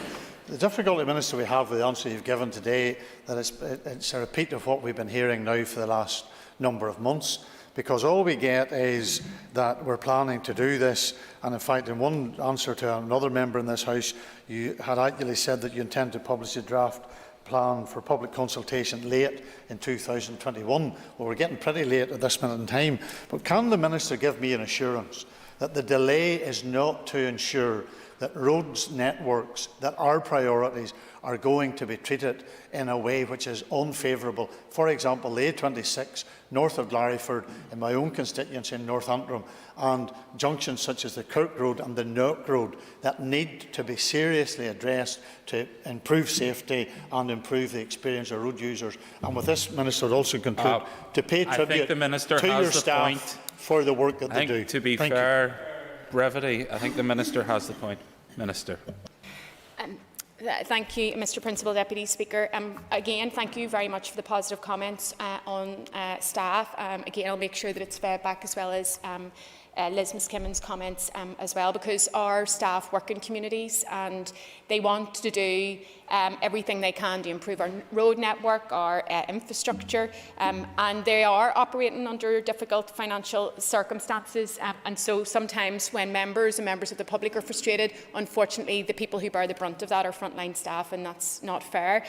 In terms of the Regional Strategic Transport Network Plan, it is a considerable piece of work, and it's important that we get that piece of work right, because it will determine the capital projects that are coming forward for road and rail for a considerable number of years into the future. So officials are continuing to work on that, and we will be going out to consult when it is completed, that work, and I've had the time to consider it. In terms of the A26, which was one of the roads, Mr. Principal Deputy Speaker, that Mr. Story raised, I just want to say I'm aware of the tragic accident or the death as well on the Frosses Road, just north of the Jones Road roundabout, and I understand that that accident is still under investigation by the police, and I hope that the member would understand that it would be inappropriate for me to comment any further at this time, but just to let him know that I'm very conscious of it. Mr. Roybeggs. Thank you, Mr. Principal Deputy Speaker. One of the key failings highlighted in previous regional roads network plans has been the York Street junction. So can the Minister advise us, when are we going to learn what the new plans, the new concept are, and how the congestion and the pollution that is occurring there is going to be addressed? Just to reassure the member that he will know, he doesn't need me to rehearse it, that I want the scheme to work for those that will use it and those that live around it. And I want to ensure, as we all do, that schemes, capital schemes of such significance, are future-proofed. So I accepted in full the 6 recommendations of an insurance review, and work is ongoing to maximise ambition in terms of what can be delivered for communities, connectivity and the wider Living Places agenda. I'm expecting to receive the report this month, and that will then allow me to quickly identify the next steps. I want to reassure members that I recognise the strategic importance of this scheme, but I want to make sure that it is the right scheme, as I said, for those that use it, but also for the communities who live around it, who have been completely separated. And I would argue that the West Link in its current format has actually caused harm and detriment to the communities who live around it. So I'm very keen to receive this report. I'm very keen to move this project forward, but I absolutely want to make sure that we're moving the right project forward. Mr. Pat Catney. Thank you, Mr. Principal Deputy Speaker, and thank you, Minister, for your answers so far. Minister, with the Regional Strategic Transport Network Plan, can you provide an update on the major roadworks which are under construction, and on the back of that as well, for the Knockmore link, which is in my constituency, would that plan be a good time in order to feed in to see can we get that railway open to Antrim from Lisburn? Thank you. I know the member has been a tireless campaigner for this particular stretch of our rail network, and obviously these issues will be considered as part of the Regional Strategic Transport Plan, but he will also be aware of the All-Ireland Strategic Rail Review as well, which is looking at the existing rail network to see how it can be improved, looking to see where new rail connections should be provided, and also importantly looking at rail connectivity to our international gateways, so our ports and airports, and also then looking at the potential of the rail network for freight. So there will be a lot of new opportunities for people to engage in that process, and I was very pleased to announce with Minister Eamon Ryan the public consultation phase of the All-Ireland Strategic Rail Review, and I would encourage members to feed into that. In terms of the major works that are ongoing, works are continuing to progress on the A6. which has one of our largest ever construction projects on site.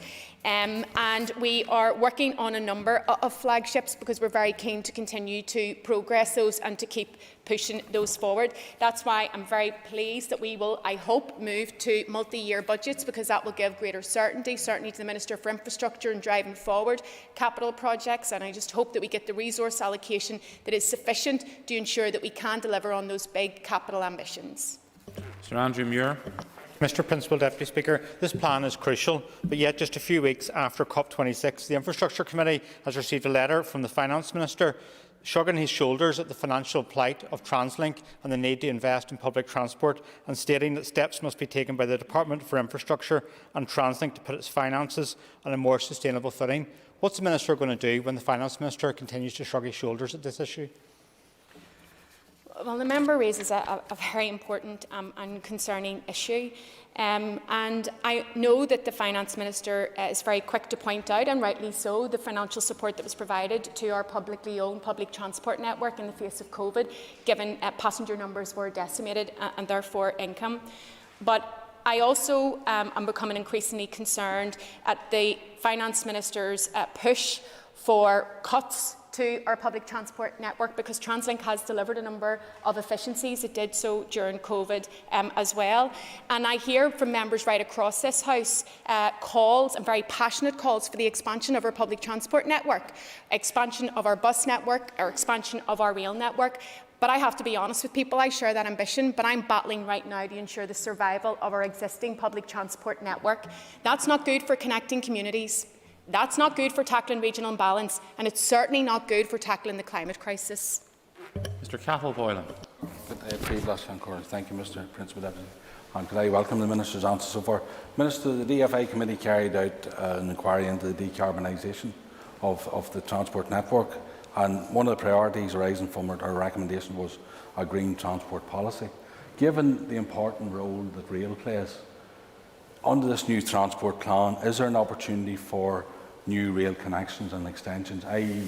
you're aware of the feasibility study into the Portadown Armagh Rail? Is there an opportunity under the Regional Strategic Transport Network Transport Plan, or the RSTNTP? Is there opportunities there for that? I thank the member for his question, and as he's rightly identified, I've provided funding for the feasibility for Portadown Armagh railway link.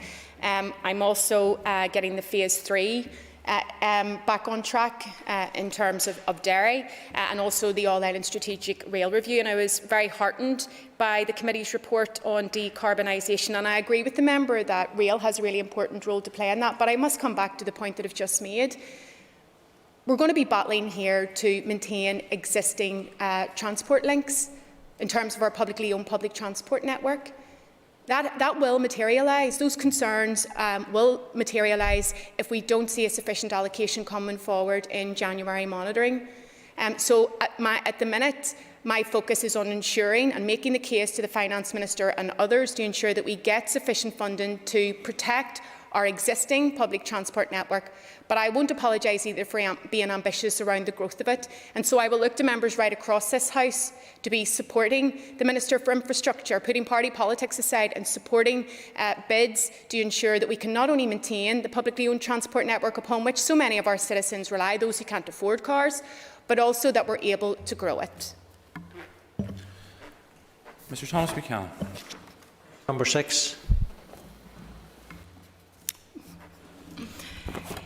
I can confirm that work continues at pace on the development of the A5 Western Transport Corridor project, which I acutely recognise is of significant strategic importance to the region, helping to tackle regional imbalance, improving the economy, job prospects and prosperity, connecting communities and improving road safety. Following receipt of the interim report from the PAC and the public inquiry held during 2020, officials have been working on development of a new environmental statement addendum for consultation. It is anticipated that the public inquiry can then be reconvened as recommended by the PAC next year. Receipt of the PAC's final report from the inquiry should then allow a new ministerial decision to be taken, and subject to the successful completion of the necessary statutory processes and environmental assessments, the construction of Phase 1A, new buildings to north of Strabane, could then commence. The programme for scheme delivery in recent years has alluded to full scheme completion by 2028, and although some slippage has occurred, this time frame remains achievable. Thank you, and thank the Minister for her response. Minister, last week we saw another fatality on this particular road.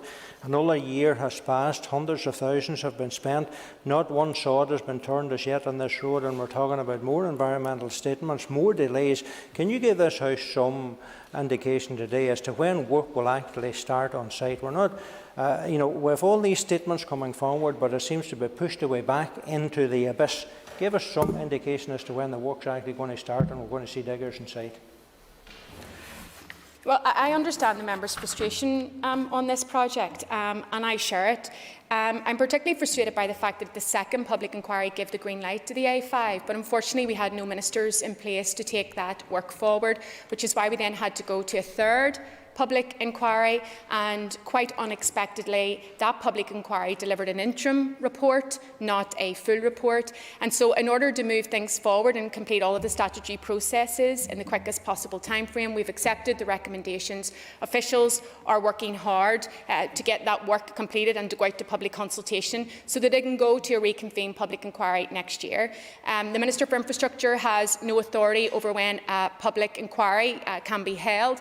That is a decision for the inquiry, not for my department. But as I have said, the programme for scheme delivery is still on track for 2028. That still is achievable, and certainly that's the time frame that I've been saying to my officials we need to work to. Nicola Brogan. And thank the Minister for her answers so far. Minister, the A5 is a hugely important flagship project. And it's really important for the people of West Tyrone, and the delays to the project are really frustrating for the people of West Tyrone who do use it so frequently. With the public inquiry set to reconvene next year, if there is a positive outcome to that inquiry, can I ask, is your department ready, properly prepared to finally see the vital project commence?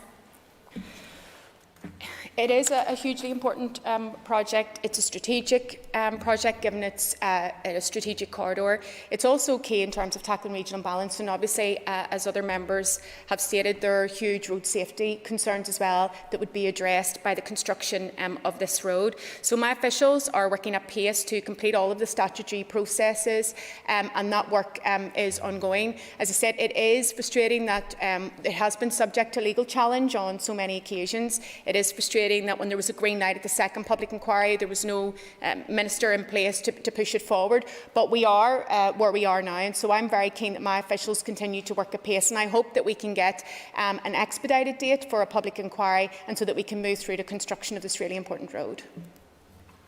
Mrs. Rosemary Barton. Thank you, Minister, for your answers so far on the A5.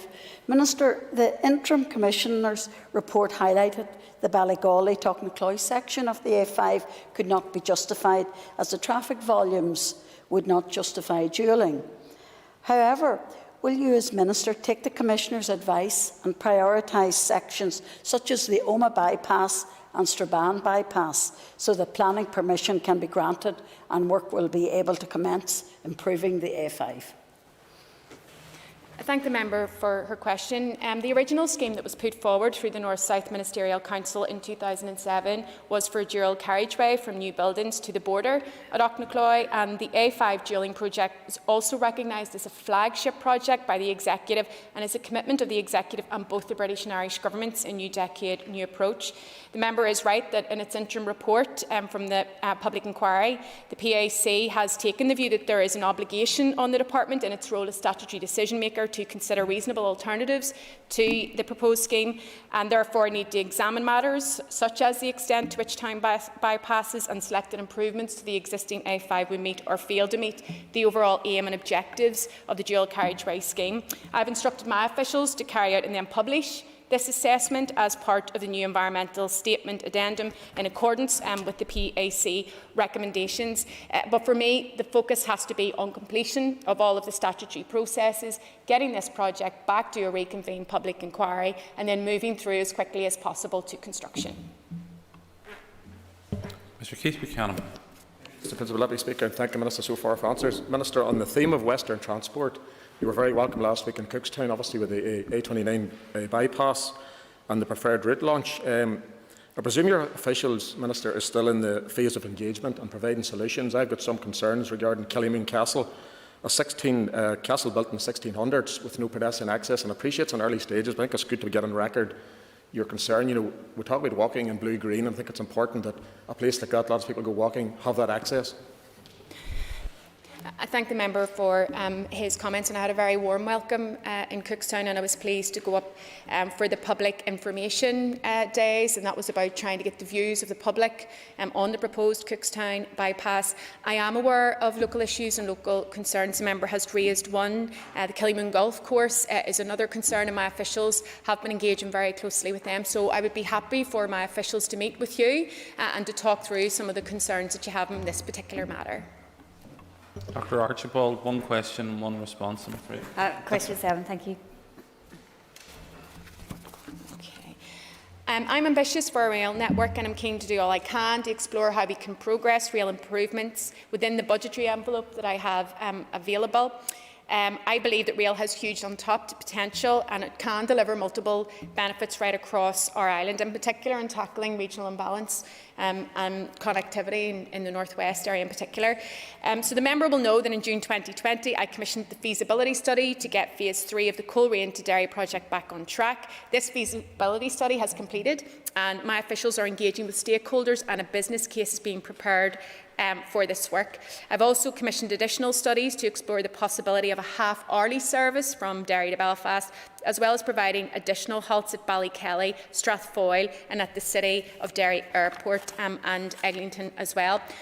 I would say again, and I feel obliged to do it, that I am concerned at the financial focus having to be so much on maintaining the current public transport network, and it was disappointing in terms of the outcome of October monitoring. I'm hoping that that situation will be addressed in the January monitoring period, but I want to assure the member that I'm going to continue to make the case for investment in our public transport network and rail in particular.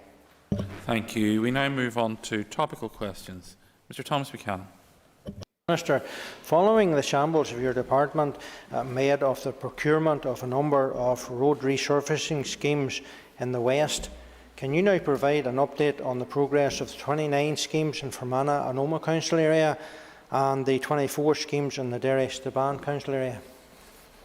Thank the member for his question. I don't have the specifics of the two areas that the member has highlighted. I'm happy to provide that information to you in writing, but I would take this opportunity to give a more generalised update on how we're working to address that problem. So the member will know that earlier this year the Department received legal challenges preventing the award of resurfacing contracts in 4 council areas. In my statement to the House on the 15th of June, I indicated then that officials were working at pace to develop an interim procurement strategy for resurfacing contracts consisting of term contracts supplemented by one-off contract packages. This strategy has been finalised following a pre-market engagement exercise that took place over the summer. The strategy consists of 4 phases with 6 new term contracts in each. I'm pleased to announce that my department published for tender the first phase on the 19th of November, and this includes the majority of the 4 areas impacted by the legal challenge. The Department anticipates being in a position to award these contracts next month to allow much-needed resurfacing to resume in these areas. Work on the next phase of term contracts is in an advanced stage with this and subsequent phases which will follow at 3-month intervals. In addition to this, 2 one-off contract packages are currently being tendered and a number of others are being prepared. Mr Buchanan. Thank you, Minister, for that. Can I ask the Minister, will these schemes be completed prior to the end of the financial year? And if not, will money allocated to them have to be returned? I can't at this stage give an assurance that all of those schemes will be completed by this financial year, but we are working hard to try to do as much as we can. I want to also reassure the member that this year I have doubled the funding allocated to the Rural Roads Fund. So last year the member may be aware that we had allocated £10 million to that. This year I've allocated £15 million, and that's the highest level of funding yet allocated to a specific rural roads initiative. And just to reassure the member, none of that work is impacted by these legal challenges. Ms Carol McKillen is not her place. Ms Claire Sugden has withdrawn her question, so we're now going spotlight to Mr John O'Dowd.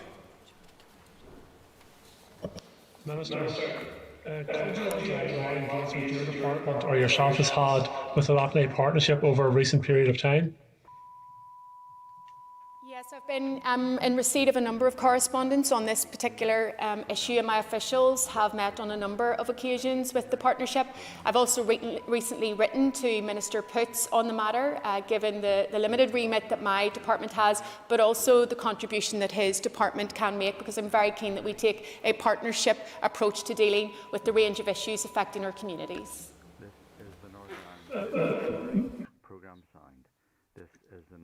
Yes, Mr. O'Dowd. Minister, I welcome your commitment to partnership working in regards Lough Neagh. You'll be aware it supplies 40% of the drinking water to the north. It has huge tourism potential, huge economic potential, none of which has been properly developed because of a lack of partnership and working together across a number of executive departments. Will you undertake to pursue that work? And would you also undertake to consider including Lough Neagh as part of Waterways Ireland's project? Thank the member for his question. I'm happy to continue to reach out. I've recently received a response from Minister Poots, and I'm given that consideration because I am keen that we work together on a range of issues. I think there's huge potential there. In terms of Waterways Ireland, the member will know that Lough Neagh does not currently sit within its remit, and I think the difficulty here will be one of funding and how that might be taken forward, but I'm happy to give further consideration to the issue. Thank you. And now, Spotlight, if we could call up Mr. Justin McNulty. Mr. McNulty. Thank you, Minister, for your answers thus far. Minister, in terms of the All-Ireland Strategic Review, All-Ireland Strategic Rail Review, which you announced recently with Minister Ryan, which is an exciting review, the first for over 100 years, long overdue. Can you tell me how certain are you that there will be an hourly enterprise service between Belfast and Dublin, with every train stopping in Newry and with trains leaving in time to get people into work in Dublin on time? And can you commit to doing everything in your powers to ensure that the real connection between Portadown and Armagh is re-established? And it's long overdue that it is re-established. I'm always amazed at the creativity and getting multiple questions into one. The Minister's under no obligation to answer any more than one. In terms of the Portadown Armagh, I do recognise the importance of that, and the member will know that I've offered funding to try to advance the feasibility study for that. The Council is responsible for taking that piece of work forward. In terms of the All-Ireland Strategic Rail Review, the member will know that we have gone out to public consultation on that, and I would urge the member and all members to feed their views into that in terms of specific aspects of our rail network on the island that they would like to see advanced. I would also highlight to the member the UK Connectivity Review because Sir Peter Henry published the interim review on that, and it very much focused on rail. It talked about the strategic economic corridors, so the Dublin to Belfast corridor, but it also specifically referenced the All-Ireland Strategic Rail Review as well. So across those number of fronts, I continue to try to progress these issues and be very keen to ensure that the member feeds through to the public consultation exercise to make his views known. Mr. McNulty. Thank you, Minister, for your answer thus far. Minister, in keeping with the Green Agenda and the climate crisis, we all know we need to take radical action to address. With that in mind, will your officials commit to working with officials in the Shared Island unit to see what options are possible for Armagh, Banbridge and Craigavon and Newry, Morandown district councils to transform the Newry Canal and create a new blue-green artery through our countryside, the wonderful, beautiful countryside of Armagh, and something that can transform lives for generations to come. Yes, I think the Minister's got the question. The tourism advert for Armagh was also an added bonus. Minister? I can assure the member that I do have regular engagement with ministerial colleagues in the South, and we have regular discussions around the potential and opportunities from the Shared Island Fund. The member will be aware that the Taoiseach announced funding for the Ulster Canal through the Shared Island Fund. The Taoiseach has also announced funding from the Shared Island fund for Narrowwater Bridge. So I want to assure him that we are in regular engagement, obviously through the North-South Ministerial Council meetings when they take place, but also in my individual ministerial engagement with Minister Eamon Ryan and also with Minister Dara O'Brien as well as the Taoiseach. Mr Matthew O'Toole. Thank you, Principal Deputy Speaker. Minister, we've heard today about questions about the reopening of the Lockmore line. We've also heard about questions about the chronic congestion and overdependence on the car in Belfast. Can I ask in that regard if she or any of her officials have been able to look, and will they look at some of the interesting proposals around connecting some of those lines up to create something that would look like a circle line for Belfast, either in the medium or long term? Is that something her officials are able to have a look at? I thank the member for his question. This was actually an issue that I became aware about on social media, and there's been a very positive social media campaign around this. As yet, we haven't received any specific proposal.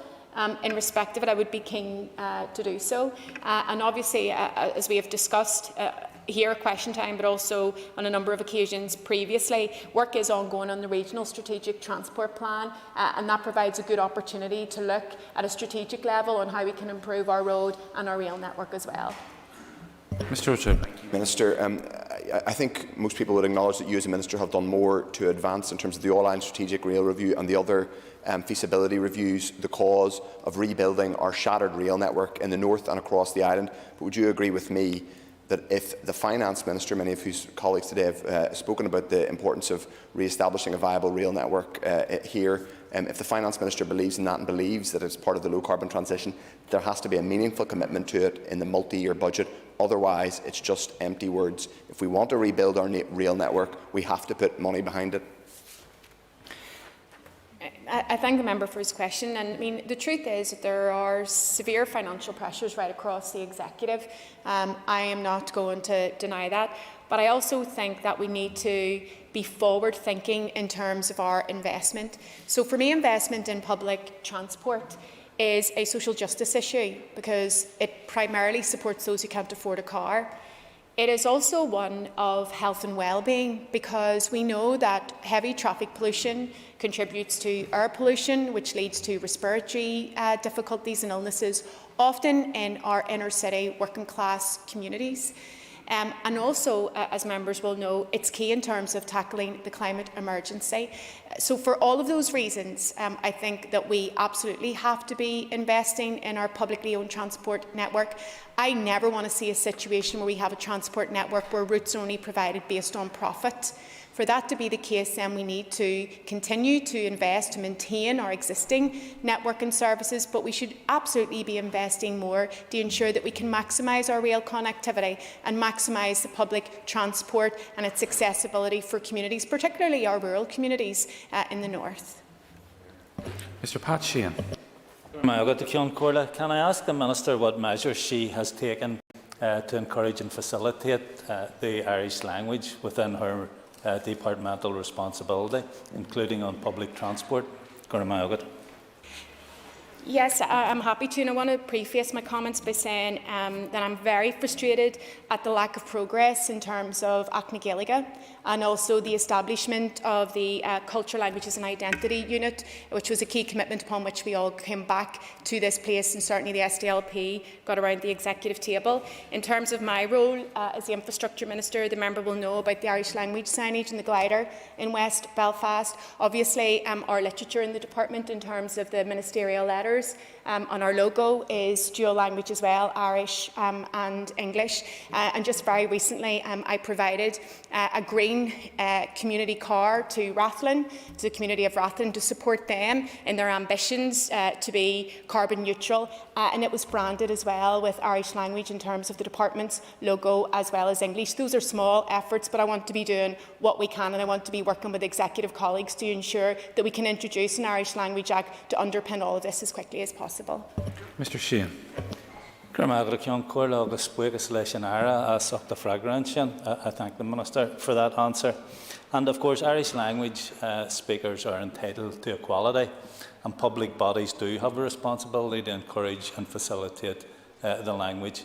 And with that in mind, could she tell us what percentage of the public transport fleet have place names in Irish on their destination screens?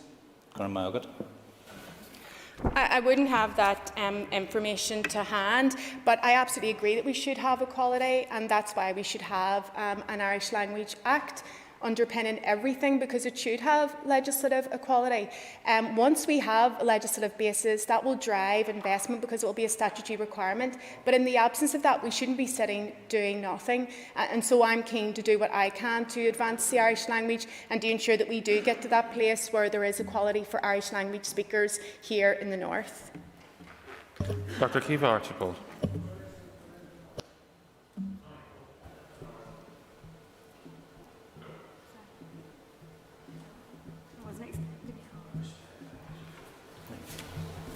Thank you. Following the controversy over the Minister's countryside planning advice notice, will she commit to ensuring that any future guidance will be properly prepared in consultation with those that it will affect? Yeah, now that the planning advice note has been withdrawn, I'm taking stock of all of the concerns raised in relation to it and countryside development in general. My officials will undertake further engagement and analysis on this important policy area, which will include consideration of current and emerging issues such as climate change legislation and our green recovery from this pandemic. My department regularly engages with councils and other stakeholders to understand how the planning system is working and to assist with its effective and efficient operation. My department's Chief Planner and Director of Regional Planning recently attended the NILGA executive meeting on the 12th of November to discuss planning issues, including the PAN and countryside development generally. Further engagement with Council officials on current planning issues will take place at forthcoming strategic planning group meetings, which are chaired by the Chief Planner and attended by Council heads of planning. I firmly believe that the SPPS does and should continue to provide opportunities for sustainable development in the countryside, striking a balance between supporting and sustaining rural communities and protecting the countryside from inappropriate development. I remain fully committed to ensuring that strategic planning policy for development in the countryside remains fit for purpose going forward. That concludes questions to the Minister for Infrastructure. If members could take their ease for a wee moment, just for a change at the top table. Thank you.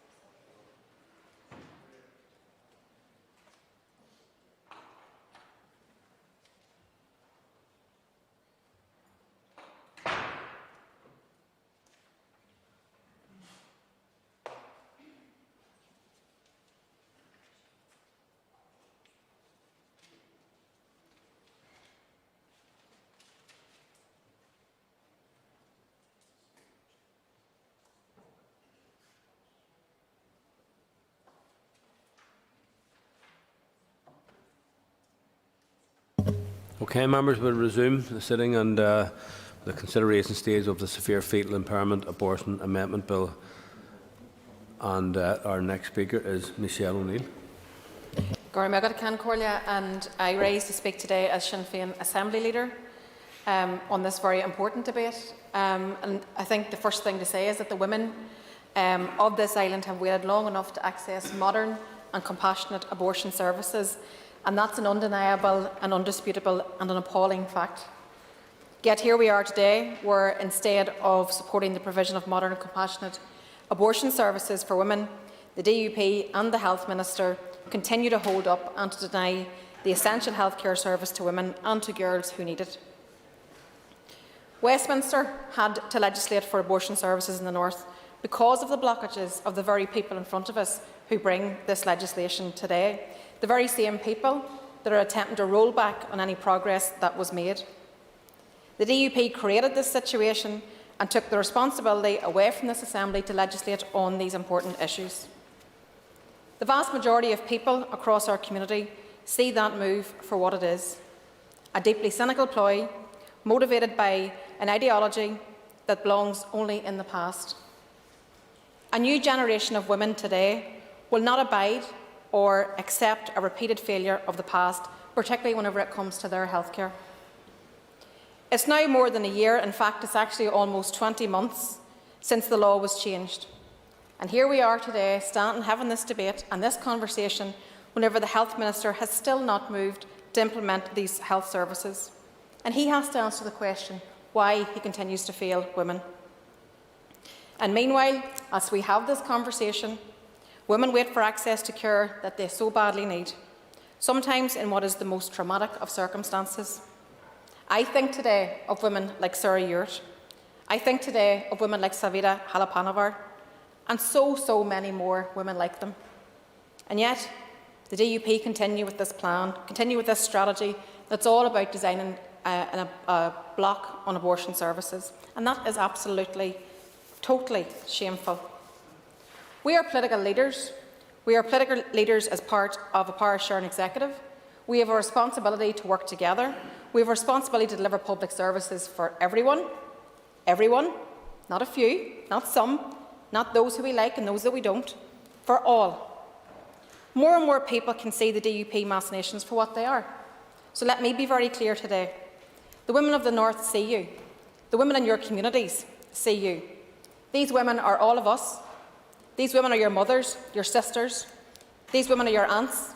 These women are the women that you work with. These are the women that you're in the shop standing beside. These are the women of our community who deserve to be supported. You cannot block forever the change that women so desperately need. And I can tell you that the demand is stronger than any barrier that you'll ever put in the way. I want to take the opportunity today to briefly clarify Sinn Féin's position on abortion services, because I think much of what's been written about, much of what's been reported on is inaccurate and it's wrong, and actually, as a matter of fact, it's been deliberately misleading. Sinn Féin has an all-island policy on abortion services. We want to see the very same laws here and the same services that have been adopted in the South following the repeal of the 8th Amendment. We want to see that implemented here in the North. We want the same healthcare services that you can access in Dublin to be available here in Belfast. There's no ifs, there's no buts, there's no maybes, there's no sugarcoating it. That's as clear-cut as it can be. Sinn Féin policy is not in favour of access to abortion in cases where non-fatal fetal abnormality has been diagnosed. That's also excluded by legislation in the South. Sinn Féin's, let me finish my point, thanks. Sinn Féin's policy is about enacting modern healthcare. It's about ending the mistreatment of women. It's about compassion for women when they need it. I have listened to women who have bravely shared their personal and their tragic stories. All those women that have had to take those cold and lonesome journeys to England to access abortion services. I have listened to the women that were raped.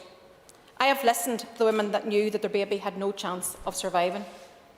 These journeys have left a real deep emotional scar and a profound sense of abandonment.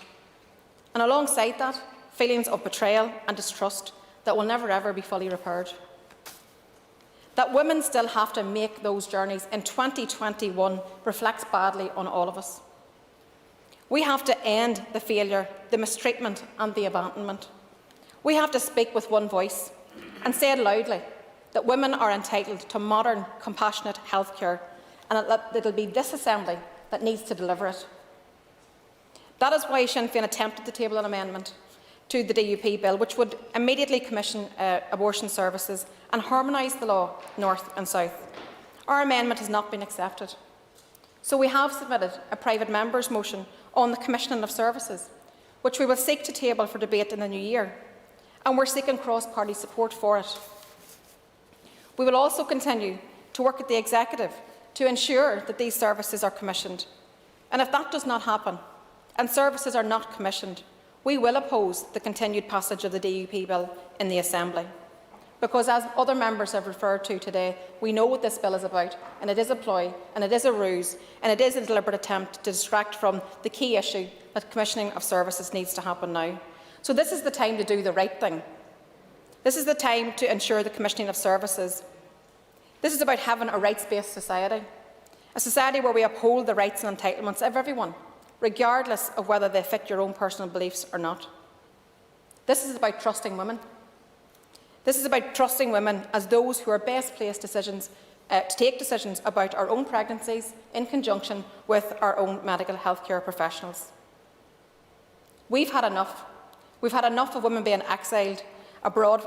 We have enough of women taking abortion pills, often on their own and without medical supervision. This is the moment to draw the line. This is the moment to stand up for healthcare for women. This is the moment to stand up for healthcare, compassionate healthcare for women, for our daughters, for future generations, for all women. History will not judge kindly those who, in the full knowledge of the tragic consequences, chose to fail women again. Now is the time to right the historic wrong. Let's not waste this time. There is too much at stake. Thank you, Member, for that. And I call Deborah Erskine. Thank you, Mr. Speaker. I'm pleased to add my voice to those in support of this bill, and I would like to add my thanks to our First Minister, Paul Givan, for his work on this bill, and thanks to Christopher Stalford for continuing it. I would also like to echo the thanks of members with gratitude and acknowledgement of the work of Heidi Crowder as well. What an example she has set to us. Her resilience and commitment in advocating for the rights of those with disabilities is remarkable, and as a society we should be empowering other young people like her. This bill is a targeted piece of draft legislation which focuses on stereotypes against disabilities. As Mr. Stalford has already said in the Health Committee, disability discrimination is an issue that we are dealing with here today also. In Northern Ireland for the past 30 years, many have campaigned and advocated for legal protections for those with disabilities. The Disability Discrimination Act 1995 protects the rights of persons with disabilities. The Northern Ireland Act 1998 placed a statutory duty on public authorities to have due regard to the need to promote equality for persons with a disability. The Disability Discrimination Northern Ireland Order 2006 further amended the 1995 Act, including a requirement that public authorities promote positive attitudes towards disabled persons. The UK ratified the UN Convention of the Rights of Persons with Disabilities in 2009. These laws are intended to create an equal society, ensuring that people with disabilities enjoy the same rights as everyone else. Are we really going to allow decades of legislative progress to be undermined by Regulation 7 of the 2020 abortion regulations? I would like to also remind this Assembly that in 2017, the UN Committee, in their report on Great Britain and Northern Ireland, stated that the Committee is concerned about the perceptions in society that stigmatise persons with disabilities and about the termination of pregnancy at any age on the basis of fetal impairment. The committee recommends that GB amend its abortion law accordingly. Regulation 7(1)(b) mirrors the same legislation that the UN CRPD rejected. How can we allow this regulation to remain? It is clear to me that Regulation 7(1)(b) adds to the stigmas that exist within our society, and if unchallenged has the potential to continue to perpetuate these outdated falsehoods about a life with disability. The answer to poor standards of antenatal care for women is not to liberalise the law on abortion. It is to invest in specialised pathways and support those who have received a diagnosis of fetal impairment. Screening results and advice should be given in highly supportive environments. There is also the need of a provision of psychological support for families of children with significant congenital anomalies. The view expressed by the Royal College that the care system might not be able to cope with the challenges of supporting mothers and babies with complex disabilities seems to imply that it would be more convenient to not allow those with disabilities to be born at all. Research by the Down Syndrome Association has found that women were not provided with enough information about Down syndrome during their pregnancy. Screening for Down syndrome has been increasingly used as a means of identifying unborn babies that can be aborted. There is evidence that a prevailing culture among clinicians that assumes women will favour abortion. Screening results are often expressed with sadness and the lack of information on support or alternatives to abortion. This is best summed up by Sarah McNeill from County Antrim, a mother whose son Tommy was born with Down syndrome, and she stated, "I would urge any parent faced with a decision of what to do not to be blinded by poor, outdated preconceptions of what Down syndrome is." I thought our outlook seemed bleak when our doctor first shared her suspicions about our brand new baby, but now I know better. As has already been pointed out today by some members, the current law sends the message that people with disabilities are less worthy of protection than those without disabilities. What a disappointing message to send out from this Assembly, and a troubling legacy to leave. Anyone who suggests that this is not the message that this law sends out, I would like to remind them of my friend Hannah Wilson, a young woman from County Fermanagh with Down syndrome, and I have the privilege of calling that young woman my friend. And Hannah said this: "I felt very sad when this was explained to me. The law should not treat some people differently from others.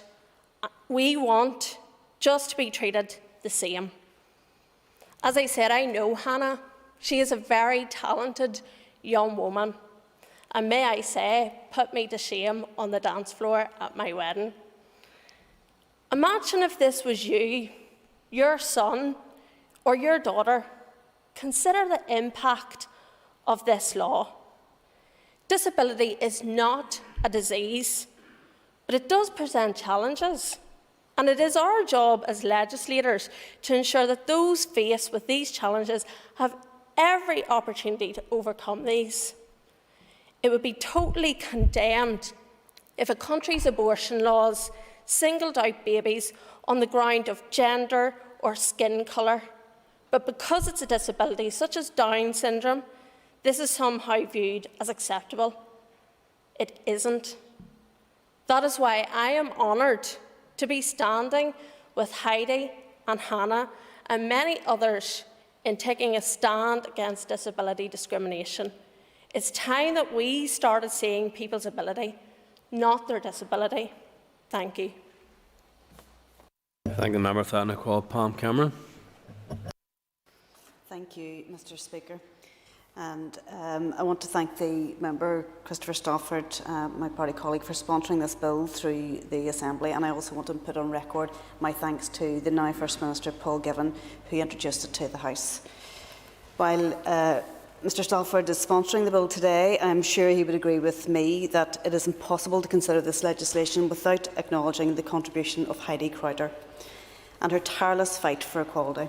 She is an inspiration for this bill. People across this chamber during this debate have talked a lot about people with disabilities.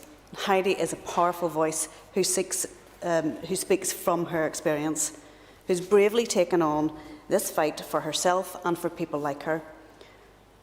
Following judgment in her judicial review of the abortion law in England and Wales, Heidi said this: "Judges may think the law does not discriminate against me. The government may think the law discriminates, may not think that the law discriminates against me. But I am telling you that I do feel discriminated against, and the court verdict does not change how I and others with Down syndrome community feel." If you do not hear any other voice in this debate, listen to the voice of Heidi. She speaks powerfully into this chamber today, and she says to each member of this Assembly that she feels discriminated against. The law, as it currently applies in Northern Ireland and the rest of the UK, is discrimination. The judgment in Heidi's case makes it clear that there is a remedy for that discrimination, and that remedy is legislation. The judgment states these intensely difficult decisions are better debated in Parliament, which can take account of all viewpoints rather than being litigated upon. Today, this bill offers the Assembly the opportunity to take account of Heidi's viewpoint to end the discrimination against her.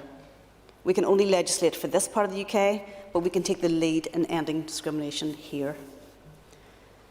We do not want mothers in Northern Ireland to face the same issues as mothers have faced in the rest of the UK.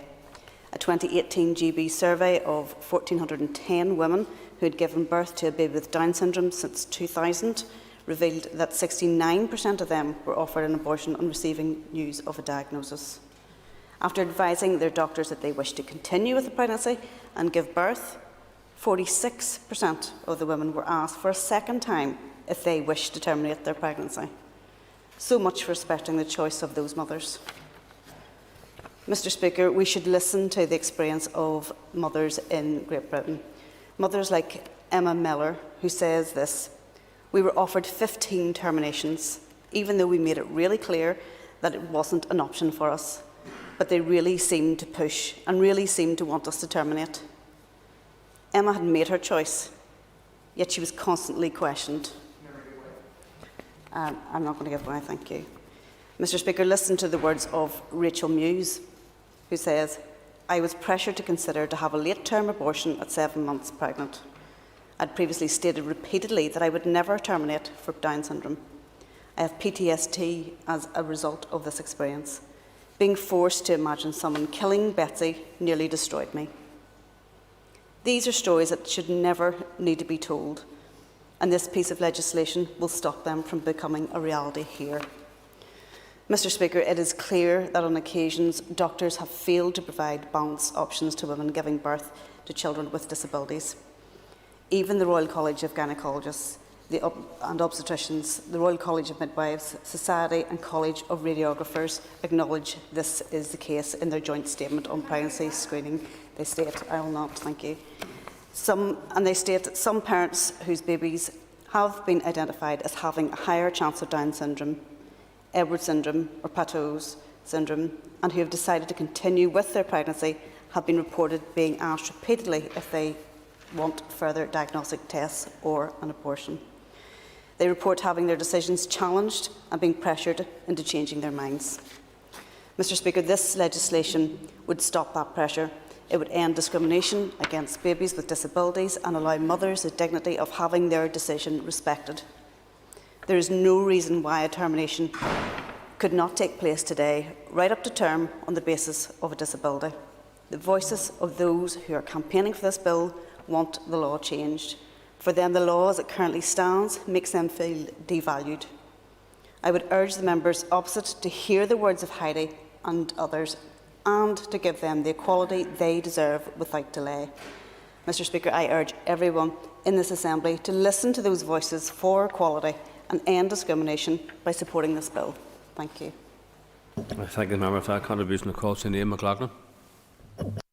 Thank you, Mr Speaker. I arise to support Clause 1 and Clause 2 and against this bill. I am a mother of 2 daughters. Both have said that they want to have children someday. And I must say, Peter and I, we greatly look forward to the day that we become grandparents. It's the most natural thing in the world to create and sustain life. Yet it is not always straightforward. Just because you plan a family, it doesn't mean that it will happen that easily. It is my hope that my 2 daughters experience the absolute joy and love that motherhood brings. But as we all know, life can also be very cruel. We all have families. We have watched friends have difficult and complicated pregnancies. But what if something goes really badly wrong? What happens if your daughter, your sister, your wife, your niece is told that her baby has a severe fetal impairment? The devastation that this news brings to the mother, to her partner, to their families is just unbearable. The first reaction is absolutely one of total disbelief. You question the diagnosis, you seek more opinions, and of course you seek more tests, all in the pursuit of perhaps finding that tiny glimmer of hope in the darkness. Thank goodness it is only a small number of women that are faced with this each year. Although the number receiving such a diagnosis is small, imagine if it was your daughter. What would you want to happen to her? I would want to give my daughter space. I would want to give her time to process the information that she has received. I would want her to get a second opinion. I would want her to talk through her options with her family and with her friends. I would want her to have clear choices so that she could make the right decision that best suited her particular family circumstances, that best suited her mental well-being and best suited her future plans. I would want her human rights valued and respected. But, Mr Speaker, I'm not just a mother, I'm a legislator, and I have a bill before me today that has the potential to deny my daughter, your wife, your sister, your friend, the space, the time and the dignity to come to her own decisions. This bill would force women with likely much-wanted pregnancies to make a decision without the adequate time to process the new information, explore the supports that might help them choose to continue with their pregnancy, and reflect on the options that are available to them. So the choice before us today is whether we make that difficult decision even more difficult for women who receive a diagnosis of severe condition that may be fatal. The choice is whether we want to cause additional trauma for these women by forcing them to make a rushed decision to travel to England to assess and access care without their usual support networks around them. I do not want to be the legislator that votes for a bill, or indeed abstains from voting at all, that will essentially tell your daughters, your sisters, your nieces that they cannot have the medical care at home. If they wish to terminate their pregnancy, then they must book an appointment in a clinic in England. They must pack their case, they must book a flight, and they must make the saddest journey of their life, because the legislators in this place rolled back on their rights. They took away their choice and they took away their access to health care when they needed it most. Bodily autonomy is a core human right, and everyone deserves the freedom to make the choice that is right for her. It was the terrible story of Sarah Ewart that caused our rules preventing abortion to be examined, not just here, but around the world. People looked at us and were shocked. Sarah was carrying a fetus that she knew would not survive and which doctors told her would not survive. Yet our antiquated laws meant that she had to travel to England for an abortion. This just added to her grief and to her trauma. This made people stop. This made people see sense, or at least some people anyway. The British government recognised that we here in Northern Ireland were in breach of CEDAW human rights requirements. We were in breach of internationally respected standards for the treatment of women whose human rights were being breached. And let us be absolutely clear. It is the breach of a woman's human rights to be told she must carry a full-term fetus that will be dead on birth. Yet it is only in the late stage in the pregnancy that parents are likely to be told that the fetus will not survive birth. So it is exactly the situation that Sarah Ure faced that would be repeated again and again and again if this bill is passed. Passing this bill would also compel medical professionals to make impossible distinctions between fatal and non-fatal abnormalities. Lack of advanced diagnostic techniques can make it difficult for doctors to distinguish between severe or fatal fetal impairment. It is on this basis that I would make a particular appeal to anyone who agrees that abortion should be available in cases of fatal fetal abnormalities to oppose this bill. This is where we come to the heart of the debate around this bill. Some of those who propose or support this bill call themselves libertarians. They believe in free choice, yet they believe in removing choice for women in traumatic circumstances. They believe it is right to use force, the power of the state, to intervene in the most intimate and difficult decisions that parents will ever take. They believe they know better than the woman and her partner who are actually living the trauma, the heartache, the horror of the situation. They believe it is for them to intervene in the decisions of others at this most difficult of times for them. Yet they call themselves libertarians. Ireland, North and South, has a long tradition of treating women very badly. Our churches have caused untold harm to generations of women. There has been harmful doctrines about human sexuality, a focus on treating pregnant women outside marriage cruelly and dispassionately, the vile treatment of babies born outside of wedlock, the human trafficking carried out by institutions, the disregard of babies that were stillborn, and the list, it goes on. But surely to goodness, that was then, and this is now.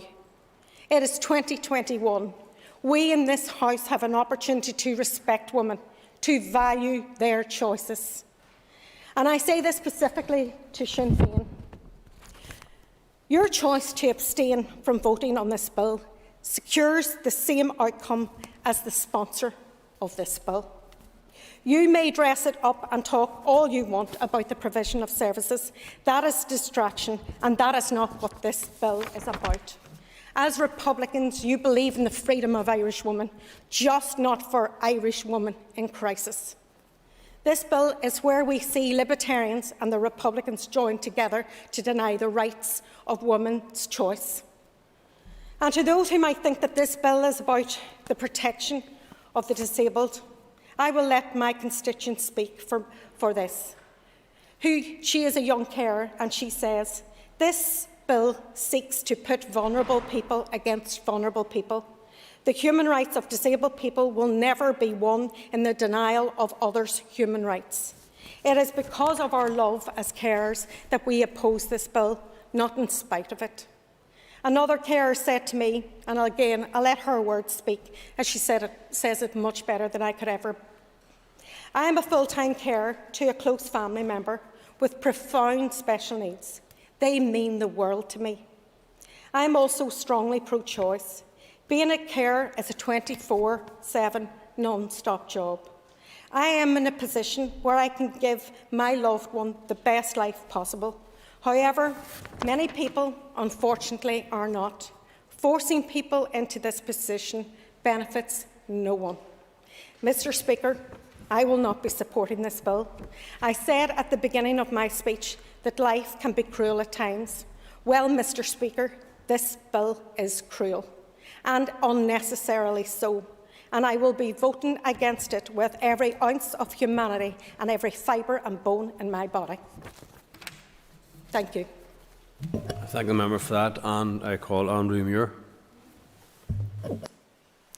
Thank you, Mr. Speaker. Members in this House will be aware that abortion is a matter of conscience within the Alliance Party, so I speak today in my capacity as in a personal capacity, and I will be explaining why I will be opposing the two clauses here today. I spoke at length in the second stage of this bill, so I don't intend to rehearse an awful lot of those arguments there, and I intend to speak at the final stage of this bill, if indeed it passes through this consideration stage. This private member's bill is, I believe, in conflict with the Northern Ireland Executive Formation Act 2019 and also in compliance with human rights obligations. And in addition to that, contrary to the CEDAW report, which details in paragraph 83, and I'm going to quote this, the committee finds that the state party is responsible for the following: grave violations of rights under the Convention, considering that the state party's criminal law compels women in the cases of severe fetal impairment, including fetal abnormality, and victims of rape or incest, to carry pregnancies to full term, thereby subjecting them to severe physical and mental anguish, constituting gender-based violence against women.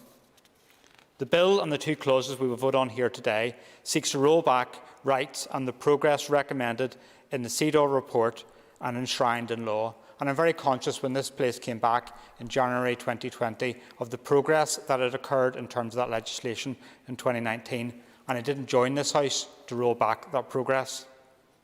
For far too long, certain members of this House, and I know this far too well, have denied rights and equality to different people and different communities across Northern Ireland. It is long past time that we trust women and ensure the rights of women and girls provided for by the Northern Ireland Executive Formation Act are upheld. Supporting these clauses will not prevent women in Northern Ireland from obtaining abortions. Instead, it will just add additional pressures to what is already an incredibly difficult time in a woman's life, forcing economic strain as she is forced to travel elsewhere from her home to receive health care. Nobody should have to go through this trauma. I trust women and I stand opposed to both clauses and encourage others to do so likewise. Thank you, Mr. Speaker. I thank the member, and I call Claire Bailey. Thank you, Speaker. And I too rise to oppose both Clause 1 and Clause 2 stand part on the Severe Fetal Impairment Amendment Abortion Bill. It's actually really interesting to note that neither the bill nor its clauses make any mention at all of disability, despite what we're hearing. Severe fetal impairment is a separate issue, but sure, why let fact get in the way of good moral legislation? My party cannot and will not support either the clause nor the intent of this bill, and I'm going to outline the reasons why. Because I feel that MLAs need to be very clear in their understanding of what they're being asked to vote on today. I've listened to so much debate that completely misses the reality of this bill and simply regurgitates deflection tactics.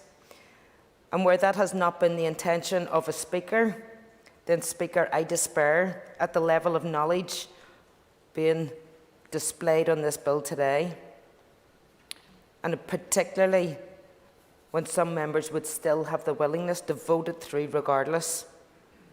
Anyone willing to do that today is an absolute danger to women and their rights.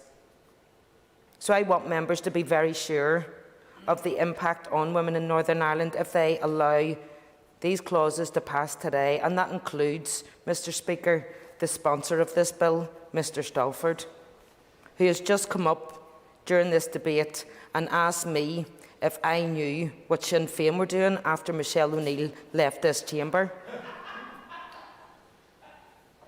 So the fact that you're willing to to come and do that makes me even more convinced that you're playing political games with this bill.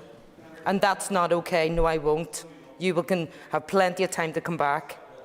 Women in Northern Ireland have never been afforded their rights by this institution. When abortion was eventually decriminalised in 2020, it was not done by this House.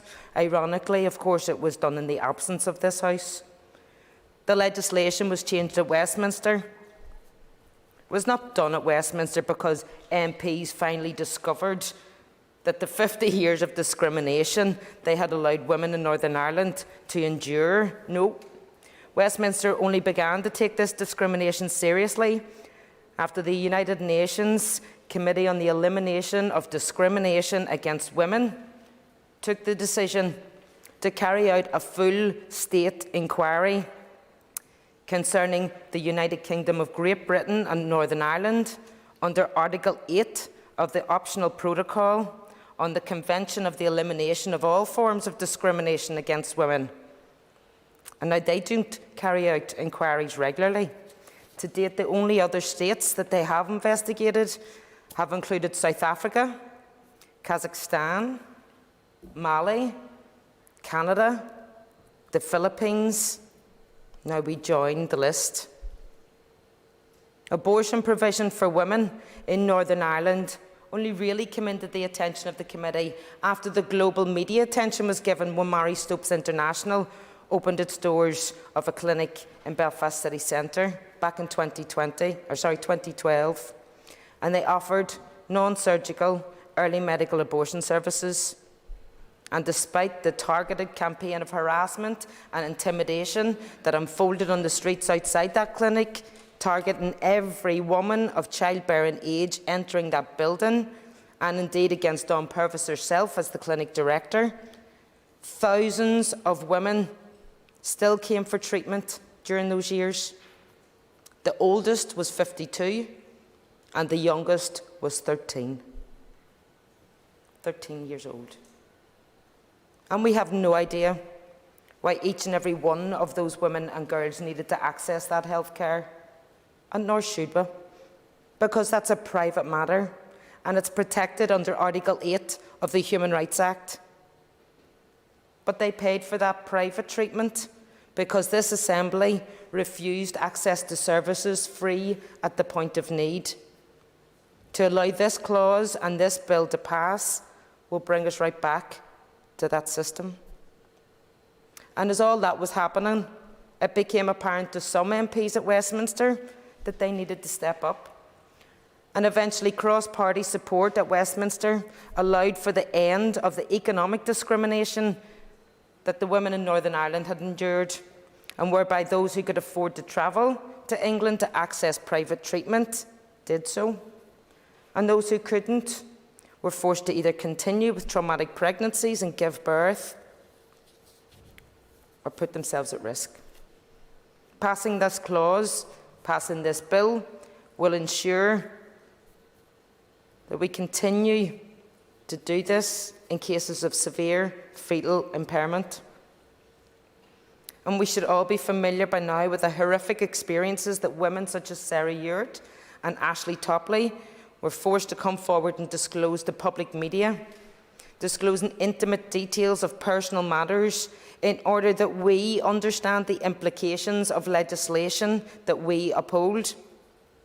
It's also worth noting that there is not even one single bed available across this island for a mother and a baby to stay together in such circumstances. So I hope that you've all spoken to the women who are discharged from maternity units and sent home separated from their sick babies. I hope that every MLA voting in favour of this bill and its clauses, or considering anything else, has heard from these women when they tell us of sleeping on the floors of corridors in hospitals after giving birth until their child either dies or is discharged.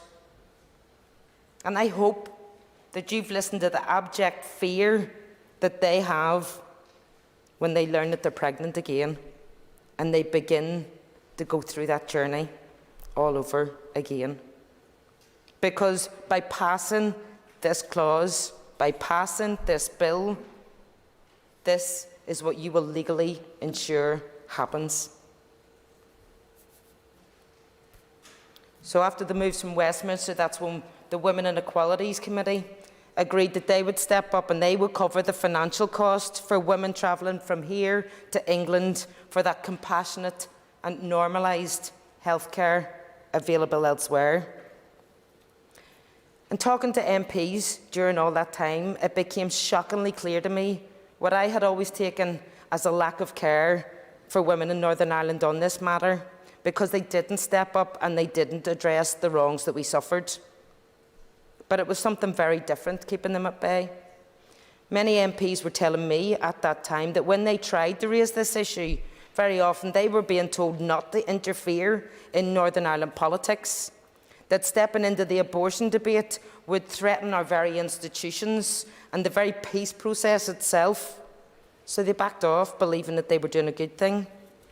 So now that that lie has also been exposed, I, for one, am very glad of every intervention to date, and I thank them for it.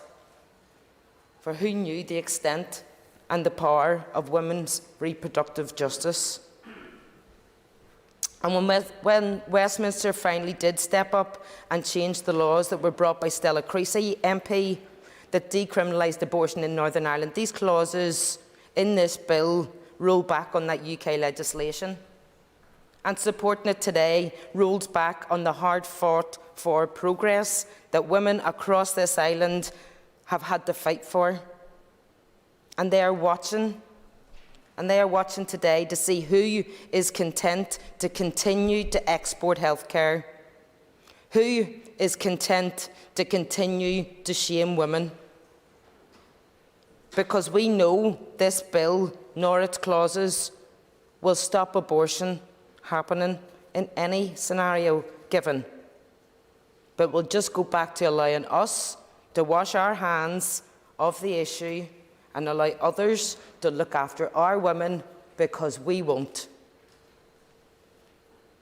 Now, in the final state inquiry published by CEDAW in 2018, they state, and I quote, "Thousands of women and girls in Northern Ireland are subjected to grave and systemic violations of rights through being compelled to either travel outside Northern Ireland to procure a legal abortion or to carry their pregnancy to term. The situation in Northern Ireland constitutes violence against women that may amount to cruel or torturous, inhumane, degrading treatment." In its report, the committee concludes that a restriction affecting only women from exercising reproductive choice and resulting in women being forced to carry almost every pregnancy to full term involves mental and physical suffering, constituting violence against women.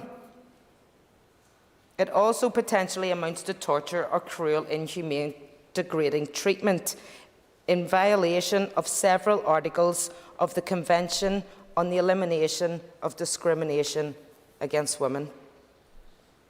Denial of abortion and criminalisation of abortion amounts to discrimination against women, because it is a denial of a service that only women need, and it puts women in horrific situations. Their report recommended that abortion on the grounds of severe fetal impairment be available to facilitate reproductive choice and autonomy. State parties are obliged to ensure that women's decisions to terminate pregnancies on this ground do not perpetuate stereotypes toward persons of disability. Such measures should include the provision of appropriate social and financial support for women who choose to carry such pregnancies to term. This clause and this bill to remove abortion provision in cases of severe fetal impairment is being couched as concern for disability rights and discrimination, but it is very far from it. Because if that was the rationale, then something more understandable than this clause would be offered. And in fact, what Disabled Women Ireland have said, and I quote, that the social and financial support to disabled people and their parents is the strongest way to deal with concerns for disability rights, recognising the full extent of disabled people's rights from infancy to old age, to education, childhood support, personal assistance. That will make meaningful change to the quality of disabled people's everyday lives. Restrictions on abortion will only place further restrictions on the reproductive rights and freedoms of people with disabilities. So I look at this clause. This clause would disproportionately harm disabled women whose pregnancies are diagnosed with a fetal anomaly and contravene the state's obligation under the Convention on the Rights of Persons with Disabilities. So for every member claiming to be voting this through on the pretence of disability rights, you are wrong. For those not sure of the impact that they're minded to support here, I repeat for clarity, restrictions on abortion will only place further restrictions on the reproductive rights and freedoms of people with disabilities. This clause, if passed, will serve to add further discriminatory barriers to disabled women disproportionately. What should be discussed is significant increases in funding to enable disabled people, rather than trying to broadly restrict the rights of women in Northern Ireland even further, and the Green Party will not support the start of this clawback. We have always, and we will always, continue to support women who have spoken out, the women who have suffered in silence, those who have worked hard to end the shame on abortion, the campaigners who have openly flouted and broken the law on abortion. And if this bill or any of its clauses pass, I will continue to support them, and I will continue to stand with them, because this bill will bring us right back to needing to take those actions. During yesterday's debate on COVID certification scheme, I listened to some concerns that members were sharing of the very personal and private health data that should be confidential. Well, let's have a wee look at women's health and confidentiality. Is reporting us to the PSNI okay? Are the constant debates in this chamber okay? Is the need to bare our souls in public okay? To speak on TV and radio talk shows, is that okay? Because that's exactly what we've been forced to do, and we're sick of it, and we're tired of it. And the contents of my womb, nor any other womb, is the business of any MLA, and it needs to stop. Members yesterday were so concerned that a multi-option COVID certification scheme, just to get a pint as safely as possible, was creating the discrimination beyond the like we've ever encountered before, and they wanted it to stop. Yet today, they will vote to remove my access to healthcare if I have severe fetal impairment diagnosis. Reducing the anomaly clause to only permitting fatal anomalies has been shown, as is the example in the Republic of Ireland, to actually limit even fatal diagnoses due to the unattainable certainty required. This bill proposed by the DUP would compel medics to make impossible distinctions between fatal and non-fatal anomalies and limiting access to abortion health care. And the similar clause in the Irish Republic has resulted in women and girls whose pregnancies are diagnosed with a severe and life-threatening anomaly continue to be forced to travel overseas to access abortion, just as if repeal had never happened. So women need to know that we will stand up for them today, and we have that choice. And there are serious concerns about what's going to happen next. I know that every MLA has been contacted on this bill. Responses have been sent to every inbox, and they have been very clear on the impacts and the implications. And as legislators, that's exactly what we need to focus on before moral judgment and personal beliefs. The doctors, the nurses, the medics, the activists such as Alliance for Choice, the Human Rights Commission, Amnesty International, Informing Choices Northern Ireland, and I declare an interest as a board member of that organisation, and many others have set out the fact over the fiction. So I urge you to listen to them, to pay attention. But just in case you haven't, I'm going to quote them to you. They have told you that this bill seeks to remove abortion in cases of severe fetal impairment, therefore restricting the option of a termination beyond 24 weeks to cases of fatal as opposed to severe fetal impairment. Whereas 94% of all abortions provided in England and Wales last year occurred within the 12-week period of pregnancies. So abortions performed after 24 weeks account for 0.1% of the total figure. So we know that this bill will not do what its proposers say that it will do.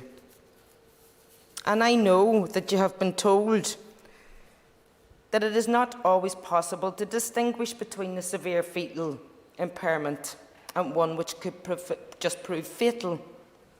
And the report on the working group on the fatal fetal abnormality in 2016 highlighted it is impossible to create a list of fatal conditions.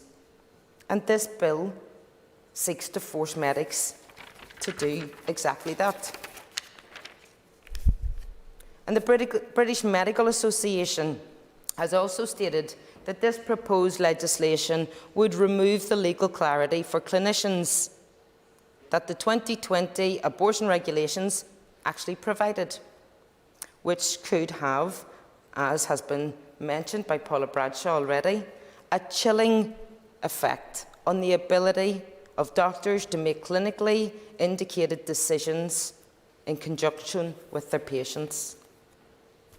When looking at anomaly scans, you have been told that all pregnant women in Northern Ireland are offered a fetal anomaly scan between 18 to 21 weeks of pregnancy, and that as a result, the removal of the ability to access abortions for severe fetal impairment beyond 24 weeks could result in unintended consequences. Women may not avail of further diagnostic testing or seek further information and counselling, which could provide reassurance or help to them to make an informed choice. And we know that this bill will simply continue to export women's health care. And you have been told the UK government response. And just in case you missed that as well, I will quote, "If this bill, if passed, would breach the human rights of women in Northern Ireland and would conflict with the primary legislation enacted by the UK Parliament by a significant majority, it would also send a very clear and damaging message to those who may need abortion that they cannot trust their devolved assembly to safeguard their rights."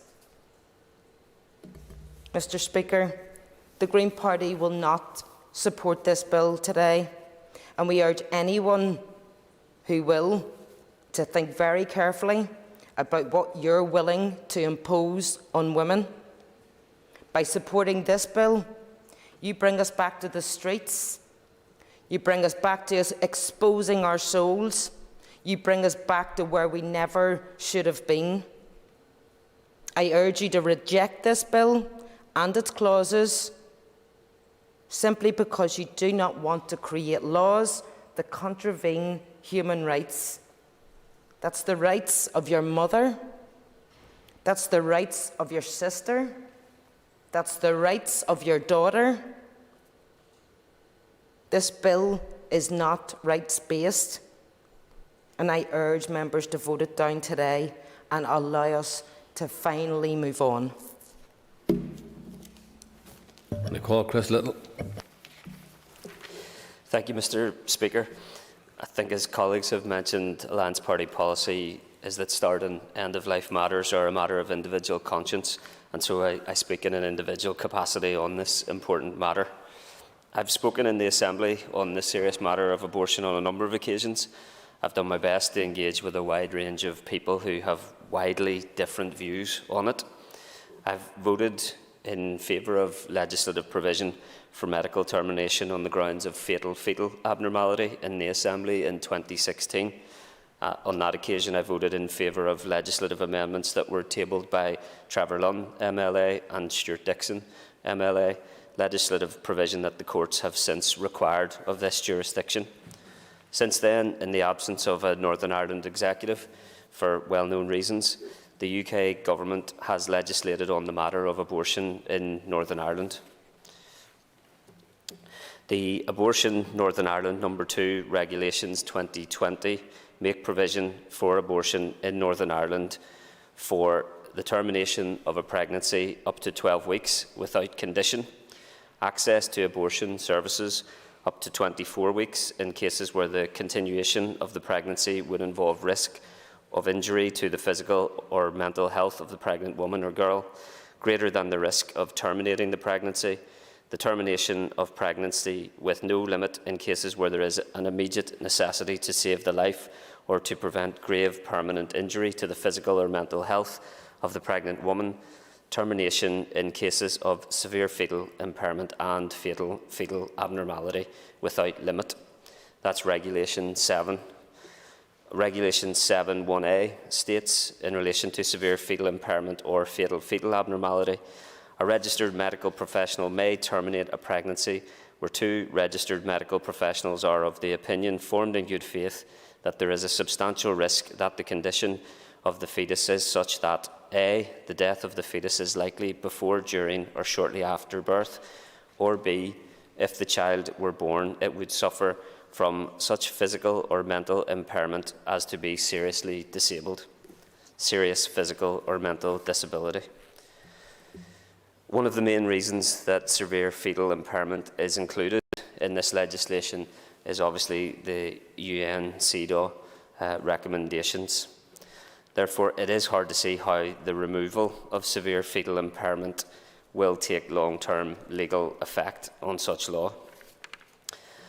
That said, I do have serious concerns regards legislative provision for abortion on the grounds of severe fetal impairment, given the difficulty to define severe fetal impairment in law, particularly if that definition is serious physical or mental disability. CEDAW does not define severe fetal impairment. The UK Supreme Court did not rule on severe fetal impairment.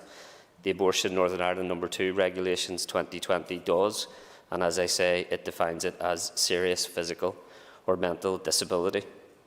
The Royal College of Obstetricians and Gynaecology does give guidance on the termination of pregnancy for fetal abnormality, and they define that as serious handicap that would require the child to have physical or mental disability which would cause significant suffering or long-term impairment of their ability to function in society.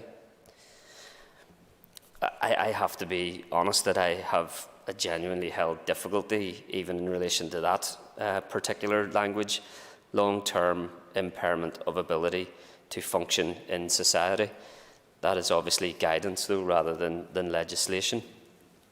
Mr. Speaker, the questions that I have wrestled with in relation to this debate then are, should severe fetal impairment be defined in law? If it is defined in law, is serious physical or mental disability an appropriate definition, or should it be left to guidance? And if indeed the language that I've referred to is appropriate language for guidance on this matter.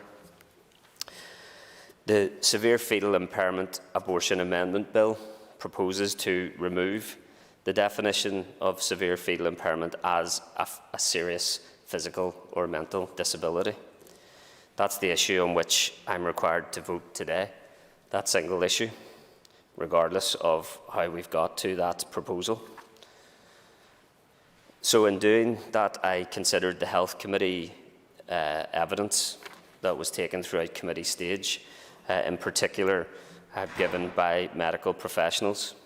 And as has been referenced earlier, some medical professionals did point out that there is that the lack of a legal definition, removing the grounds for abortion for seriously disabled, will mean that clinicians will have to judge whether or not a serious fetal impairment is likely to be fatal.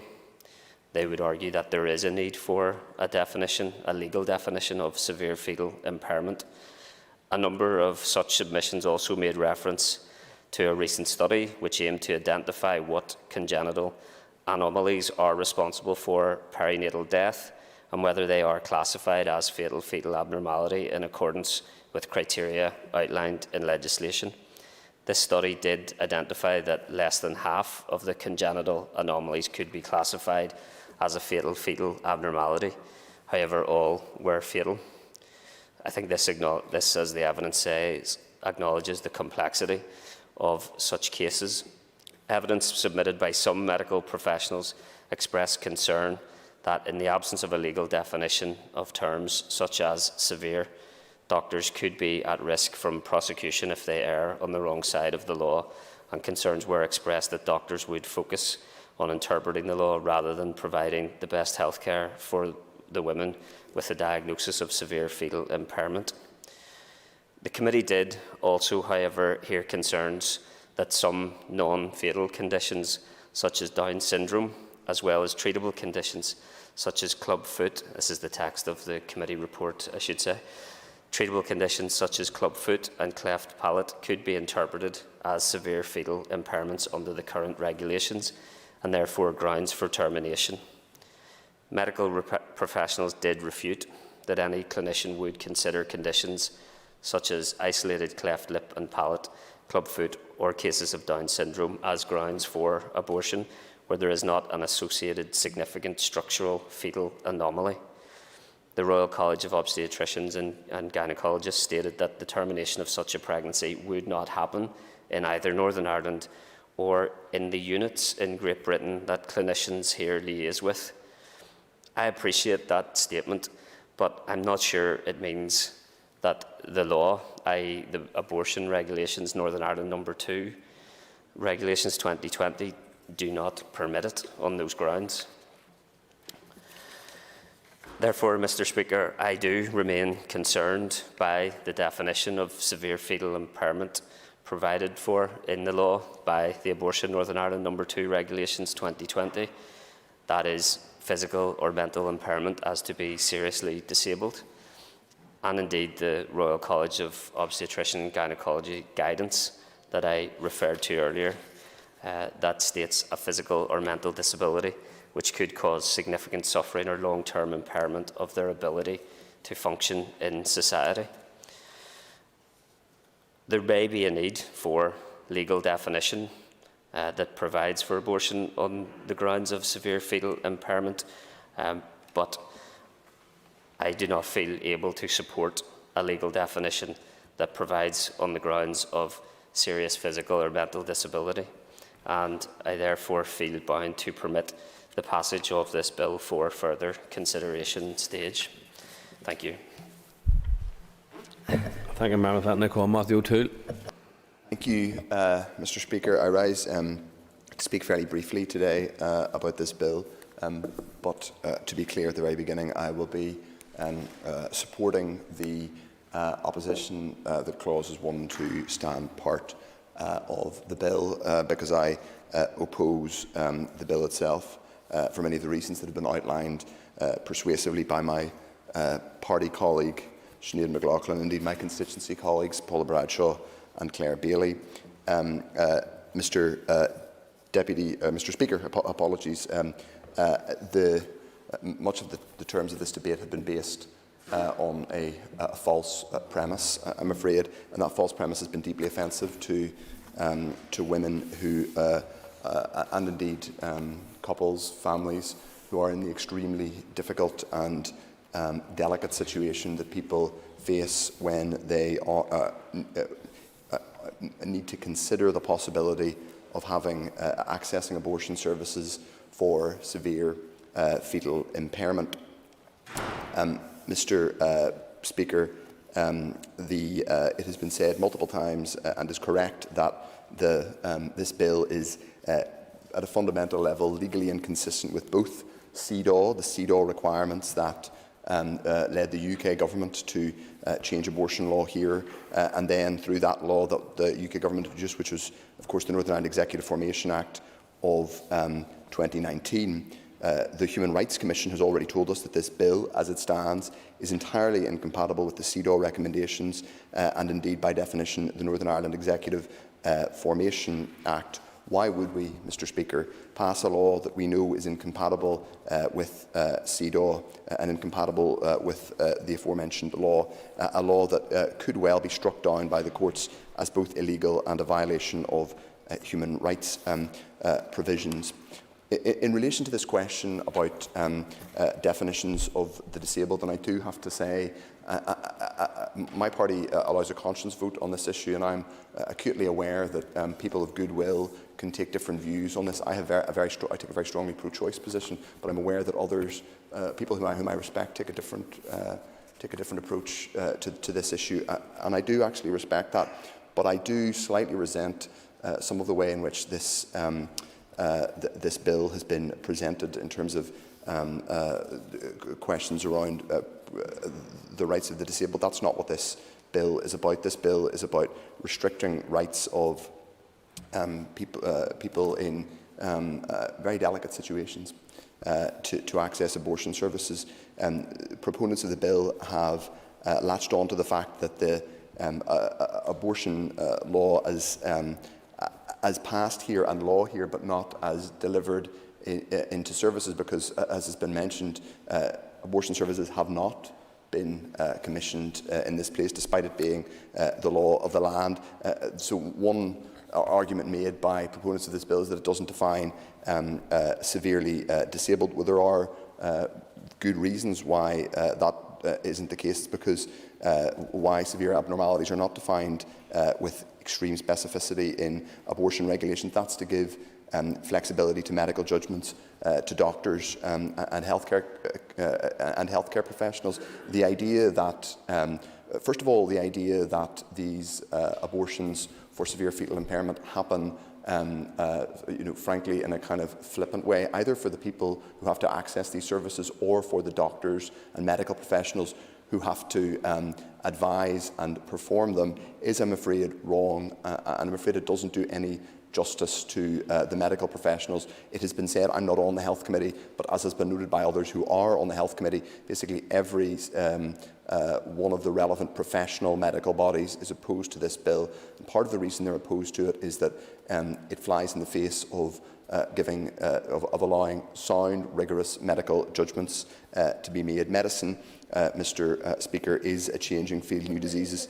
I will give way. Yeah. Would you agree with me that the consultations with the healthcare professionals will be given to women who are carrying a much wanted pregnancy? Yeah. So it's a very, very difficult conversation that nobody wants to give nor receive. I completely agree with that. I'm always aware when I stand up and speak about this issue, first of all, that I'm, as a legislator, I am making laws for everyone in the most, not a kind of ideal situation, because no one who is having to access these services is in an ideal situation by definition. I'm also conscious of the fact that I am a man, and that is relevant to how I think we should approach this discussion. The member is completely right when it comes to the remarks she made. In very many cases, these will be wanted and indeed indeed longed for pregnancies. The people having to access abortion care in these circumstances are not people who wanted, in many cases, to have to access these services. And I would just ask some of the members opposite, when they talk about these issues, to reflect on that too.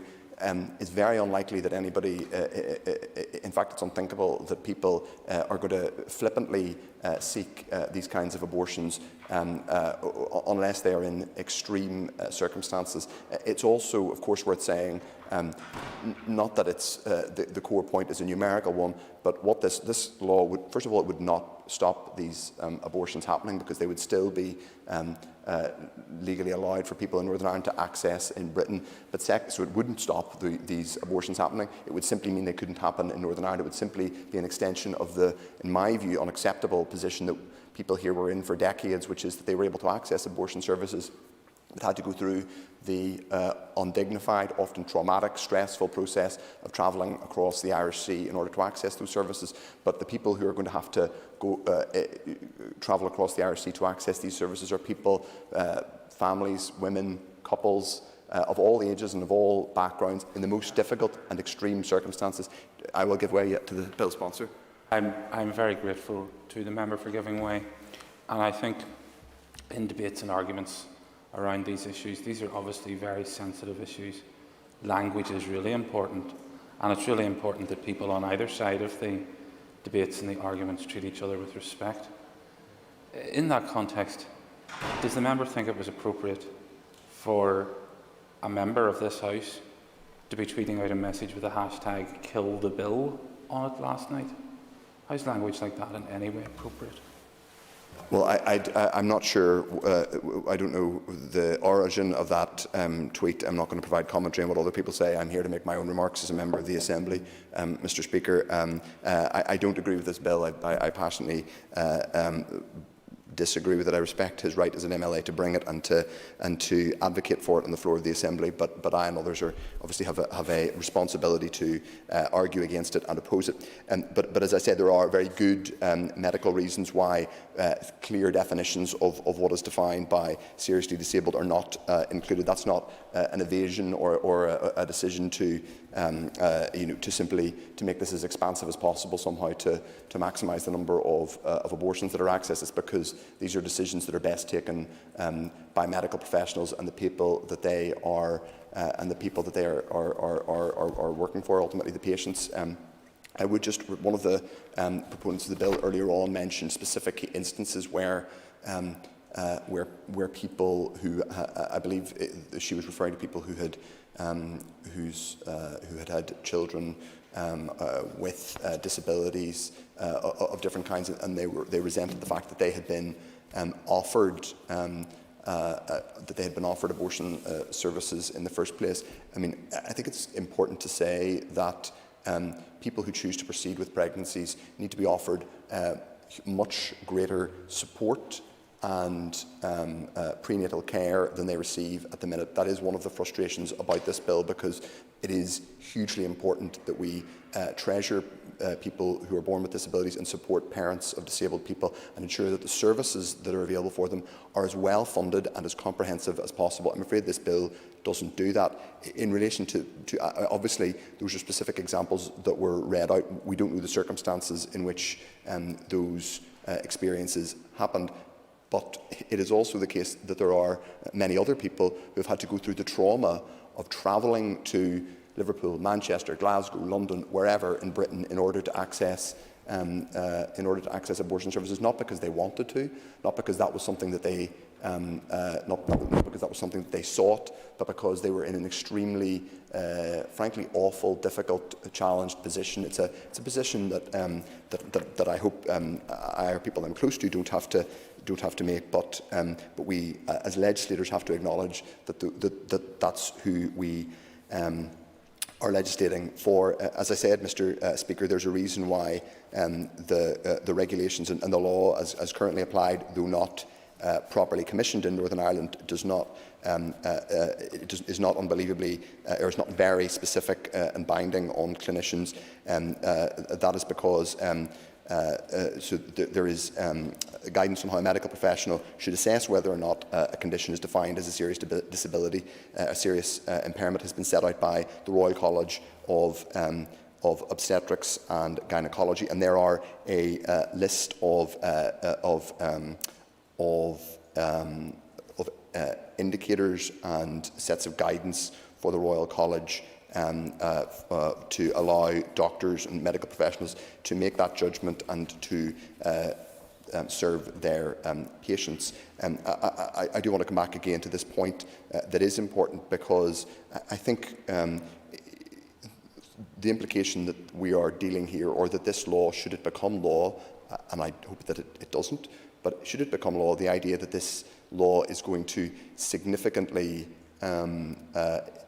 reduce the number of abortions that happen, I'm afraid is wrong. And I acknowledge and respect that there are many people who are sincerely dislike, on principle, abortion. I strongly take a different view, but it is, I'm afraid, wrong to imply or to allow people to think that this will that this is going to significantly reduce numerically the number of abortions that happen, because it won't. What it will do is it will put, as I said before, place people in the most difficult situations, in some cases the most difficult pregnancy situations imaginable, people with wanted pregnancies but with severe abnormalities that a doctor cannot say with complete confidence will be fatal, but are highly likely in many cases to be fatal, but simply can't guarantee that they are fatal in and of themselves. So those people will be forced to cross the Irish Sea to seek services. That's a very difficult, in fact a horrible situation for those people to be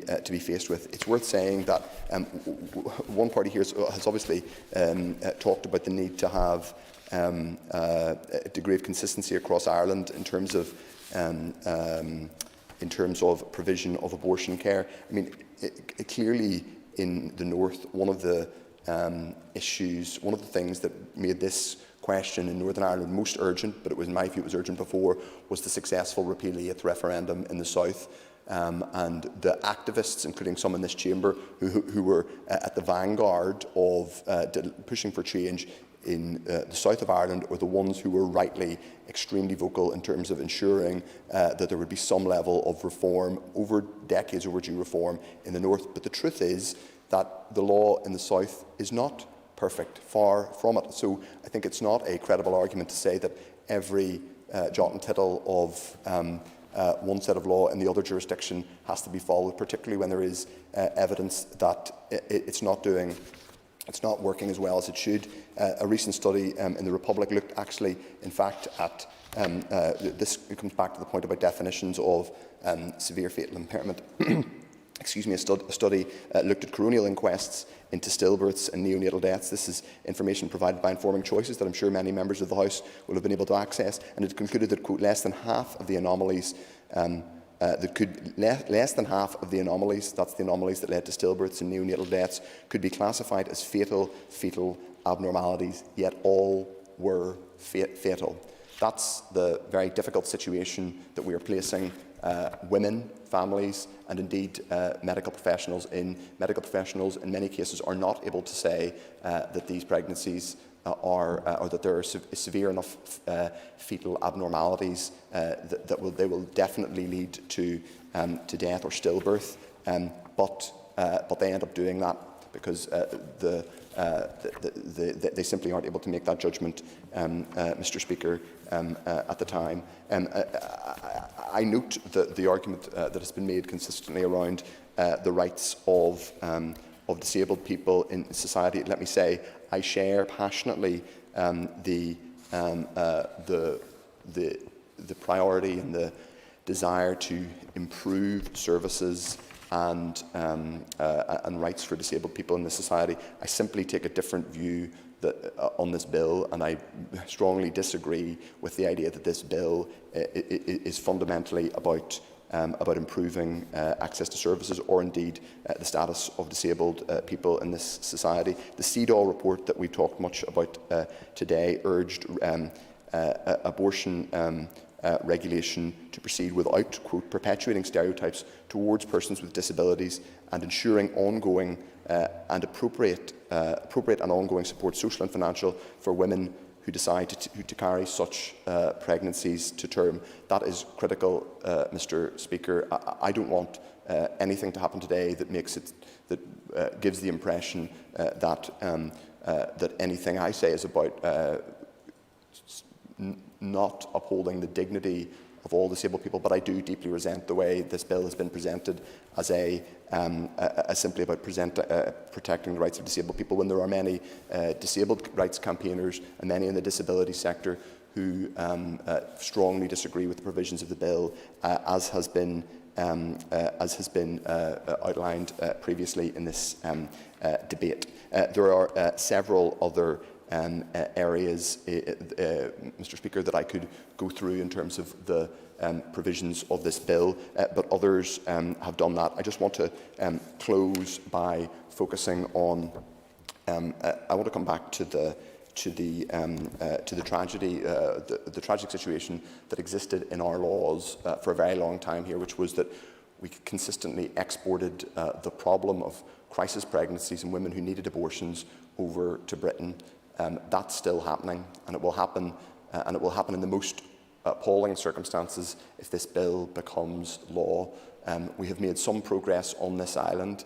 It was mentioned before by my colleague Sinead McLaughlin that Ireland had in some ways a shameful history around treatment of women, and that's true. That's an unavoidable truth, and more information about that has been coming out in recent years. That places on all of us, I believe, an obligation to ensure that our laws don't continue to perpetuate that. So while respecting those who take a different view of this morally, ethically, and as someone who represents a party that takes a conscience position, I will always be careful to acknowledge how important it is that I acknowledge the fact that people can, the most ethical people can come to a different view of this issue. I do think it's important to stand against this bill today, which is why I support the opposition to stand part, the clause 1 and 2 stand part that others have outlined today. I hope this bill does not proceed onto further consideration stage. I'll conclude my remarks with that. Thank you, Mr. Speaker. And thank the member, and I call Jim Allister. Thank you, Mr. Speaker. I have to say, I find it deeply shocking that saving the life of, let's take, a Downs baby can provoke such venomous opposition in this House. That, to me, is shocking almost beyond words. What is abortion? Abortion is the snuffing out of whatever life, in that case, is in the womb. Abortion law is about determining the circumstances in which life in the womb can be brought to an end.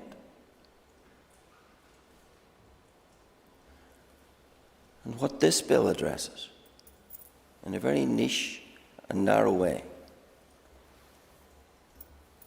is whether or not it is right for the state to validate death in the womb to those who have born or are likely to be born with significant disability. That's the nub, Mr. Speaker, of this debate. Does disability deserve death? That's the real question in this debate. The means of death is abortion. The place of death is what should be the safest place for any unborn, the womb. But the question is, because the child that's in the womb is likely to be significantly disabled, does it deserve to die? Is the state prepared? Is this assembly prepared to validate the death of those so disabled? You can dress this up about rights, and I've heard no talk about rights of the unborn. You can dress this up as much as you like about rights, but that is the abiding question.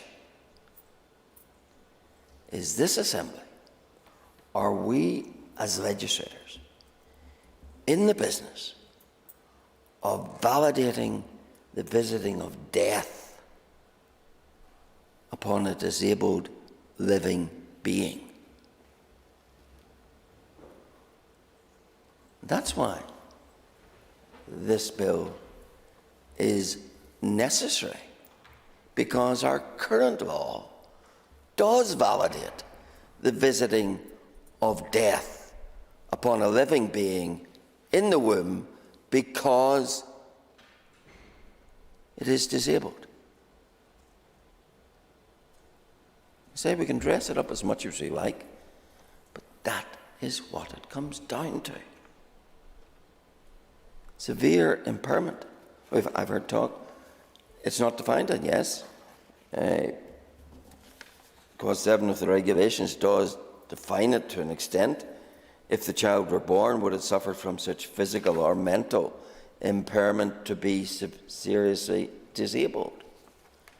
Well, the Royal College of Obstetricians and Gynecologists has given a definition of severe impairment. It said this: severe impairments are wide-ranging and can include chromosomal anomalies, congenital anomalies, anomalies related to the nervous system, and combinations of these complex impairments. So it can be any one of those. And when you take congenital impairments or anomalies, they, in medical literature, are commonly identified as including the following: cerebral palsy, Down syndrome, spina bifida, cystic fibrosis, heart conditions, and yes, cleft lip and cleft palate. So we do have an indication of this type of disability that we're invited to visit death upon. It's all of those. And those who vote to stop this bill are signalling for themselves and those they say they represent that they're on side with visiting death upon a living being in the womb because it suffers from disability. I trust this House has not got to the point where that is what we are prepared to endorse. It really is beyond shocking to me that that is the advocacy that we've heard in this House today. An advocacy then fenced around with double-speak and prevarication. Sinn Féin, let's take Sinn Féin. Michelle O'Neill told us they believe in an all-Ireland policy. 2nd of June 2020. Their spokesman on that occasion, Emma Sheeran, very clearly put it on the record in this House. Sinn Féin does not believe that a non-fatal fetal disability is an appropriate condition for an appropriate criterion for an abortion. Well, if that is so, then why would there be any hesitation about this bill? But we will see whether there is or not. Mr. Speaker, I'm going to be deliberately brief because I've made my point. And the point's a very clear one. Is this House on the side of visiting death because of disability? Not just to disability, but because of disability. That's the nub of the question. I thank the member for that contribution, and I call Trevor Lunn. Yes, thank you very much, Mr. Speaker. This is certainly a difficult issue for the Assembly. It's for every member, including myself. And in my time with Alliance, it was a conscience issue, and I still see it that way. And I think Mr. Little and Mrs. Bradshaw have clearly indicated it's still a conscience issue, and they're entitled to disagree, and I respect that. I notice it's also a conscience issue for the SDLP. I'm not sure about the Ulster Unionists. It certainly isn't a conscience issue for the two major parties. But back in March 2020, when we debated the introduction of the abortion regulations imposed on Northern Ireland by Westminster, I welcomed their introduction. As a long-term supporter of a woman's right to choose, my stance has always been pro-choice. And for the record, I think it's an absolute disgrace and a shame in this Assembly that full abortion services have not yet been commissioned here. I join with others in demanding that that situation is rectified as soon as possible.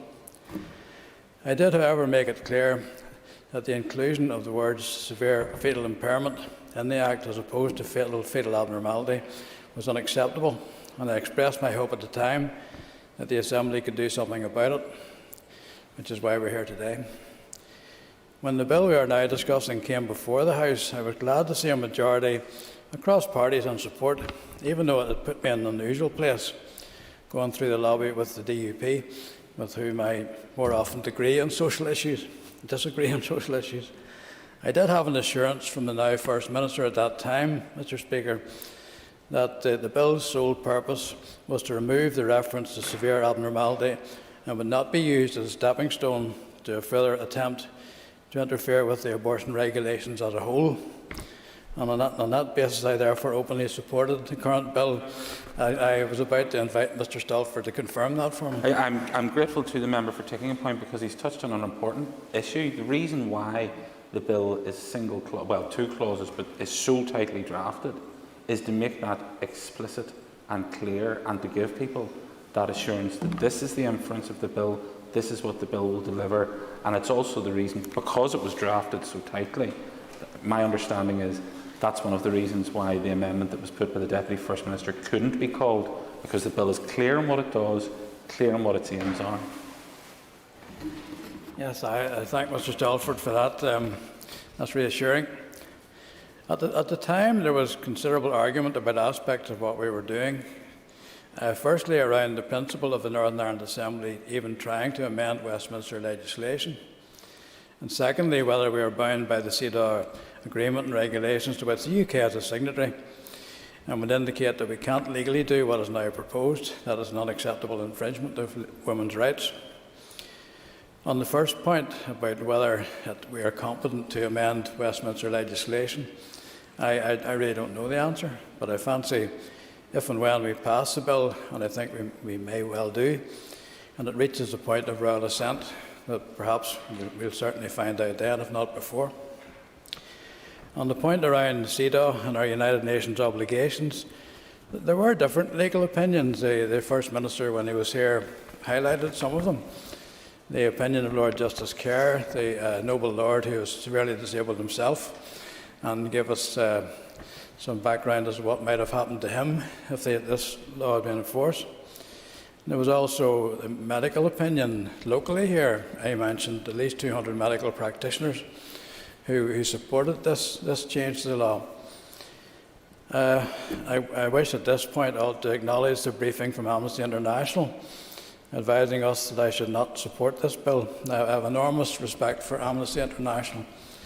I think the work that Patrick Corrigan and Grania Taggart do, and in the same way, I find it strange to be supporting a DUP in this type of subject, but also it is most unusual for me to disagree with Amnesty. So this is where you find yourself sometimes, Mr. Speaker. Now, I'm capable of changing my mind on issues. I've done it before. I don't think I'll do it again, but I have done it on two major issues in the past. But on this matter, on the specific point of this bill, I do not intend to change my mind, and I will be supporting the bill today. Having campaigned for the rights of women to request determination on the grounds of a fetal abnormality where there was no hope of life outside the womb, I find it frankly objectionable to be asked to support a measure which allows for termination at any point in the pregnancy due to a non-life-threatening condition. There is no definition of what constitutes a severe fetal impairment. Various authorities have tried to define it. It's not clear. But it appears to allow for a fetus to be aborted because of Down syndrome, amongst other conditions. I hear reference to cleft palate, clubfoot, cleft lip. I noted in Ms Bradshaw's remarks that medical opinion here was that there had been no abortions performed here, and there wouldn't be on the basis of the situation around cleft palate or club foot. But I don't know what the situation is in the UK. It may well be that it is considered in the UK and in Great Britain, I should say, as a grounds for an abortion. I really don't know. Now, most of us will know children who have to live with Downs, that they are usually loving and affectionate, something of a handful at times, like most children, but capable of a normal and enjoyable life. I'm not prepared to sanction a measure which goes beyond what is available in the regulations, and which, dare I say it, would not have been included if the Assembly had lived up to its responsibility and passed its own legislation instead of abdicating it to Westminster. Mr Speaker, this matter will not be finished, whatever our conclusion is, when we pass this measure, if we pass this measure. But I think we should do so, and I hope the majority here will agree with me. I think it's necessary, and I will continue to support it. Thank you very much, Mr Speaker. Thank you, members, for that. And I call Christopher Stalford, the sponsor of the bill. Thank you, Mr Speaker.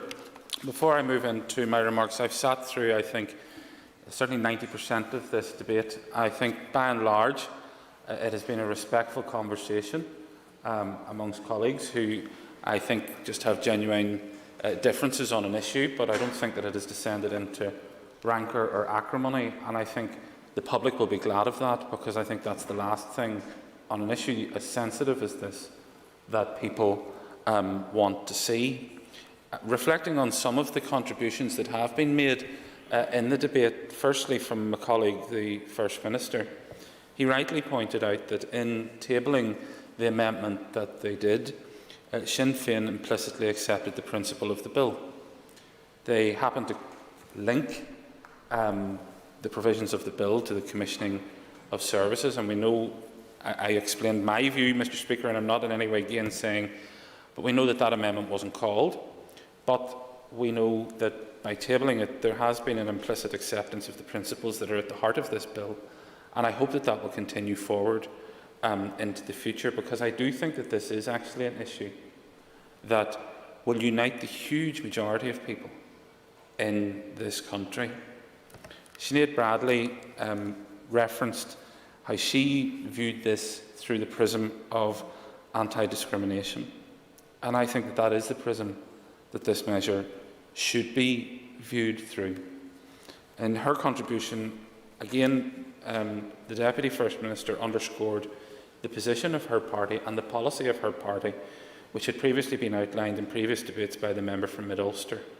And I'm glad that that's on the record. I'm glad that that is there now for people to see. Deborah Erskine, in her contribution, spoke of her friend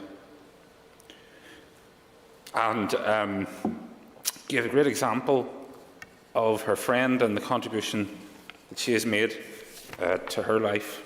Pam Cameron spoke powerfully of the voices that have been raised against disability discrimination. Very powerful voices, including mothers like Emma Miller and Rachel Muse. I think that Mr Allister in his contribution provided us with a clear and easy to understand list of the sort of conditions that are covered by the existing United Kingdom law. Mr Speaker, I'm pleased to have the opportunity to bring this bill before the Assembly for its consideration stage. Before I set out the purpose of my amendment, I would like to make some general remarks. I want to take this opportunity to thank the First Minister, Paul Givan, for his work on the bill before becoming the First Minister. I'd also like to thank Heidi Crowther for her tireless work as an advocate for disability rights. Many here have had the privilege of meeting her, and I think that we would all agree that she is a remarkable young woman who has and continues to have a powerful impact upon our society. I also want to thank the Health Committee, ably chaired by Mr Gildernew, for its work, and all those who gave evidence to that committee. The interest in this bill demonstrates what an important issue is at stake here.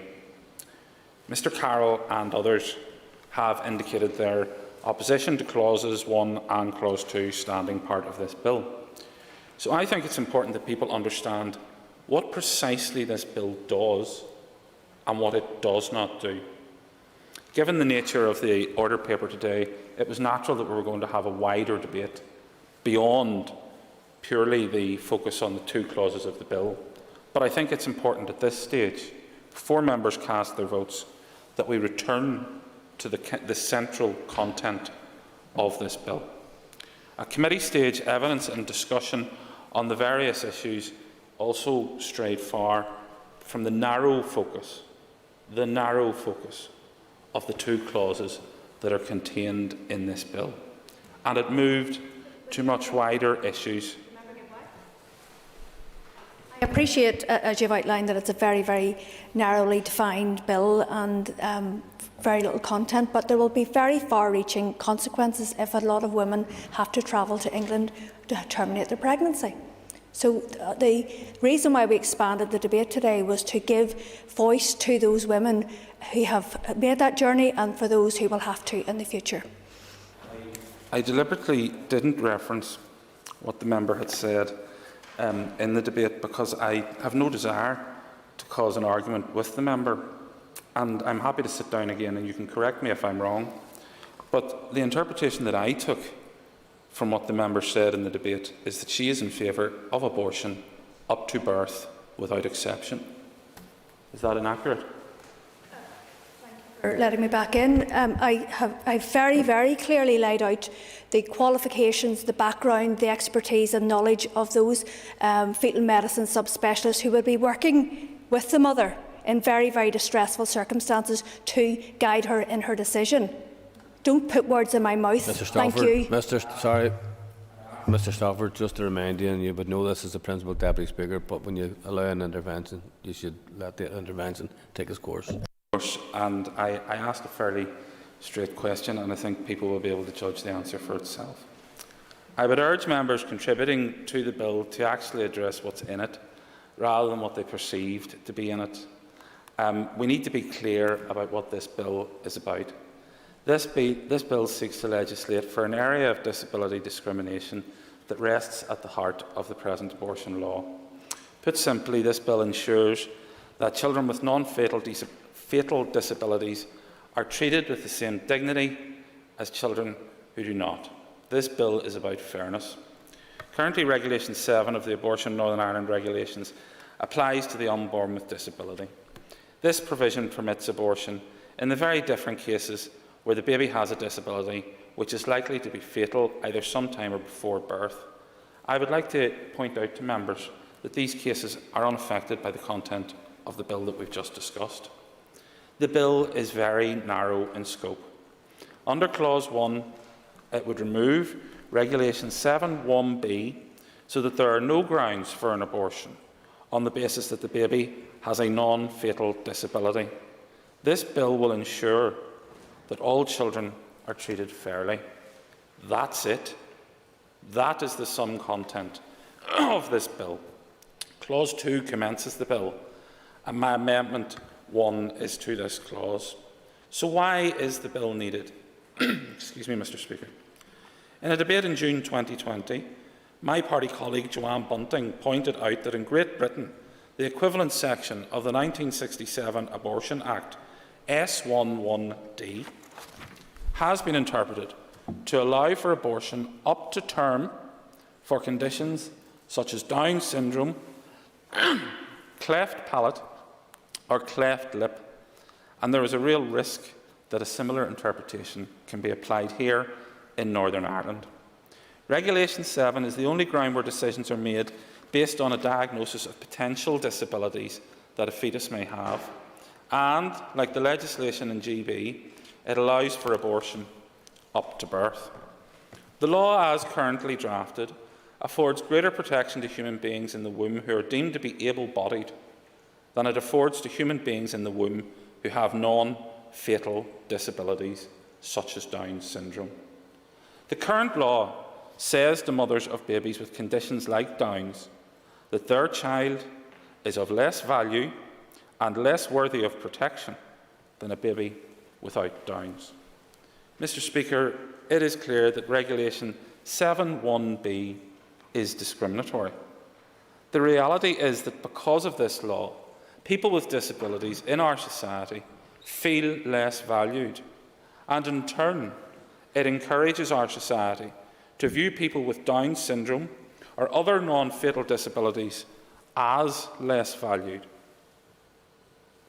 That somehow their life is less worthy of celebration and protection when compared to those who we describe as able-bodied. Putting an end to this form of discrimination is why this bill was introduced. Mr. Speaker, when Mr. Given introduced the bill on the 15th of March, he set out a compelling number of testimonies from families who are the reason that this bill is important. Not statistics, not theoreticals, but real people, real lives. I will not repeat all those testimonies, but I would remind members of Lily, Daisy, Kirsty, Clara, Aidan, Hannah and Nathan as we debate this bill today. Mr. Speaker, let us for a moment consider the impact that failing to pass this bill could have on people with disabilities. What message would this Assembly be sending to them?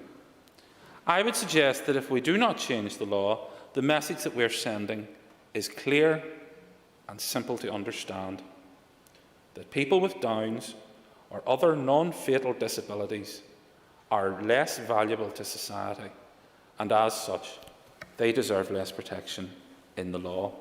That's the current situation. So if members opt to maintain such a situation, it is my very strongly held view that that is the message that we will be sending out. Mr. Speaker, I would actually go further, and I would suggest that this law is more than just discriminatory. In this day and age, it's offensive. It's offensive to people with these disabilities, but also their families, and in particular, the mums who are faced with difficult choices. This is why I strongly believe Clause 1 should remain part of the bill. Without Clause 1, there can be no Clause 2. As I said earlier, Clause 2 commences this bill. Mr. Speaker, my amendment to the bill is simply a tidying up exercise to assure clarity around the commencement date and ensure people are given notice of when the provisions will be coming into force. It's a simple housekeeping amendment. There's no craft or design in it. I am aware that there was, as I mentioned earlier, another amendment that was tabled in the name of the Deputy First Minister, Mrs Michelle O'Neill. It was not on the Marshall list, but would have sought to delay the commencement of the bill. I hope, from what we've heard in the Chamber today, that this means that she agrees with the principle, and I think that we did get that message today in the Chamber, and that means that we do need to remove this discriminatory clause. However, any delay would appear to mean that parties are content for these sorts of terminations to take place until a later date. I don't think that we can do that. Mr. Speaker, the current law feeds into outdated stigmas and stereotypes that exist within our society. That to raise a child with a disability is a terrible burden. These are the stereotypes that parents like Liz Crowther and Karen Wilson have been fighting to refute. Could I give the member an opportunity just to recognise that we do have a long way to go before we do deliver the support services and quality that children with additional needs do need in Northern Ireland, just save that would be taken the wrong way? Oh, absolutely. And as the father of a child that's just went through the statementing process, I totally agree with you in relation to some of the inadequacies that children with additional needs face, and the system does let them down. So I have no hesitation in saying that we need to invest more in helping our children with additional needs. Liz Crowther and Karen Wilson are fighting to refute these negative stereotypes. Karen and Edwin Wilson, who we referenced earlier in the debate by my colleague from Fermanagh and South Tyrone, whose daughter Hannah has Down syndrome, describe her journey as a roller coaster of emotions, from elation at attained milestones to frustration at a well-meaning bureaucracy. We always believed that Hannah's greatest hurdle in life would be other people's attitudes, and that has proven to be correct. In 2021, we shouldn't be implementing laws which perpetuate negative attitudes. We should be ensuring that we have the legislation in place to ensure that these children receive the protection that they deserve. I hope that members will reject the opposition to clauses 1 and 2 standing part of the bill. This is our opportunity, as an Assembly, to make it very clear that in Northern Ireland, in 2021, there is no place for discrimination on the grounds of disability, and that people with disabilities will be afforded the same protection in the law. Mr. Speaker, as we conclude this debate, I think it's important that we focus upon what the bill says and what the bill aims to achieve, rather than debating things that the bill does not address. I think we owe the people who are campaigning for this law focus on this law. This debate, as I say, I think has been respectful, and I hope that further stages are granted to the bill and we can have further such respectful conversations. I urge this Assembly to vote in support of this bill, in support of fairness, to end a form of disability discrimination that has no place in our law. Mr. Speaker, in conclusion, I urge the members to uphold the precedent that was set by the members of this House in June 2020 and again in the debate of March of this year and vote for this bill. Thank you, Mr. Speaker. I thank the member for that contribution again, and I call Jerry Carroll to wind. Thanks, Mr. Speaker. I'll try to respond to some of the comments, although I'll not obviously get through everything. The Chair Committee discussed how there was many submissions to the bill through the consultation, and also stated about there not being full abortion services at the moment available. He also stated, obviously, there was prior executive approval for services from the Health Minister, but these services haven't been implemented. He also suggested a lack of screening and prenatal testing not available, something that came through the committee and the bill consideration. And this bill, I think the Chair said this, would export abortions to Britain as well, and the evidence showed that. And therefore, I find it very astounding that the Health Committee didn't oppose the bill for all these reasons. The First Minister talked about this bill coming from coming from people with disabilities looking to support this bill. I would say to him that people with disabilities need abortions as well, and they want the choice, and some will choose to carry the full term, some will choose abortion, so the choice should be up to them, and that's what we've heard directly through the whole bill and consideration of it. We also repeated the myth that cleft lip and club foot is a sole reason or the main reason for terminations, and I think Ms Bradshaw did a good job to dispel that myth, but it does need dispelled.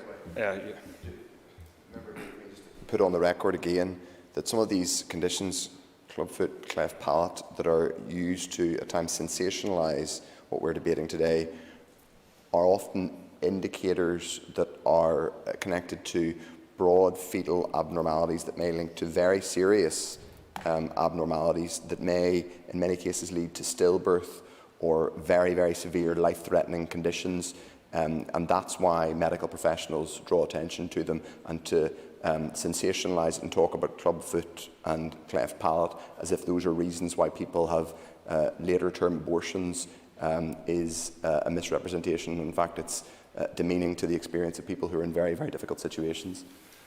The member, and I think that point was illustrated well in the committee, and also, like I said, Ms Bradshaw's reference to the doctor on that point. And I think there's a feigned concern being put forward today about standing up for people with disabilities. And I think the First Minister acts it that there is no choice for women, purposefully so. He acts like all women will decide to terminate when receiving a severe fetal diagnosis. And he said about this being this bill, in opposition to it, shouldn't be about his party. And I say the opposition isn't solely just because it's his party, but there is hypocrisy dripping from head to toe when he says this is about people with disabilities. It's not. The content of the bill would be damaging for all women, especially women with disabilities. And it's saying you can't have abortions here in cases of severe fetal abnormality. Sinead Bradley talked about discrimination and her concerns around civil rights.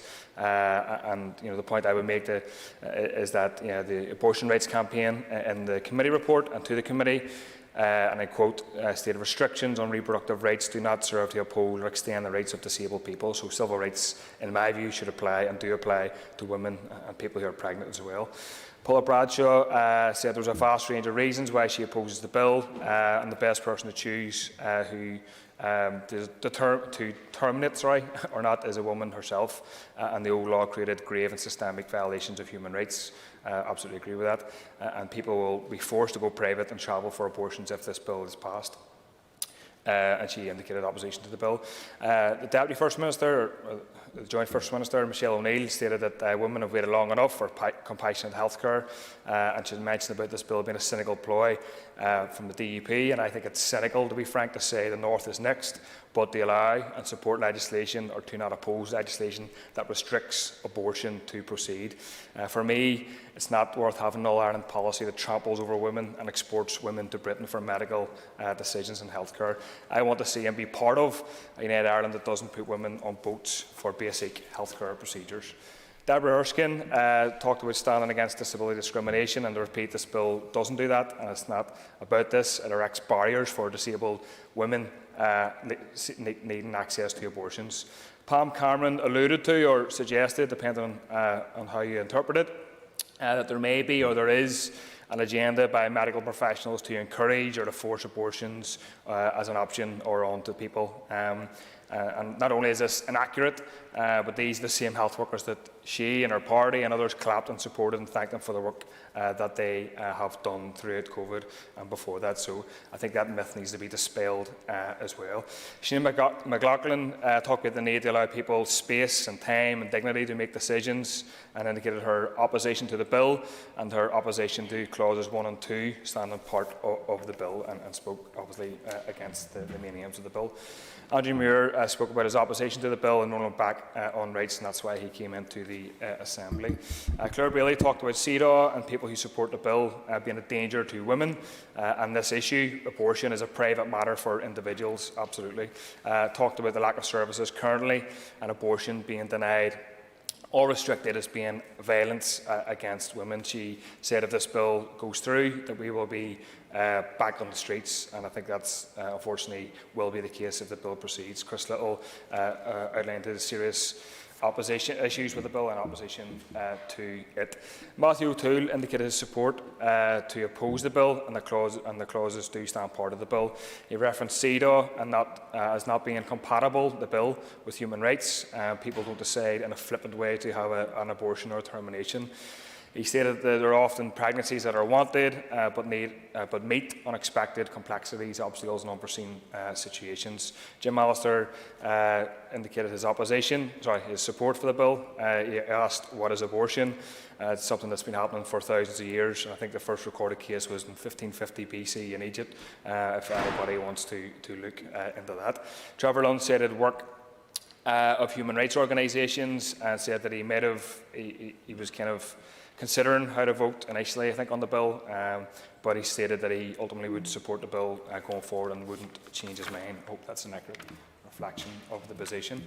So just to go through a few final comments, Mr. Speaker. Through the debate, the DUP MLAs have said the message from this Assembly is that people with disabilities are treated as lesser than. Again, I would reiterate what I said earlier. This Assembly does not send out a message that people with disabilities are lesser than through PIP, welfare reform, their inaction on the very many demands from disabled campaigners, and not to forget the disgraceful way that people with disabilities were treated during the pandemic. Never mind the fact that disabled women need abortion, as has been said again and again and again and again. And does the DUP's desire to help people with disabilities stop at the need for an abortion? I think it's quite remarkable, Mr. Speaker, the fact that the mover of the bill gets more animated about a hashtag on Twitter and then the desperate and traumatic impact of restricting abortion tells us everything we need to know. For the record, however it happens, I hope we do kill this bill. If passed, this would be very dangerous indeed for women across the north. Claire Bailey rightly highlighted the level of myth in this chamber throughout the debate, the rejection of medical fact and evidence, and the shameful lack of knowledge on the hard realities facing pregnant women needing abortions, especially given the gut-wrenching testimony offered by women who have experienced this. The ideas put forward by one MLA that removing access to abortion would reduce pressure on women is incredulous. Removing choice options in healthcare for women is dangerous and backward. As Claire Bailey says, what it does is cause fear. Doing so in order to protect a fetus, regardless of the consequences to the woman carrying it, is cruel and unjust. How low is the opinion of women amongst the DUP that they believe them so cruel and careless that they need to be stopped from making decisions about their pregnancy? I have to say, Mr. Speaker, I do agree with Claire Bailey, and I think that the DUP are playing politics here. They knew last year when Sinn Féin brought an amendment which had the same intent as this bill that this would be a very useful way to expose Sinn Féin, and indeed it has done that. I would say, though, shame on them, the DUP, for using political games to get one over on Sinn Féin, which come at the expense of women. Again, proof of what the party thinks of women across the north, but especially those in need in this case. But I have to say, like Mr Stalford, I was left none the wiser as to how Sinn Féin were going to vote after Michelle O'Neill's intervention, which set out over and over that we need modern and compassionate healthcare, while at the same time implying that Sinn Féin would rather see women on boats and getting access to abortion in the case of severe fetal abnormality here. Telling women that they have to carry a pregnancy with a severe anomaly to full term against their will is state coercion. There's nothing moderate or compassionate about it, nor is there anything compassionate in saying that Sinn Féin want to extend the law from Dublin to here. That would represent, in reality, a rollback on rights. It would guarantee women still have to travel, and it's not human rights compliant. And I might clarify Sinn Féin's position for the press, but for those of us who knew their policy, it's a reiteration of what we are campaigning and fighting against. Limitations, barriers, cruel restrictions and heartache, as Michelle O'Neill said to the DUP, we see you. There's nothing modern or compassionate about Sinn Féin's abortion policy being better than the DUP on any rights issue is hardly much of a yardstick. And I want to urge all Sinn Féin MLAs here vote against this bill today. There's one thing I want to join Michelle O'Neill in saying: the demands of the pro-choice movement are stronger than any barrier or stormont can erect. It has ever been this way. It's how decriminalisation was won. It's how repeal was won. It's how we'll get services on the ground, and I believe that is the only way women will once again get Sinn Féin and other MLAs to budge on this issue. The sooner, the better. So I want to conclude my remarks there and state that I oppose that Clause 1 and 2 stand part of the bill. I invite all pro-choice MLAs to do the same. Thank you. I thank the member. And before I put the question, I want to remind members that we will now vote on whether Clause 1 should stand part of the bill. The question is that Clause 1 stand part of the bill. All those in favour say aye. Aye. Contrary, no. No. Aye. Clear lobbies. The question will be put in 3 minutes.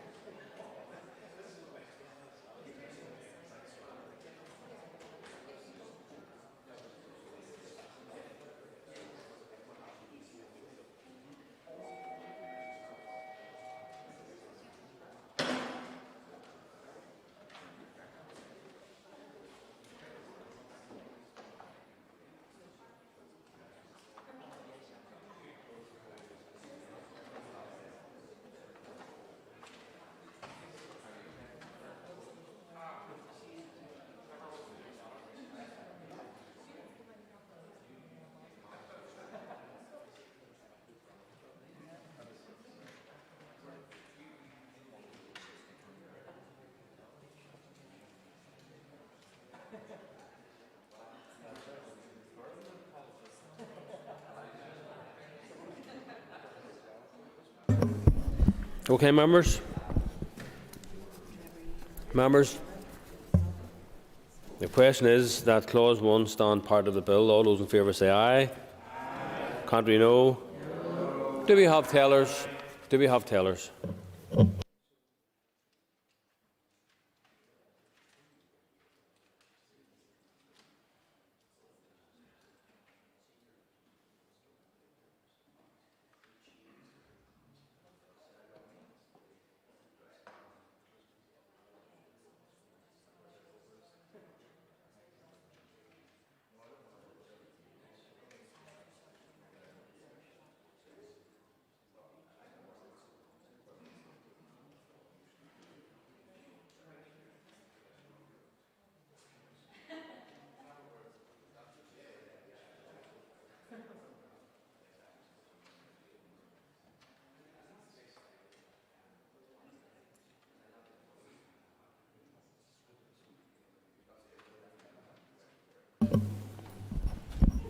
Okay, members. Tellers have been appointed as follows. Tellers for the ayes are Trevor Lunn and Paul Gibbon. Tellers for the noes, Gary Carroll and Claire Bailey.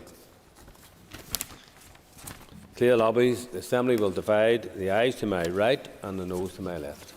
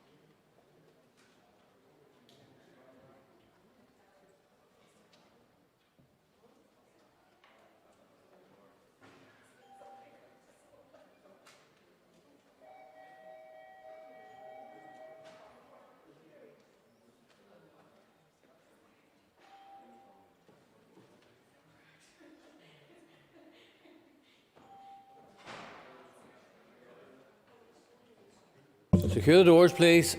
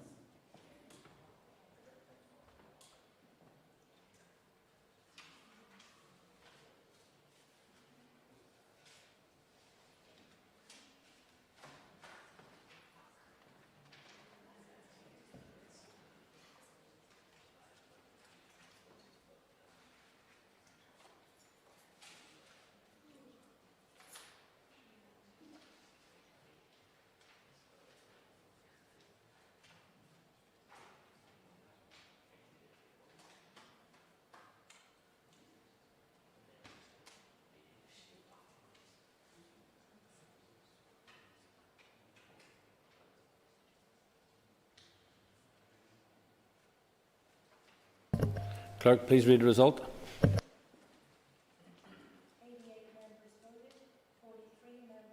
Aye. 45 members voted no. The question is negatived. Members, the clause is negatived and does not stand part of the bill. Moving on to Amendment 1. Has already been debated, and I call Christopher Stafford to move formally Amendment 1. Moved. Amendment proposed to Clause 2, page 1, line 10, leave out and insert words as printed on the Marshall list. The question is that Amendment 1 be made. All those in favour say aye. Contrary, no. Taking noes, have it. Okay, members, I have been advised by the party whips in accordance with Standing Order 1135B that there is agreement that we can dispense with the 3 minutes and move straight to division. So I now call for tellers. Do we have tellers?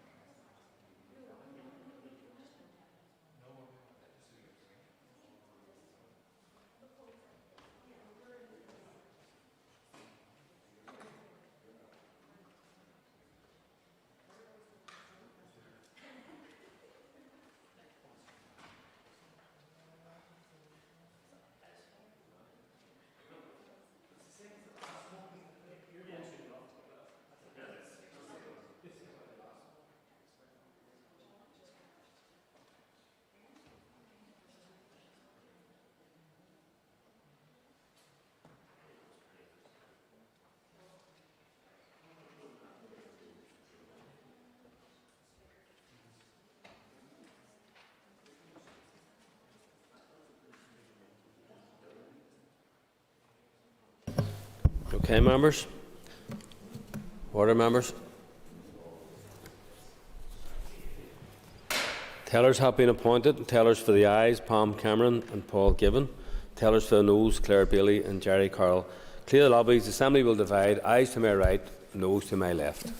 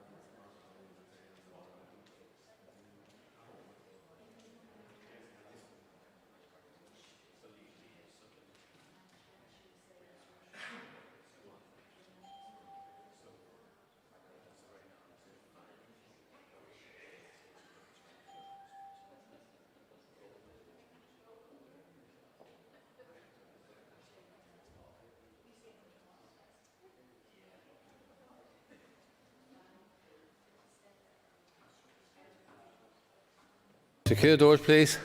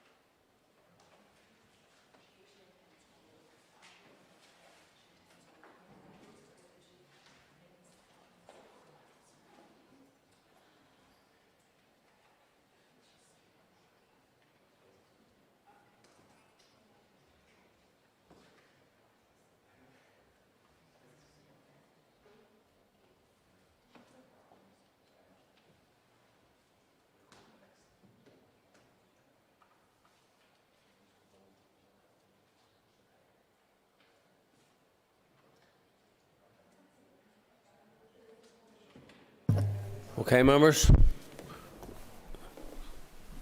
Thank you, members. Clerk, please read the result. 88 members voted, 43 members voted aye, 45 members voted no. The amendment is negatived. Members, the amendment is negatived. Moving on, before I put the question, I remind members that we will now vote on whether Clause 2 should stand part of the bill. The question is that Clause 2 stand part of the bill. All those in favour say aye. Contrary, no. Do we have tellers? Do we have tellers?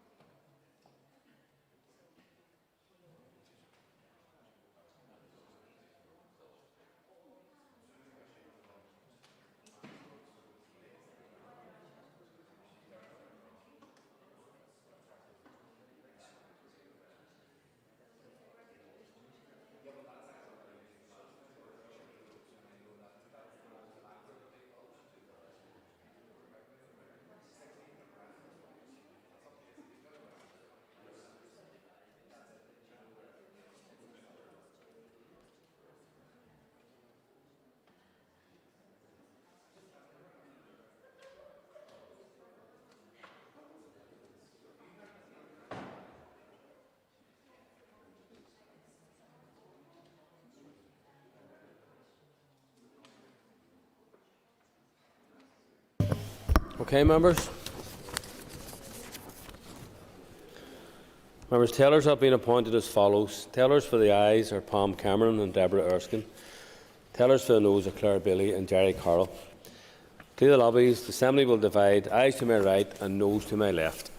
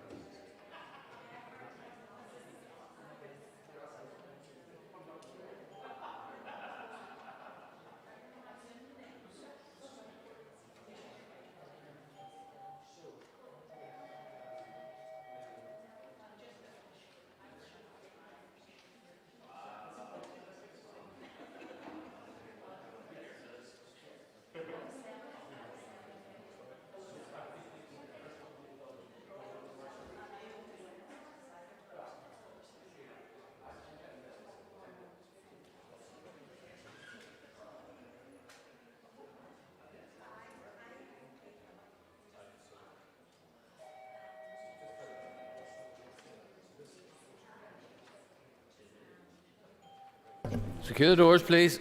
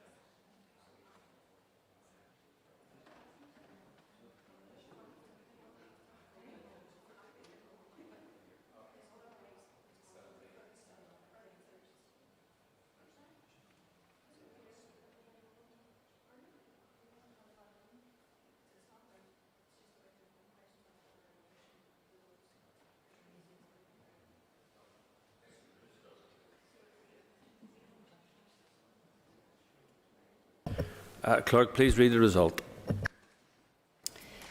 88 members voted, 43 members voted aye, 45 members voted no. The question is negatived. Members, the question is negatived and the clause does not stand part of the bill. Moving on then, the question is that the long title be agreed. All those in favour say aye. Aye. Contrary, no. No. Do we have tellers?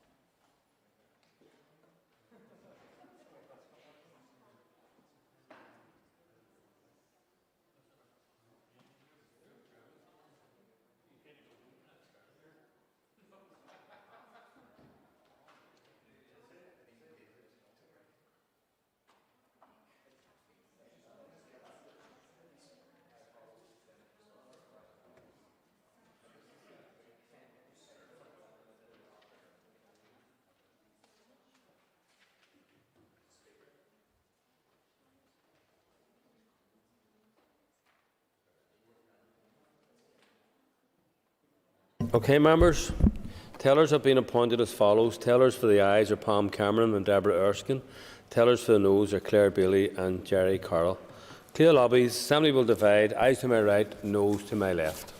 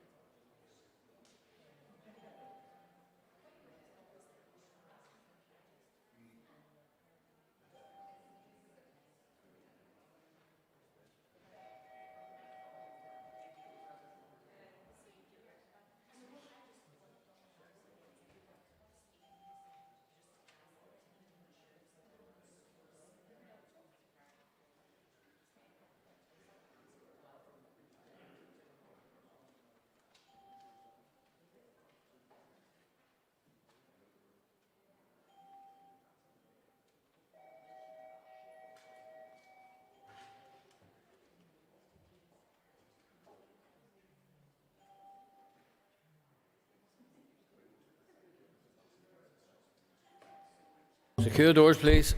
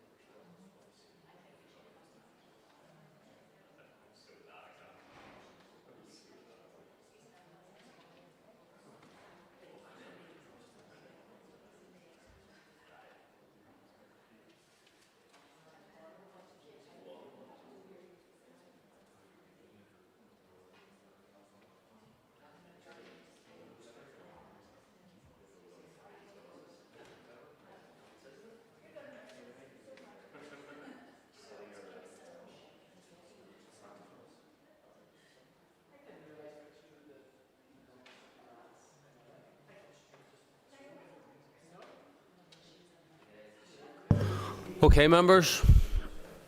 Okay, members. Clerk, please read the result. 87 members voted, 42 members voted aye, 45 members voted no. The question is negatived. Members, the question is negative and the long title is not agreed. Members, that concludes the consideration stage of the Severe Fetal Impairment Abortion Amendment Bill, and the bill now stands referred to the Speaker. Can members please take your ease for a moment or two to we move on to the final item on the order paper? Thank you.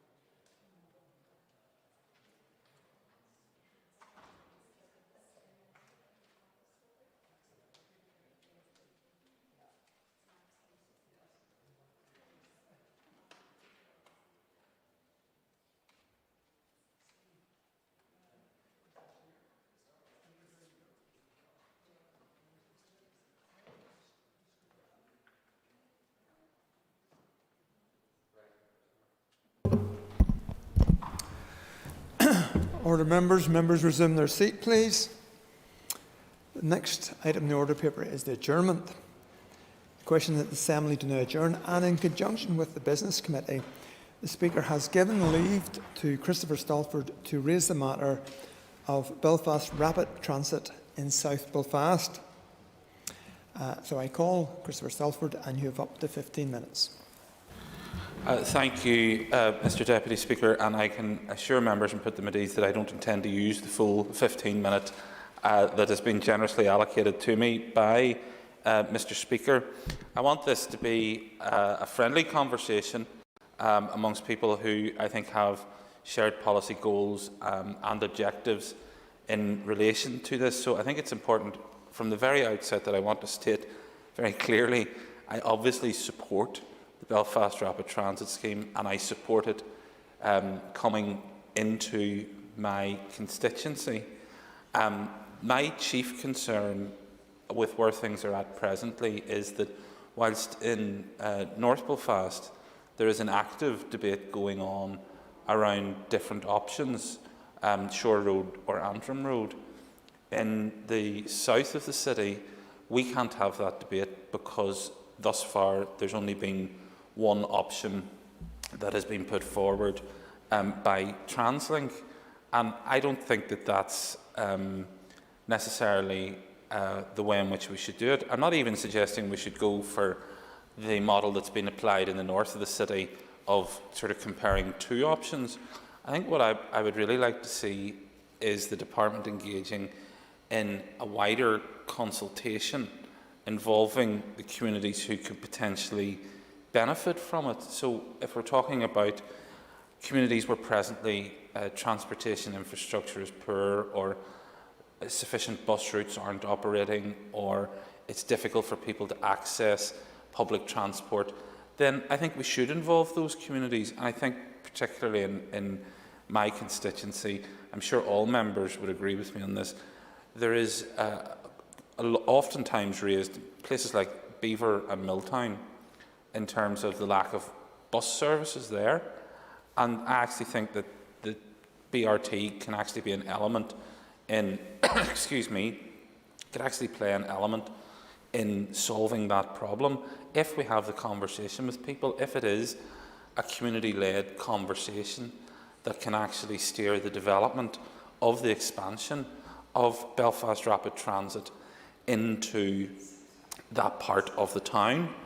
One of the issues that has been raised with me is the concern in terms of the Ormer Road and the provision of the glider route going down the Ormer Road. Specifically, the issue that's been raised with me is that businesses on the Ormer Road are concerned because for deliveries. So if you take, for example, the Centra store just up and across the other side of the road from where Cook's Centenary Presbyterian Church is, if you take the Centra store there, when they're getting a big delivery, there's going to be a lorry parked outside their store when they're taking that delivery. And the reason for that is simple. There simply is no rear access for delivery vehicles to, in that case, the Centra store, but to almost everything in that block, from the old Ormo Bakery up to the Orange Hall. There is no rear vehicular access for deliveries. And so this is a major concern for many of the businesses, and it has been raised with me, and I'm sure with lots of other representatives from the constituency. I don't think that in the context of COP and everything that has just happened, in terms of the focus that there has been, the public focus and the public imagination has been focused on the very real challenges that we face in terms of producing cleaner, greener living spaces, in terms of tackling the threat of climate change, in terms of making our contribution by reducing reliance upon the private car. I don't think there's any dispute amongst any of us about that, but I think just one of the issues in terms of, firstly, the route, secondly, simply putting in a transit route, a transit line, for want of a better expression, is going to be very limited in terms of those overall, in terms of the contribution that it can make to those overall aims that I have mentioned.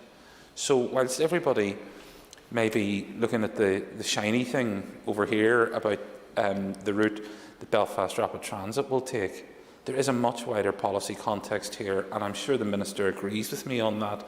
I'm talking about improving walkways, improving the provision of spaces for people to cycle, developing greenways.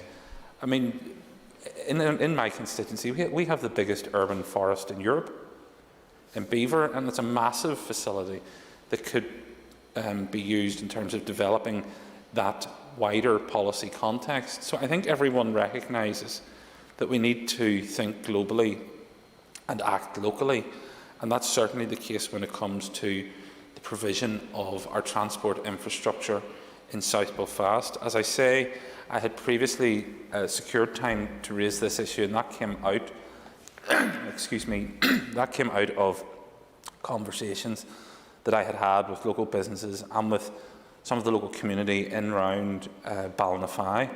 And I just think it's important that this is a friendly conversation amongst people who have shared policy objectives, including the Minister, and that we can kick-start that debate and that discussion.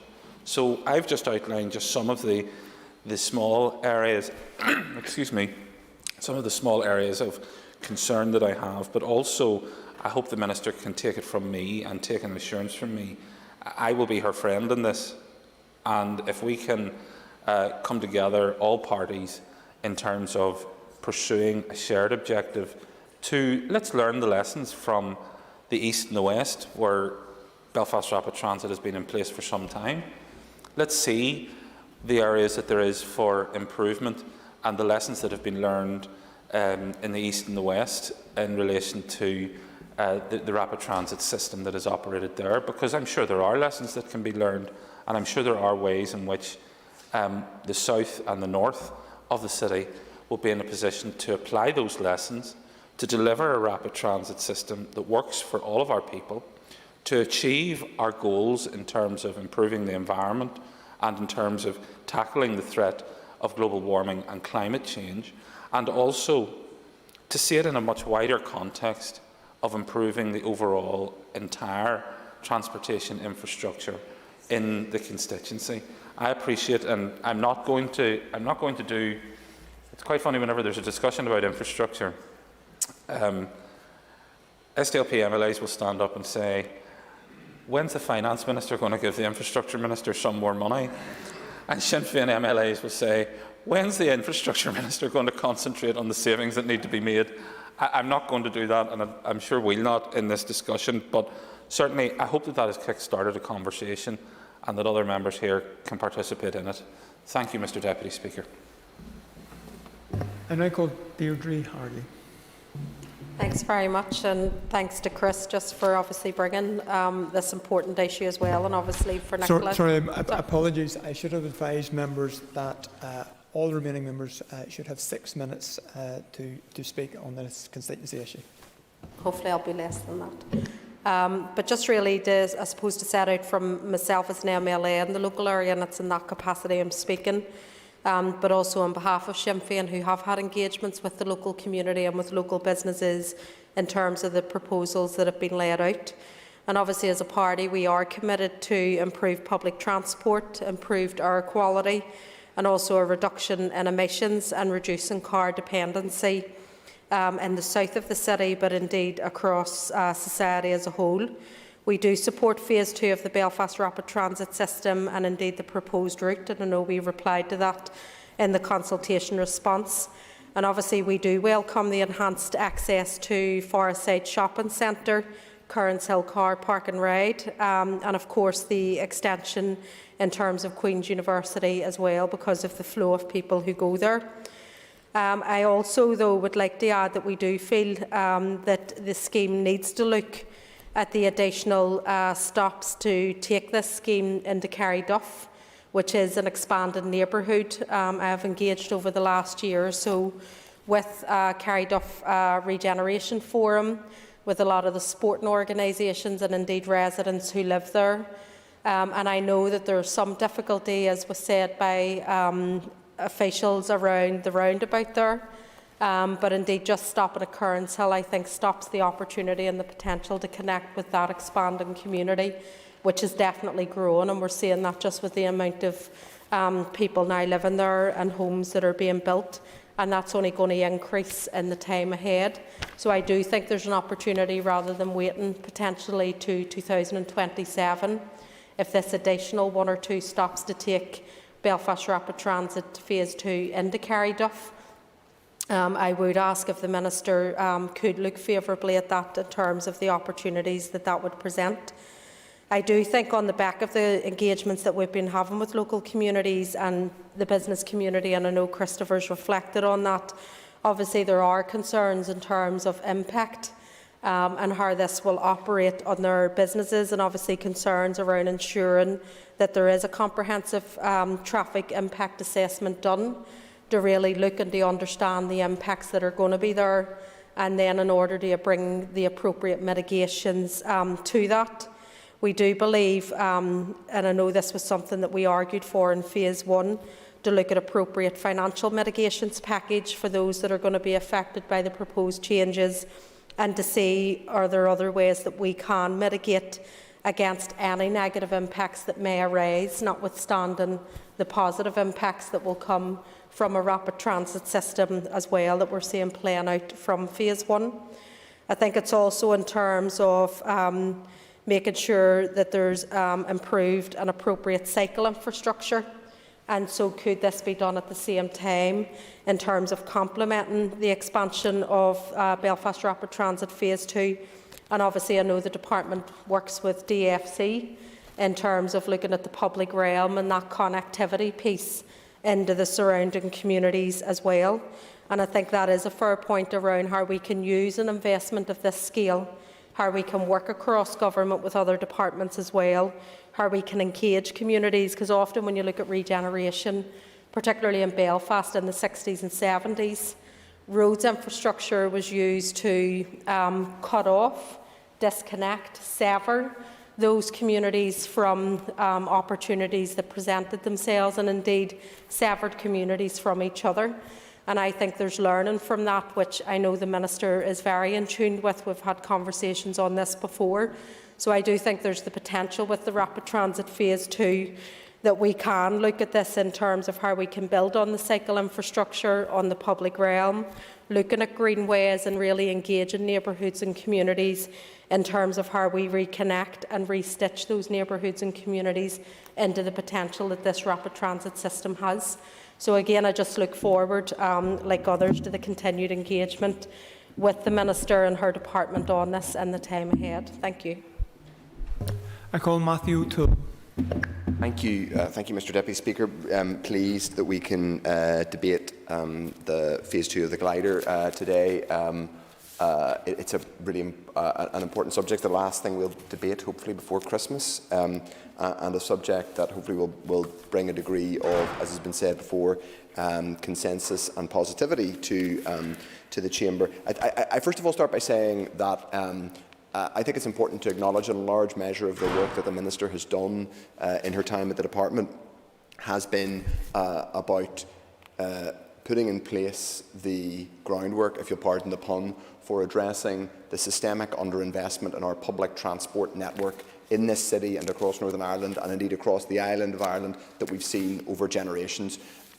One of the things, bluntly, that people find most striking when they come to Belfast is how geared towards how geared towards the car and roads it is. Frankly, whatever your view of individual road expansion projects, this city too often is a spaghetti junction of roads with vast numbers of lanes where the investment in public transport and the public realm has been deprioritised for decades, if not generations, and also it's too hard to walk and cycle around too many parts of the city. So that's the starting point. We also have the crisis, the climate crisis that we face. That's the, if you like, the burning platform that we all need to get off in the century to come. That's the big challenge that we need to face. So we have those two interlinked challenges. The fact that this city is already far too geared towards the car. It's far too difficult to move around this city in terms of public transport. You don't just need to compare it to big metropolises like London and New York. Compare it to smaller cities, of course, Dublin, but also smaller cities across the UK that have much more integrated, for example, commuter rail, but also rapid transit systems around smaller cities dotted around Britain. So, in a sense, the glider system is a vital part of building towards a greener, more active transport system in our city, but it's also, bluntly, about us catching up with other cities, because we didn't do the investment for years and decades gone past. So that is the starting point for me. The glider system, as people have acknowledged, has its flaws relative to other systems, but you start from a basis of what's practical and what is deliverable. So I would echo a lot of what has already been said by both Christopher Stalford and Deirdre Hargey in terms of some of the specific questions and issues. I will raise a few of them myself, Mr. Deputy Speaker, but I did just want to start by putting that on the record. No debate about public transport in Belfast can proceed without us acknowledging, frankly, how bad it's been and the position that we've got to, which is that public transport in the city isn't good enough and hasn't been good enough, and that's before we even get on to the climate crisis. I don't also need to mention the very serious issue around pollution. Belfast is the third most polluted city in the UK. Our air quality is terrible. I don't need to mention it to the previous speaker, who will probably know much better than me how bad the air quality is in Cromack Street. It is shameful that people who live in and around the market and O'Rourke have to breathe that air. So investing in public transport is something that we have to do. Obviously, earlier this year there was a detailed consultation on the specific route for BRT Phase 2. We are, as a party, obviously very broadly supportive of the consultation. The whole purpose of a consultation, as has been said, and as no doubt the Minister will come on to say, is the specific questions and issues will be dealt with. We have the advantage in relation to delivering the glider to South Belfast that we have the example, someone has already mentioned, of the west to east. We know the specific we know what the specific issues that have been faced by some traders on the Falls or on the Newtonards Road, so we can the system can be built around building in solutions and engagement and consultation up front to deal with those. But it is also true to say that that connection between two parts of the city that weren't directly connected anymore is terrific. It's genuinely wonderful that someone can get on a glider in Andersonstown or the Falls or even the city centre and go for a bite to eat in Ballyhackamore. Someone can get from the east of the city down to the new to the Andersonstown Leisure Centre and its famous, amazing water slides. That's brilliant. That connectivity exists in the city in a way that it didn't before, and I want to see that from north to south. But as part of that, it will be important, and it is one of the reasons why the recommended route is to go down the Ormer Road, is that you want to see it go down a route where there are attractions and there are businesses that can benefit from it. There are, for example, in and around Ballyhackamore, a number of there's been a growing hospitality sector there and a growing retail sector, independent retail sector. I'm sure, hopefully, people have been out spending their spend local cards there. It's wonderful, and one of the things that facilitated that has been the glider. So that's something that we need to consider, including for the Ormer Road. I, like the previous speaker, in closing, Mr. Speaker, also want to touch on the critical issue of Carryduff. I've engaged with the Carryduff Regeneration Forum. That is a part of the city that is expanding. The section from the section of the A24 from Carnes Hill to Carryduff is largely zoned for housing, given that we know the BRT Phase 2 isn't going to be fully implemented until, I think, 2027 at the very earliest. I think there is a strong argument for looking again at the Carryduff extension. Clearly, there are 4 lanes of traffic there already, and there is an example, as I've said, of other outer parts of Belfast, Dundonald, getting out to sort of out around Andersonstown towards Dunmurry, where there's been where the glider has been implemented in places like that. So I'd be keen on exploring that as we go forward. But in general, I think this is a really important positive development for the south of the city. The consultation is there. Local traders, including in Ballinafie, who are right to have specific questions that need to be engaged with, they will be engaging with it, and as should others, indeed others in the north of the city. But the south is what we're talking about today. So I welcome the debate, and I thank my constituency colleague for bringing it. I call Paula Bradshaw. Deputy Speaker, and thank you to Christopher Stalford for bringing the debate today. I suppose I would just start by saying that the Alliance Party are very, very supportive of this proposal, but like others we have some concerns. But I will start with the positives around the fact that the Ormer Road has been chosen, and as previous speaker was mentioning there, I think that the success and growing popularity of Ballyhackamore has been down to the fact that this regular service is passing the local businesses, and the Ormer Road is certainly one of the in places in the city now, so that's great to see. But I do share the concerns regarding the difficulties that will arise out of if the scheme proceeds in terms of the loading bays. But there's also the issue of people are parking along that road, and while we all would like to move towards a greener system, we can't get away from the fact that people will be using their cars, and I would reflect very much on what has happened in West Belfast, primarily around the back of the Royal Victoria Hospital there, where a lot of the cars have moved into the neighbouring communities, and that has caused difficulties there for residents to be able to park outside their doors. So I think that's another issue that hasn't really been touched upon today, and we know those roads are tight enough, and parking spaces outside houses are at a premium. So I think that's certainly something that would need to be considered around whether we need to be looking at a residents-only parking scheme, for example, to run alongside this. Moving on, I very much concur with others who have indicated that it should extend all the way to Carryduff. Obviously, the planning permission going through last week for the new Lidl supermarket is wonderful news, much awaited news for the local residents, and I think that it's going to be fantastic to put some heart back into that area. I would also urge the Minister to do what she can to expedite the Carryduff Greenway scheme. I think that has got a lot of potential, but obviously, like a lot of capital projects during COVID, I think it has been stalled, and I think there could be a wee bit more energy brought back to that. And as Christopher Stalford also mentioned, I do have concerns that there are parts of South Belfast that aren't properly and adequately served in terms of public transport, and he mentioned, as I'm about to as regards Beaver Estate. There's a huge area, and I think that there could be opportunities looked at to how this could link in, and this scheme could link in in some way. But I'm not going to repeat what others have said, but I do welcome the debate and thank the MLA for bringing it tonight. Thank you. I call Claire Bailey. Thank you, Deputy Speaker, and thank you to my colleague Christopher Stauffer for bringing the debate. And of course, just listening to the comments already, I mean, we know that one bus will not solve the climate crisis, nor will it solve air pollution. But of course, most people are supportive of upgrading our public transport in South Belfast.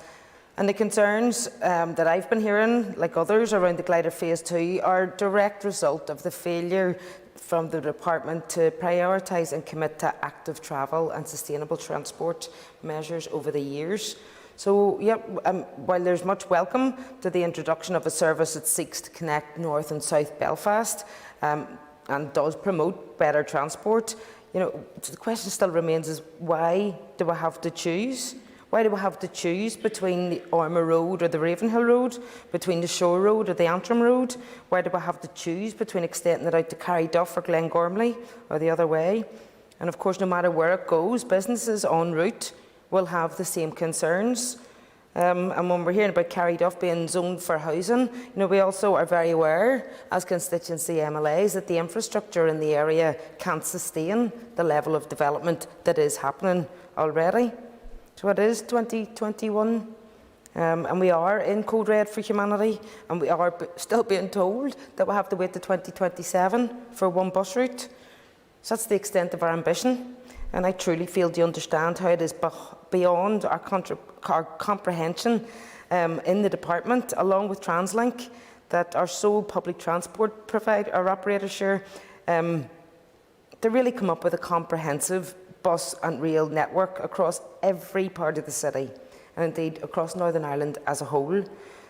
I mean, to implement bus lane priority across the entire city could be done swiftly, it could be done now.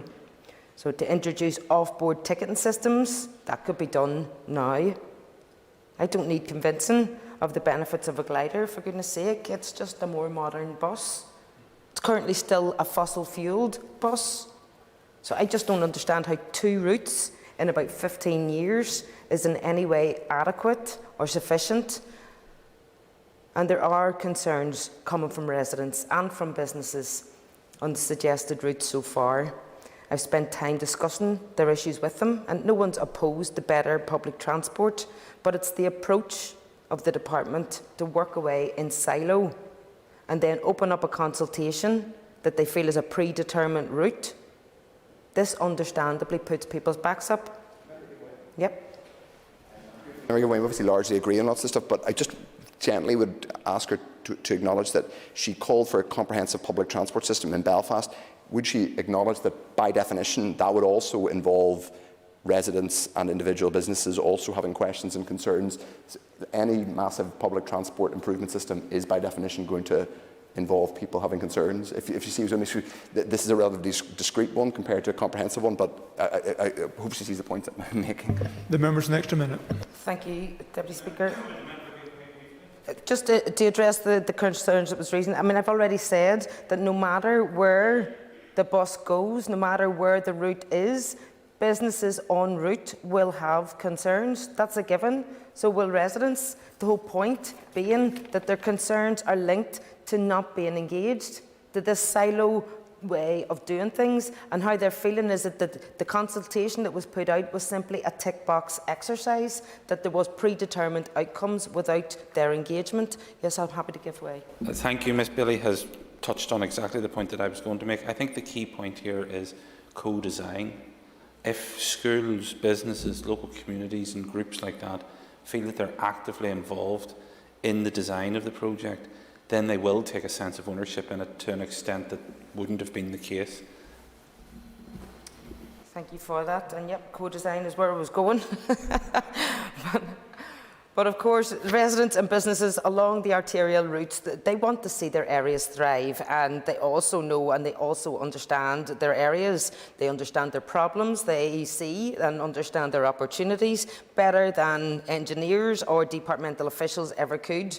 So they should be actively involved in designing schemes like this. And we hear a lot, as Christopher's already said, about the need for co-design and co-production, but we've really yet to see any evidence of it actually taking place at ground level.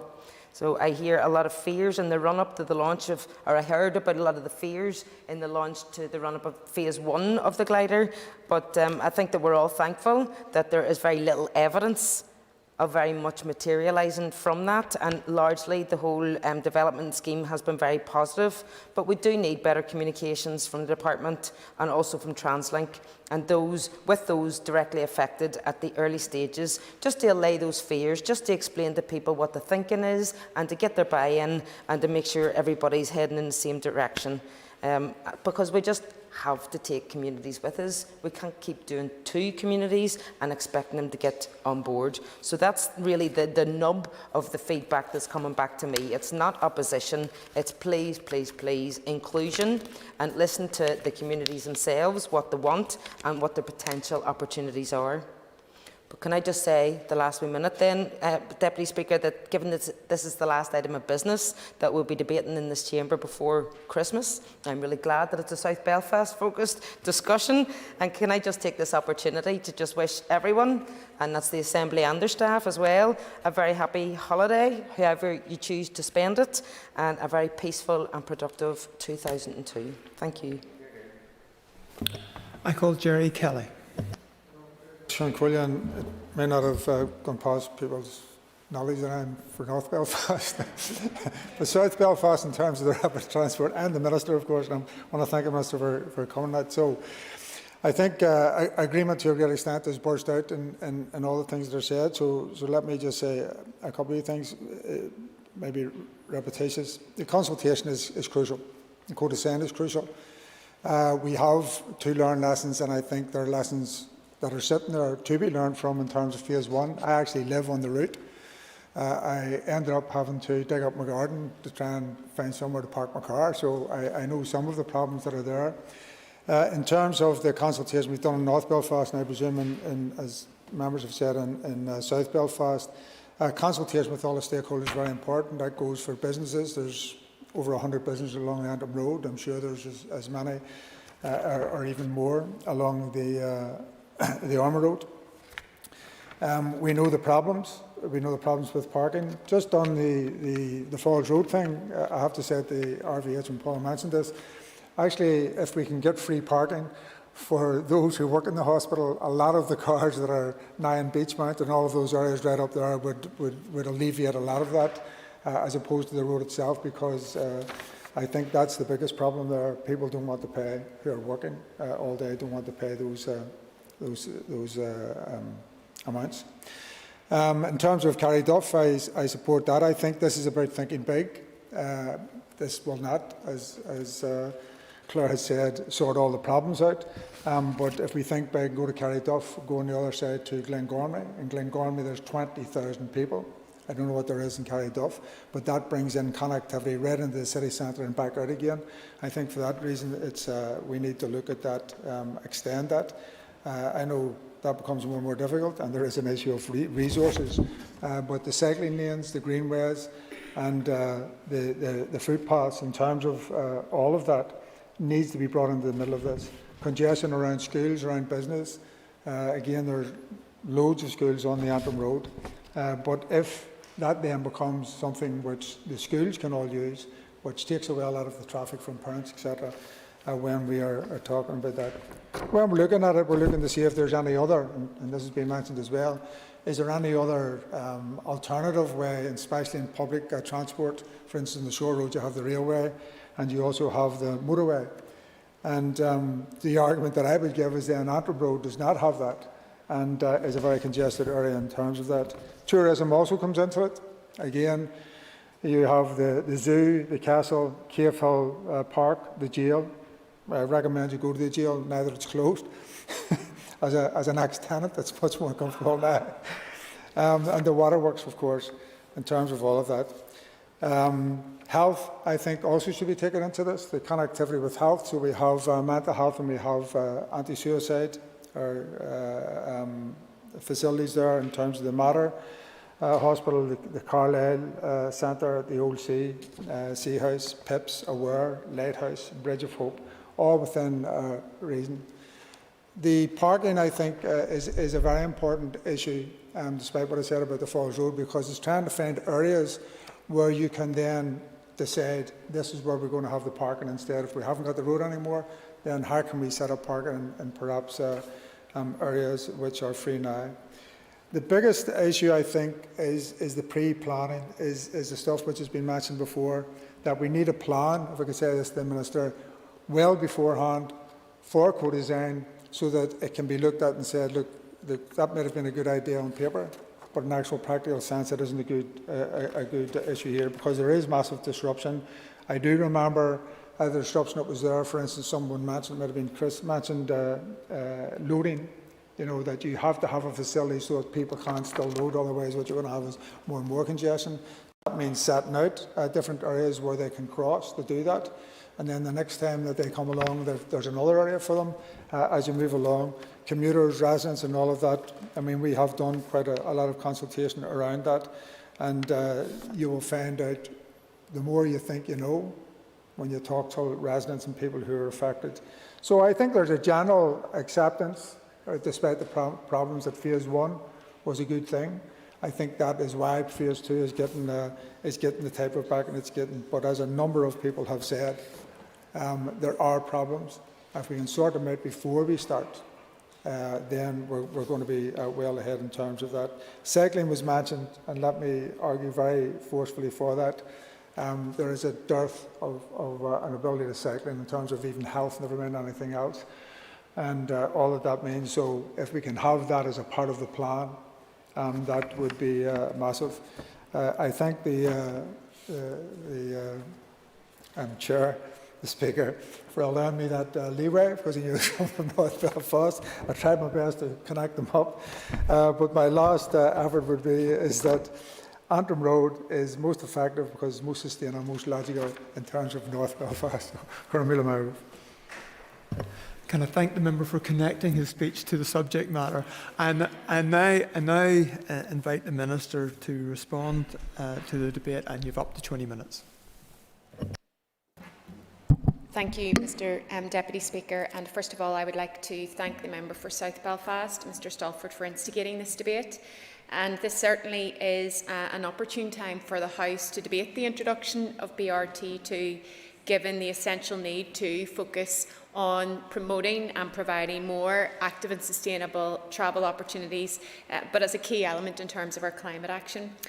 Members will recognise that one of my key priorities as Minister for Infrastructure is on developing sustainable transport projects, greening our infrastructure and encouraging more people to use our public transport.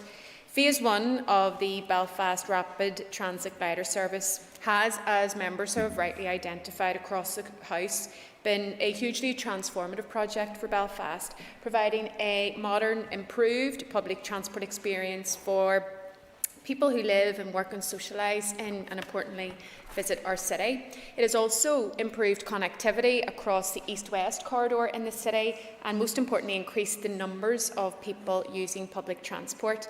And it is my hope that BRT2, when delivered, will add to the opportunities and transport choices for people living on the north-south corridor and beyond. The past 18 months have undoubtedly been very tough for public transport as a result of the pandemic. However, it is vital that we continue to build and plan for future enhanced public transport provision. As members will know, I launched a public consultation on the 26th of July that closed on the 4th of October, and the purpose of that was to seek the views of the public, businesses and elected representatives on a number of potential routes for BRT2. I'm pleased to say that the consultation attracted a very significant response, with some 1,200 consultation responses received, and my officials are currently considering the feedback. But I want to assure members that I am listening, and a final route has yet to be determined. I am aware of the case that's being made for extending BRT2 into Glengormley in North Belfast and for the extension into Carryduff as part of the southern route.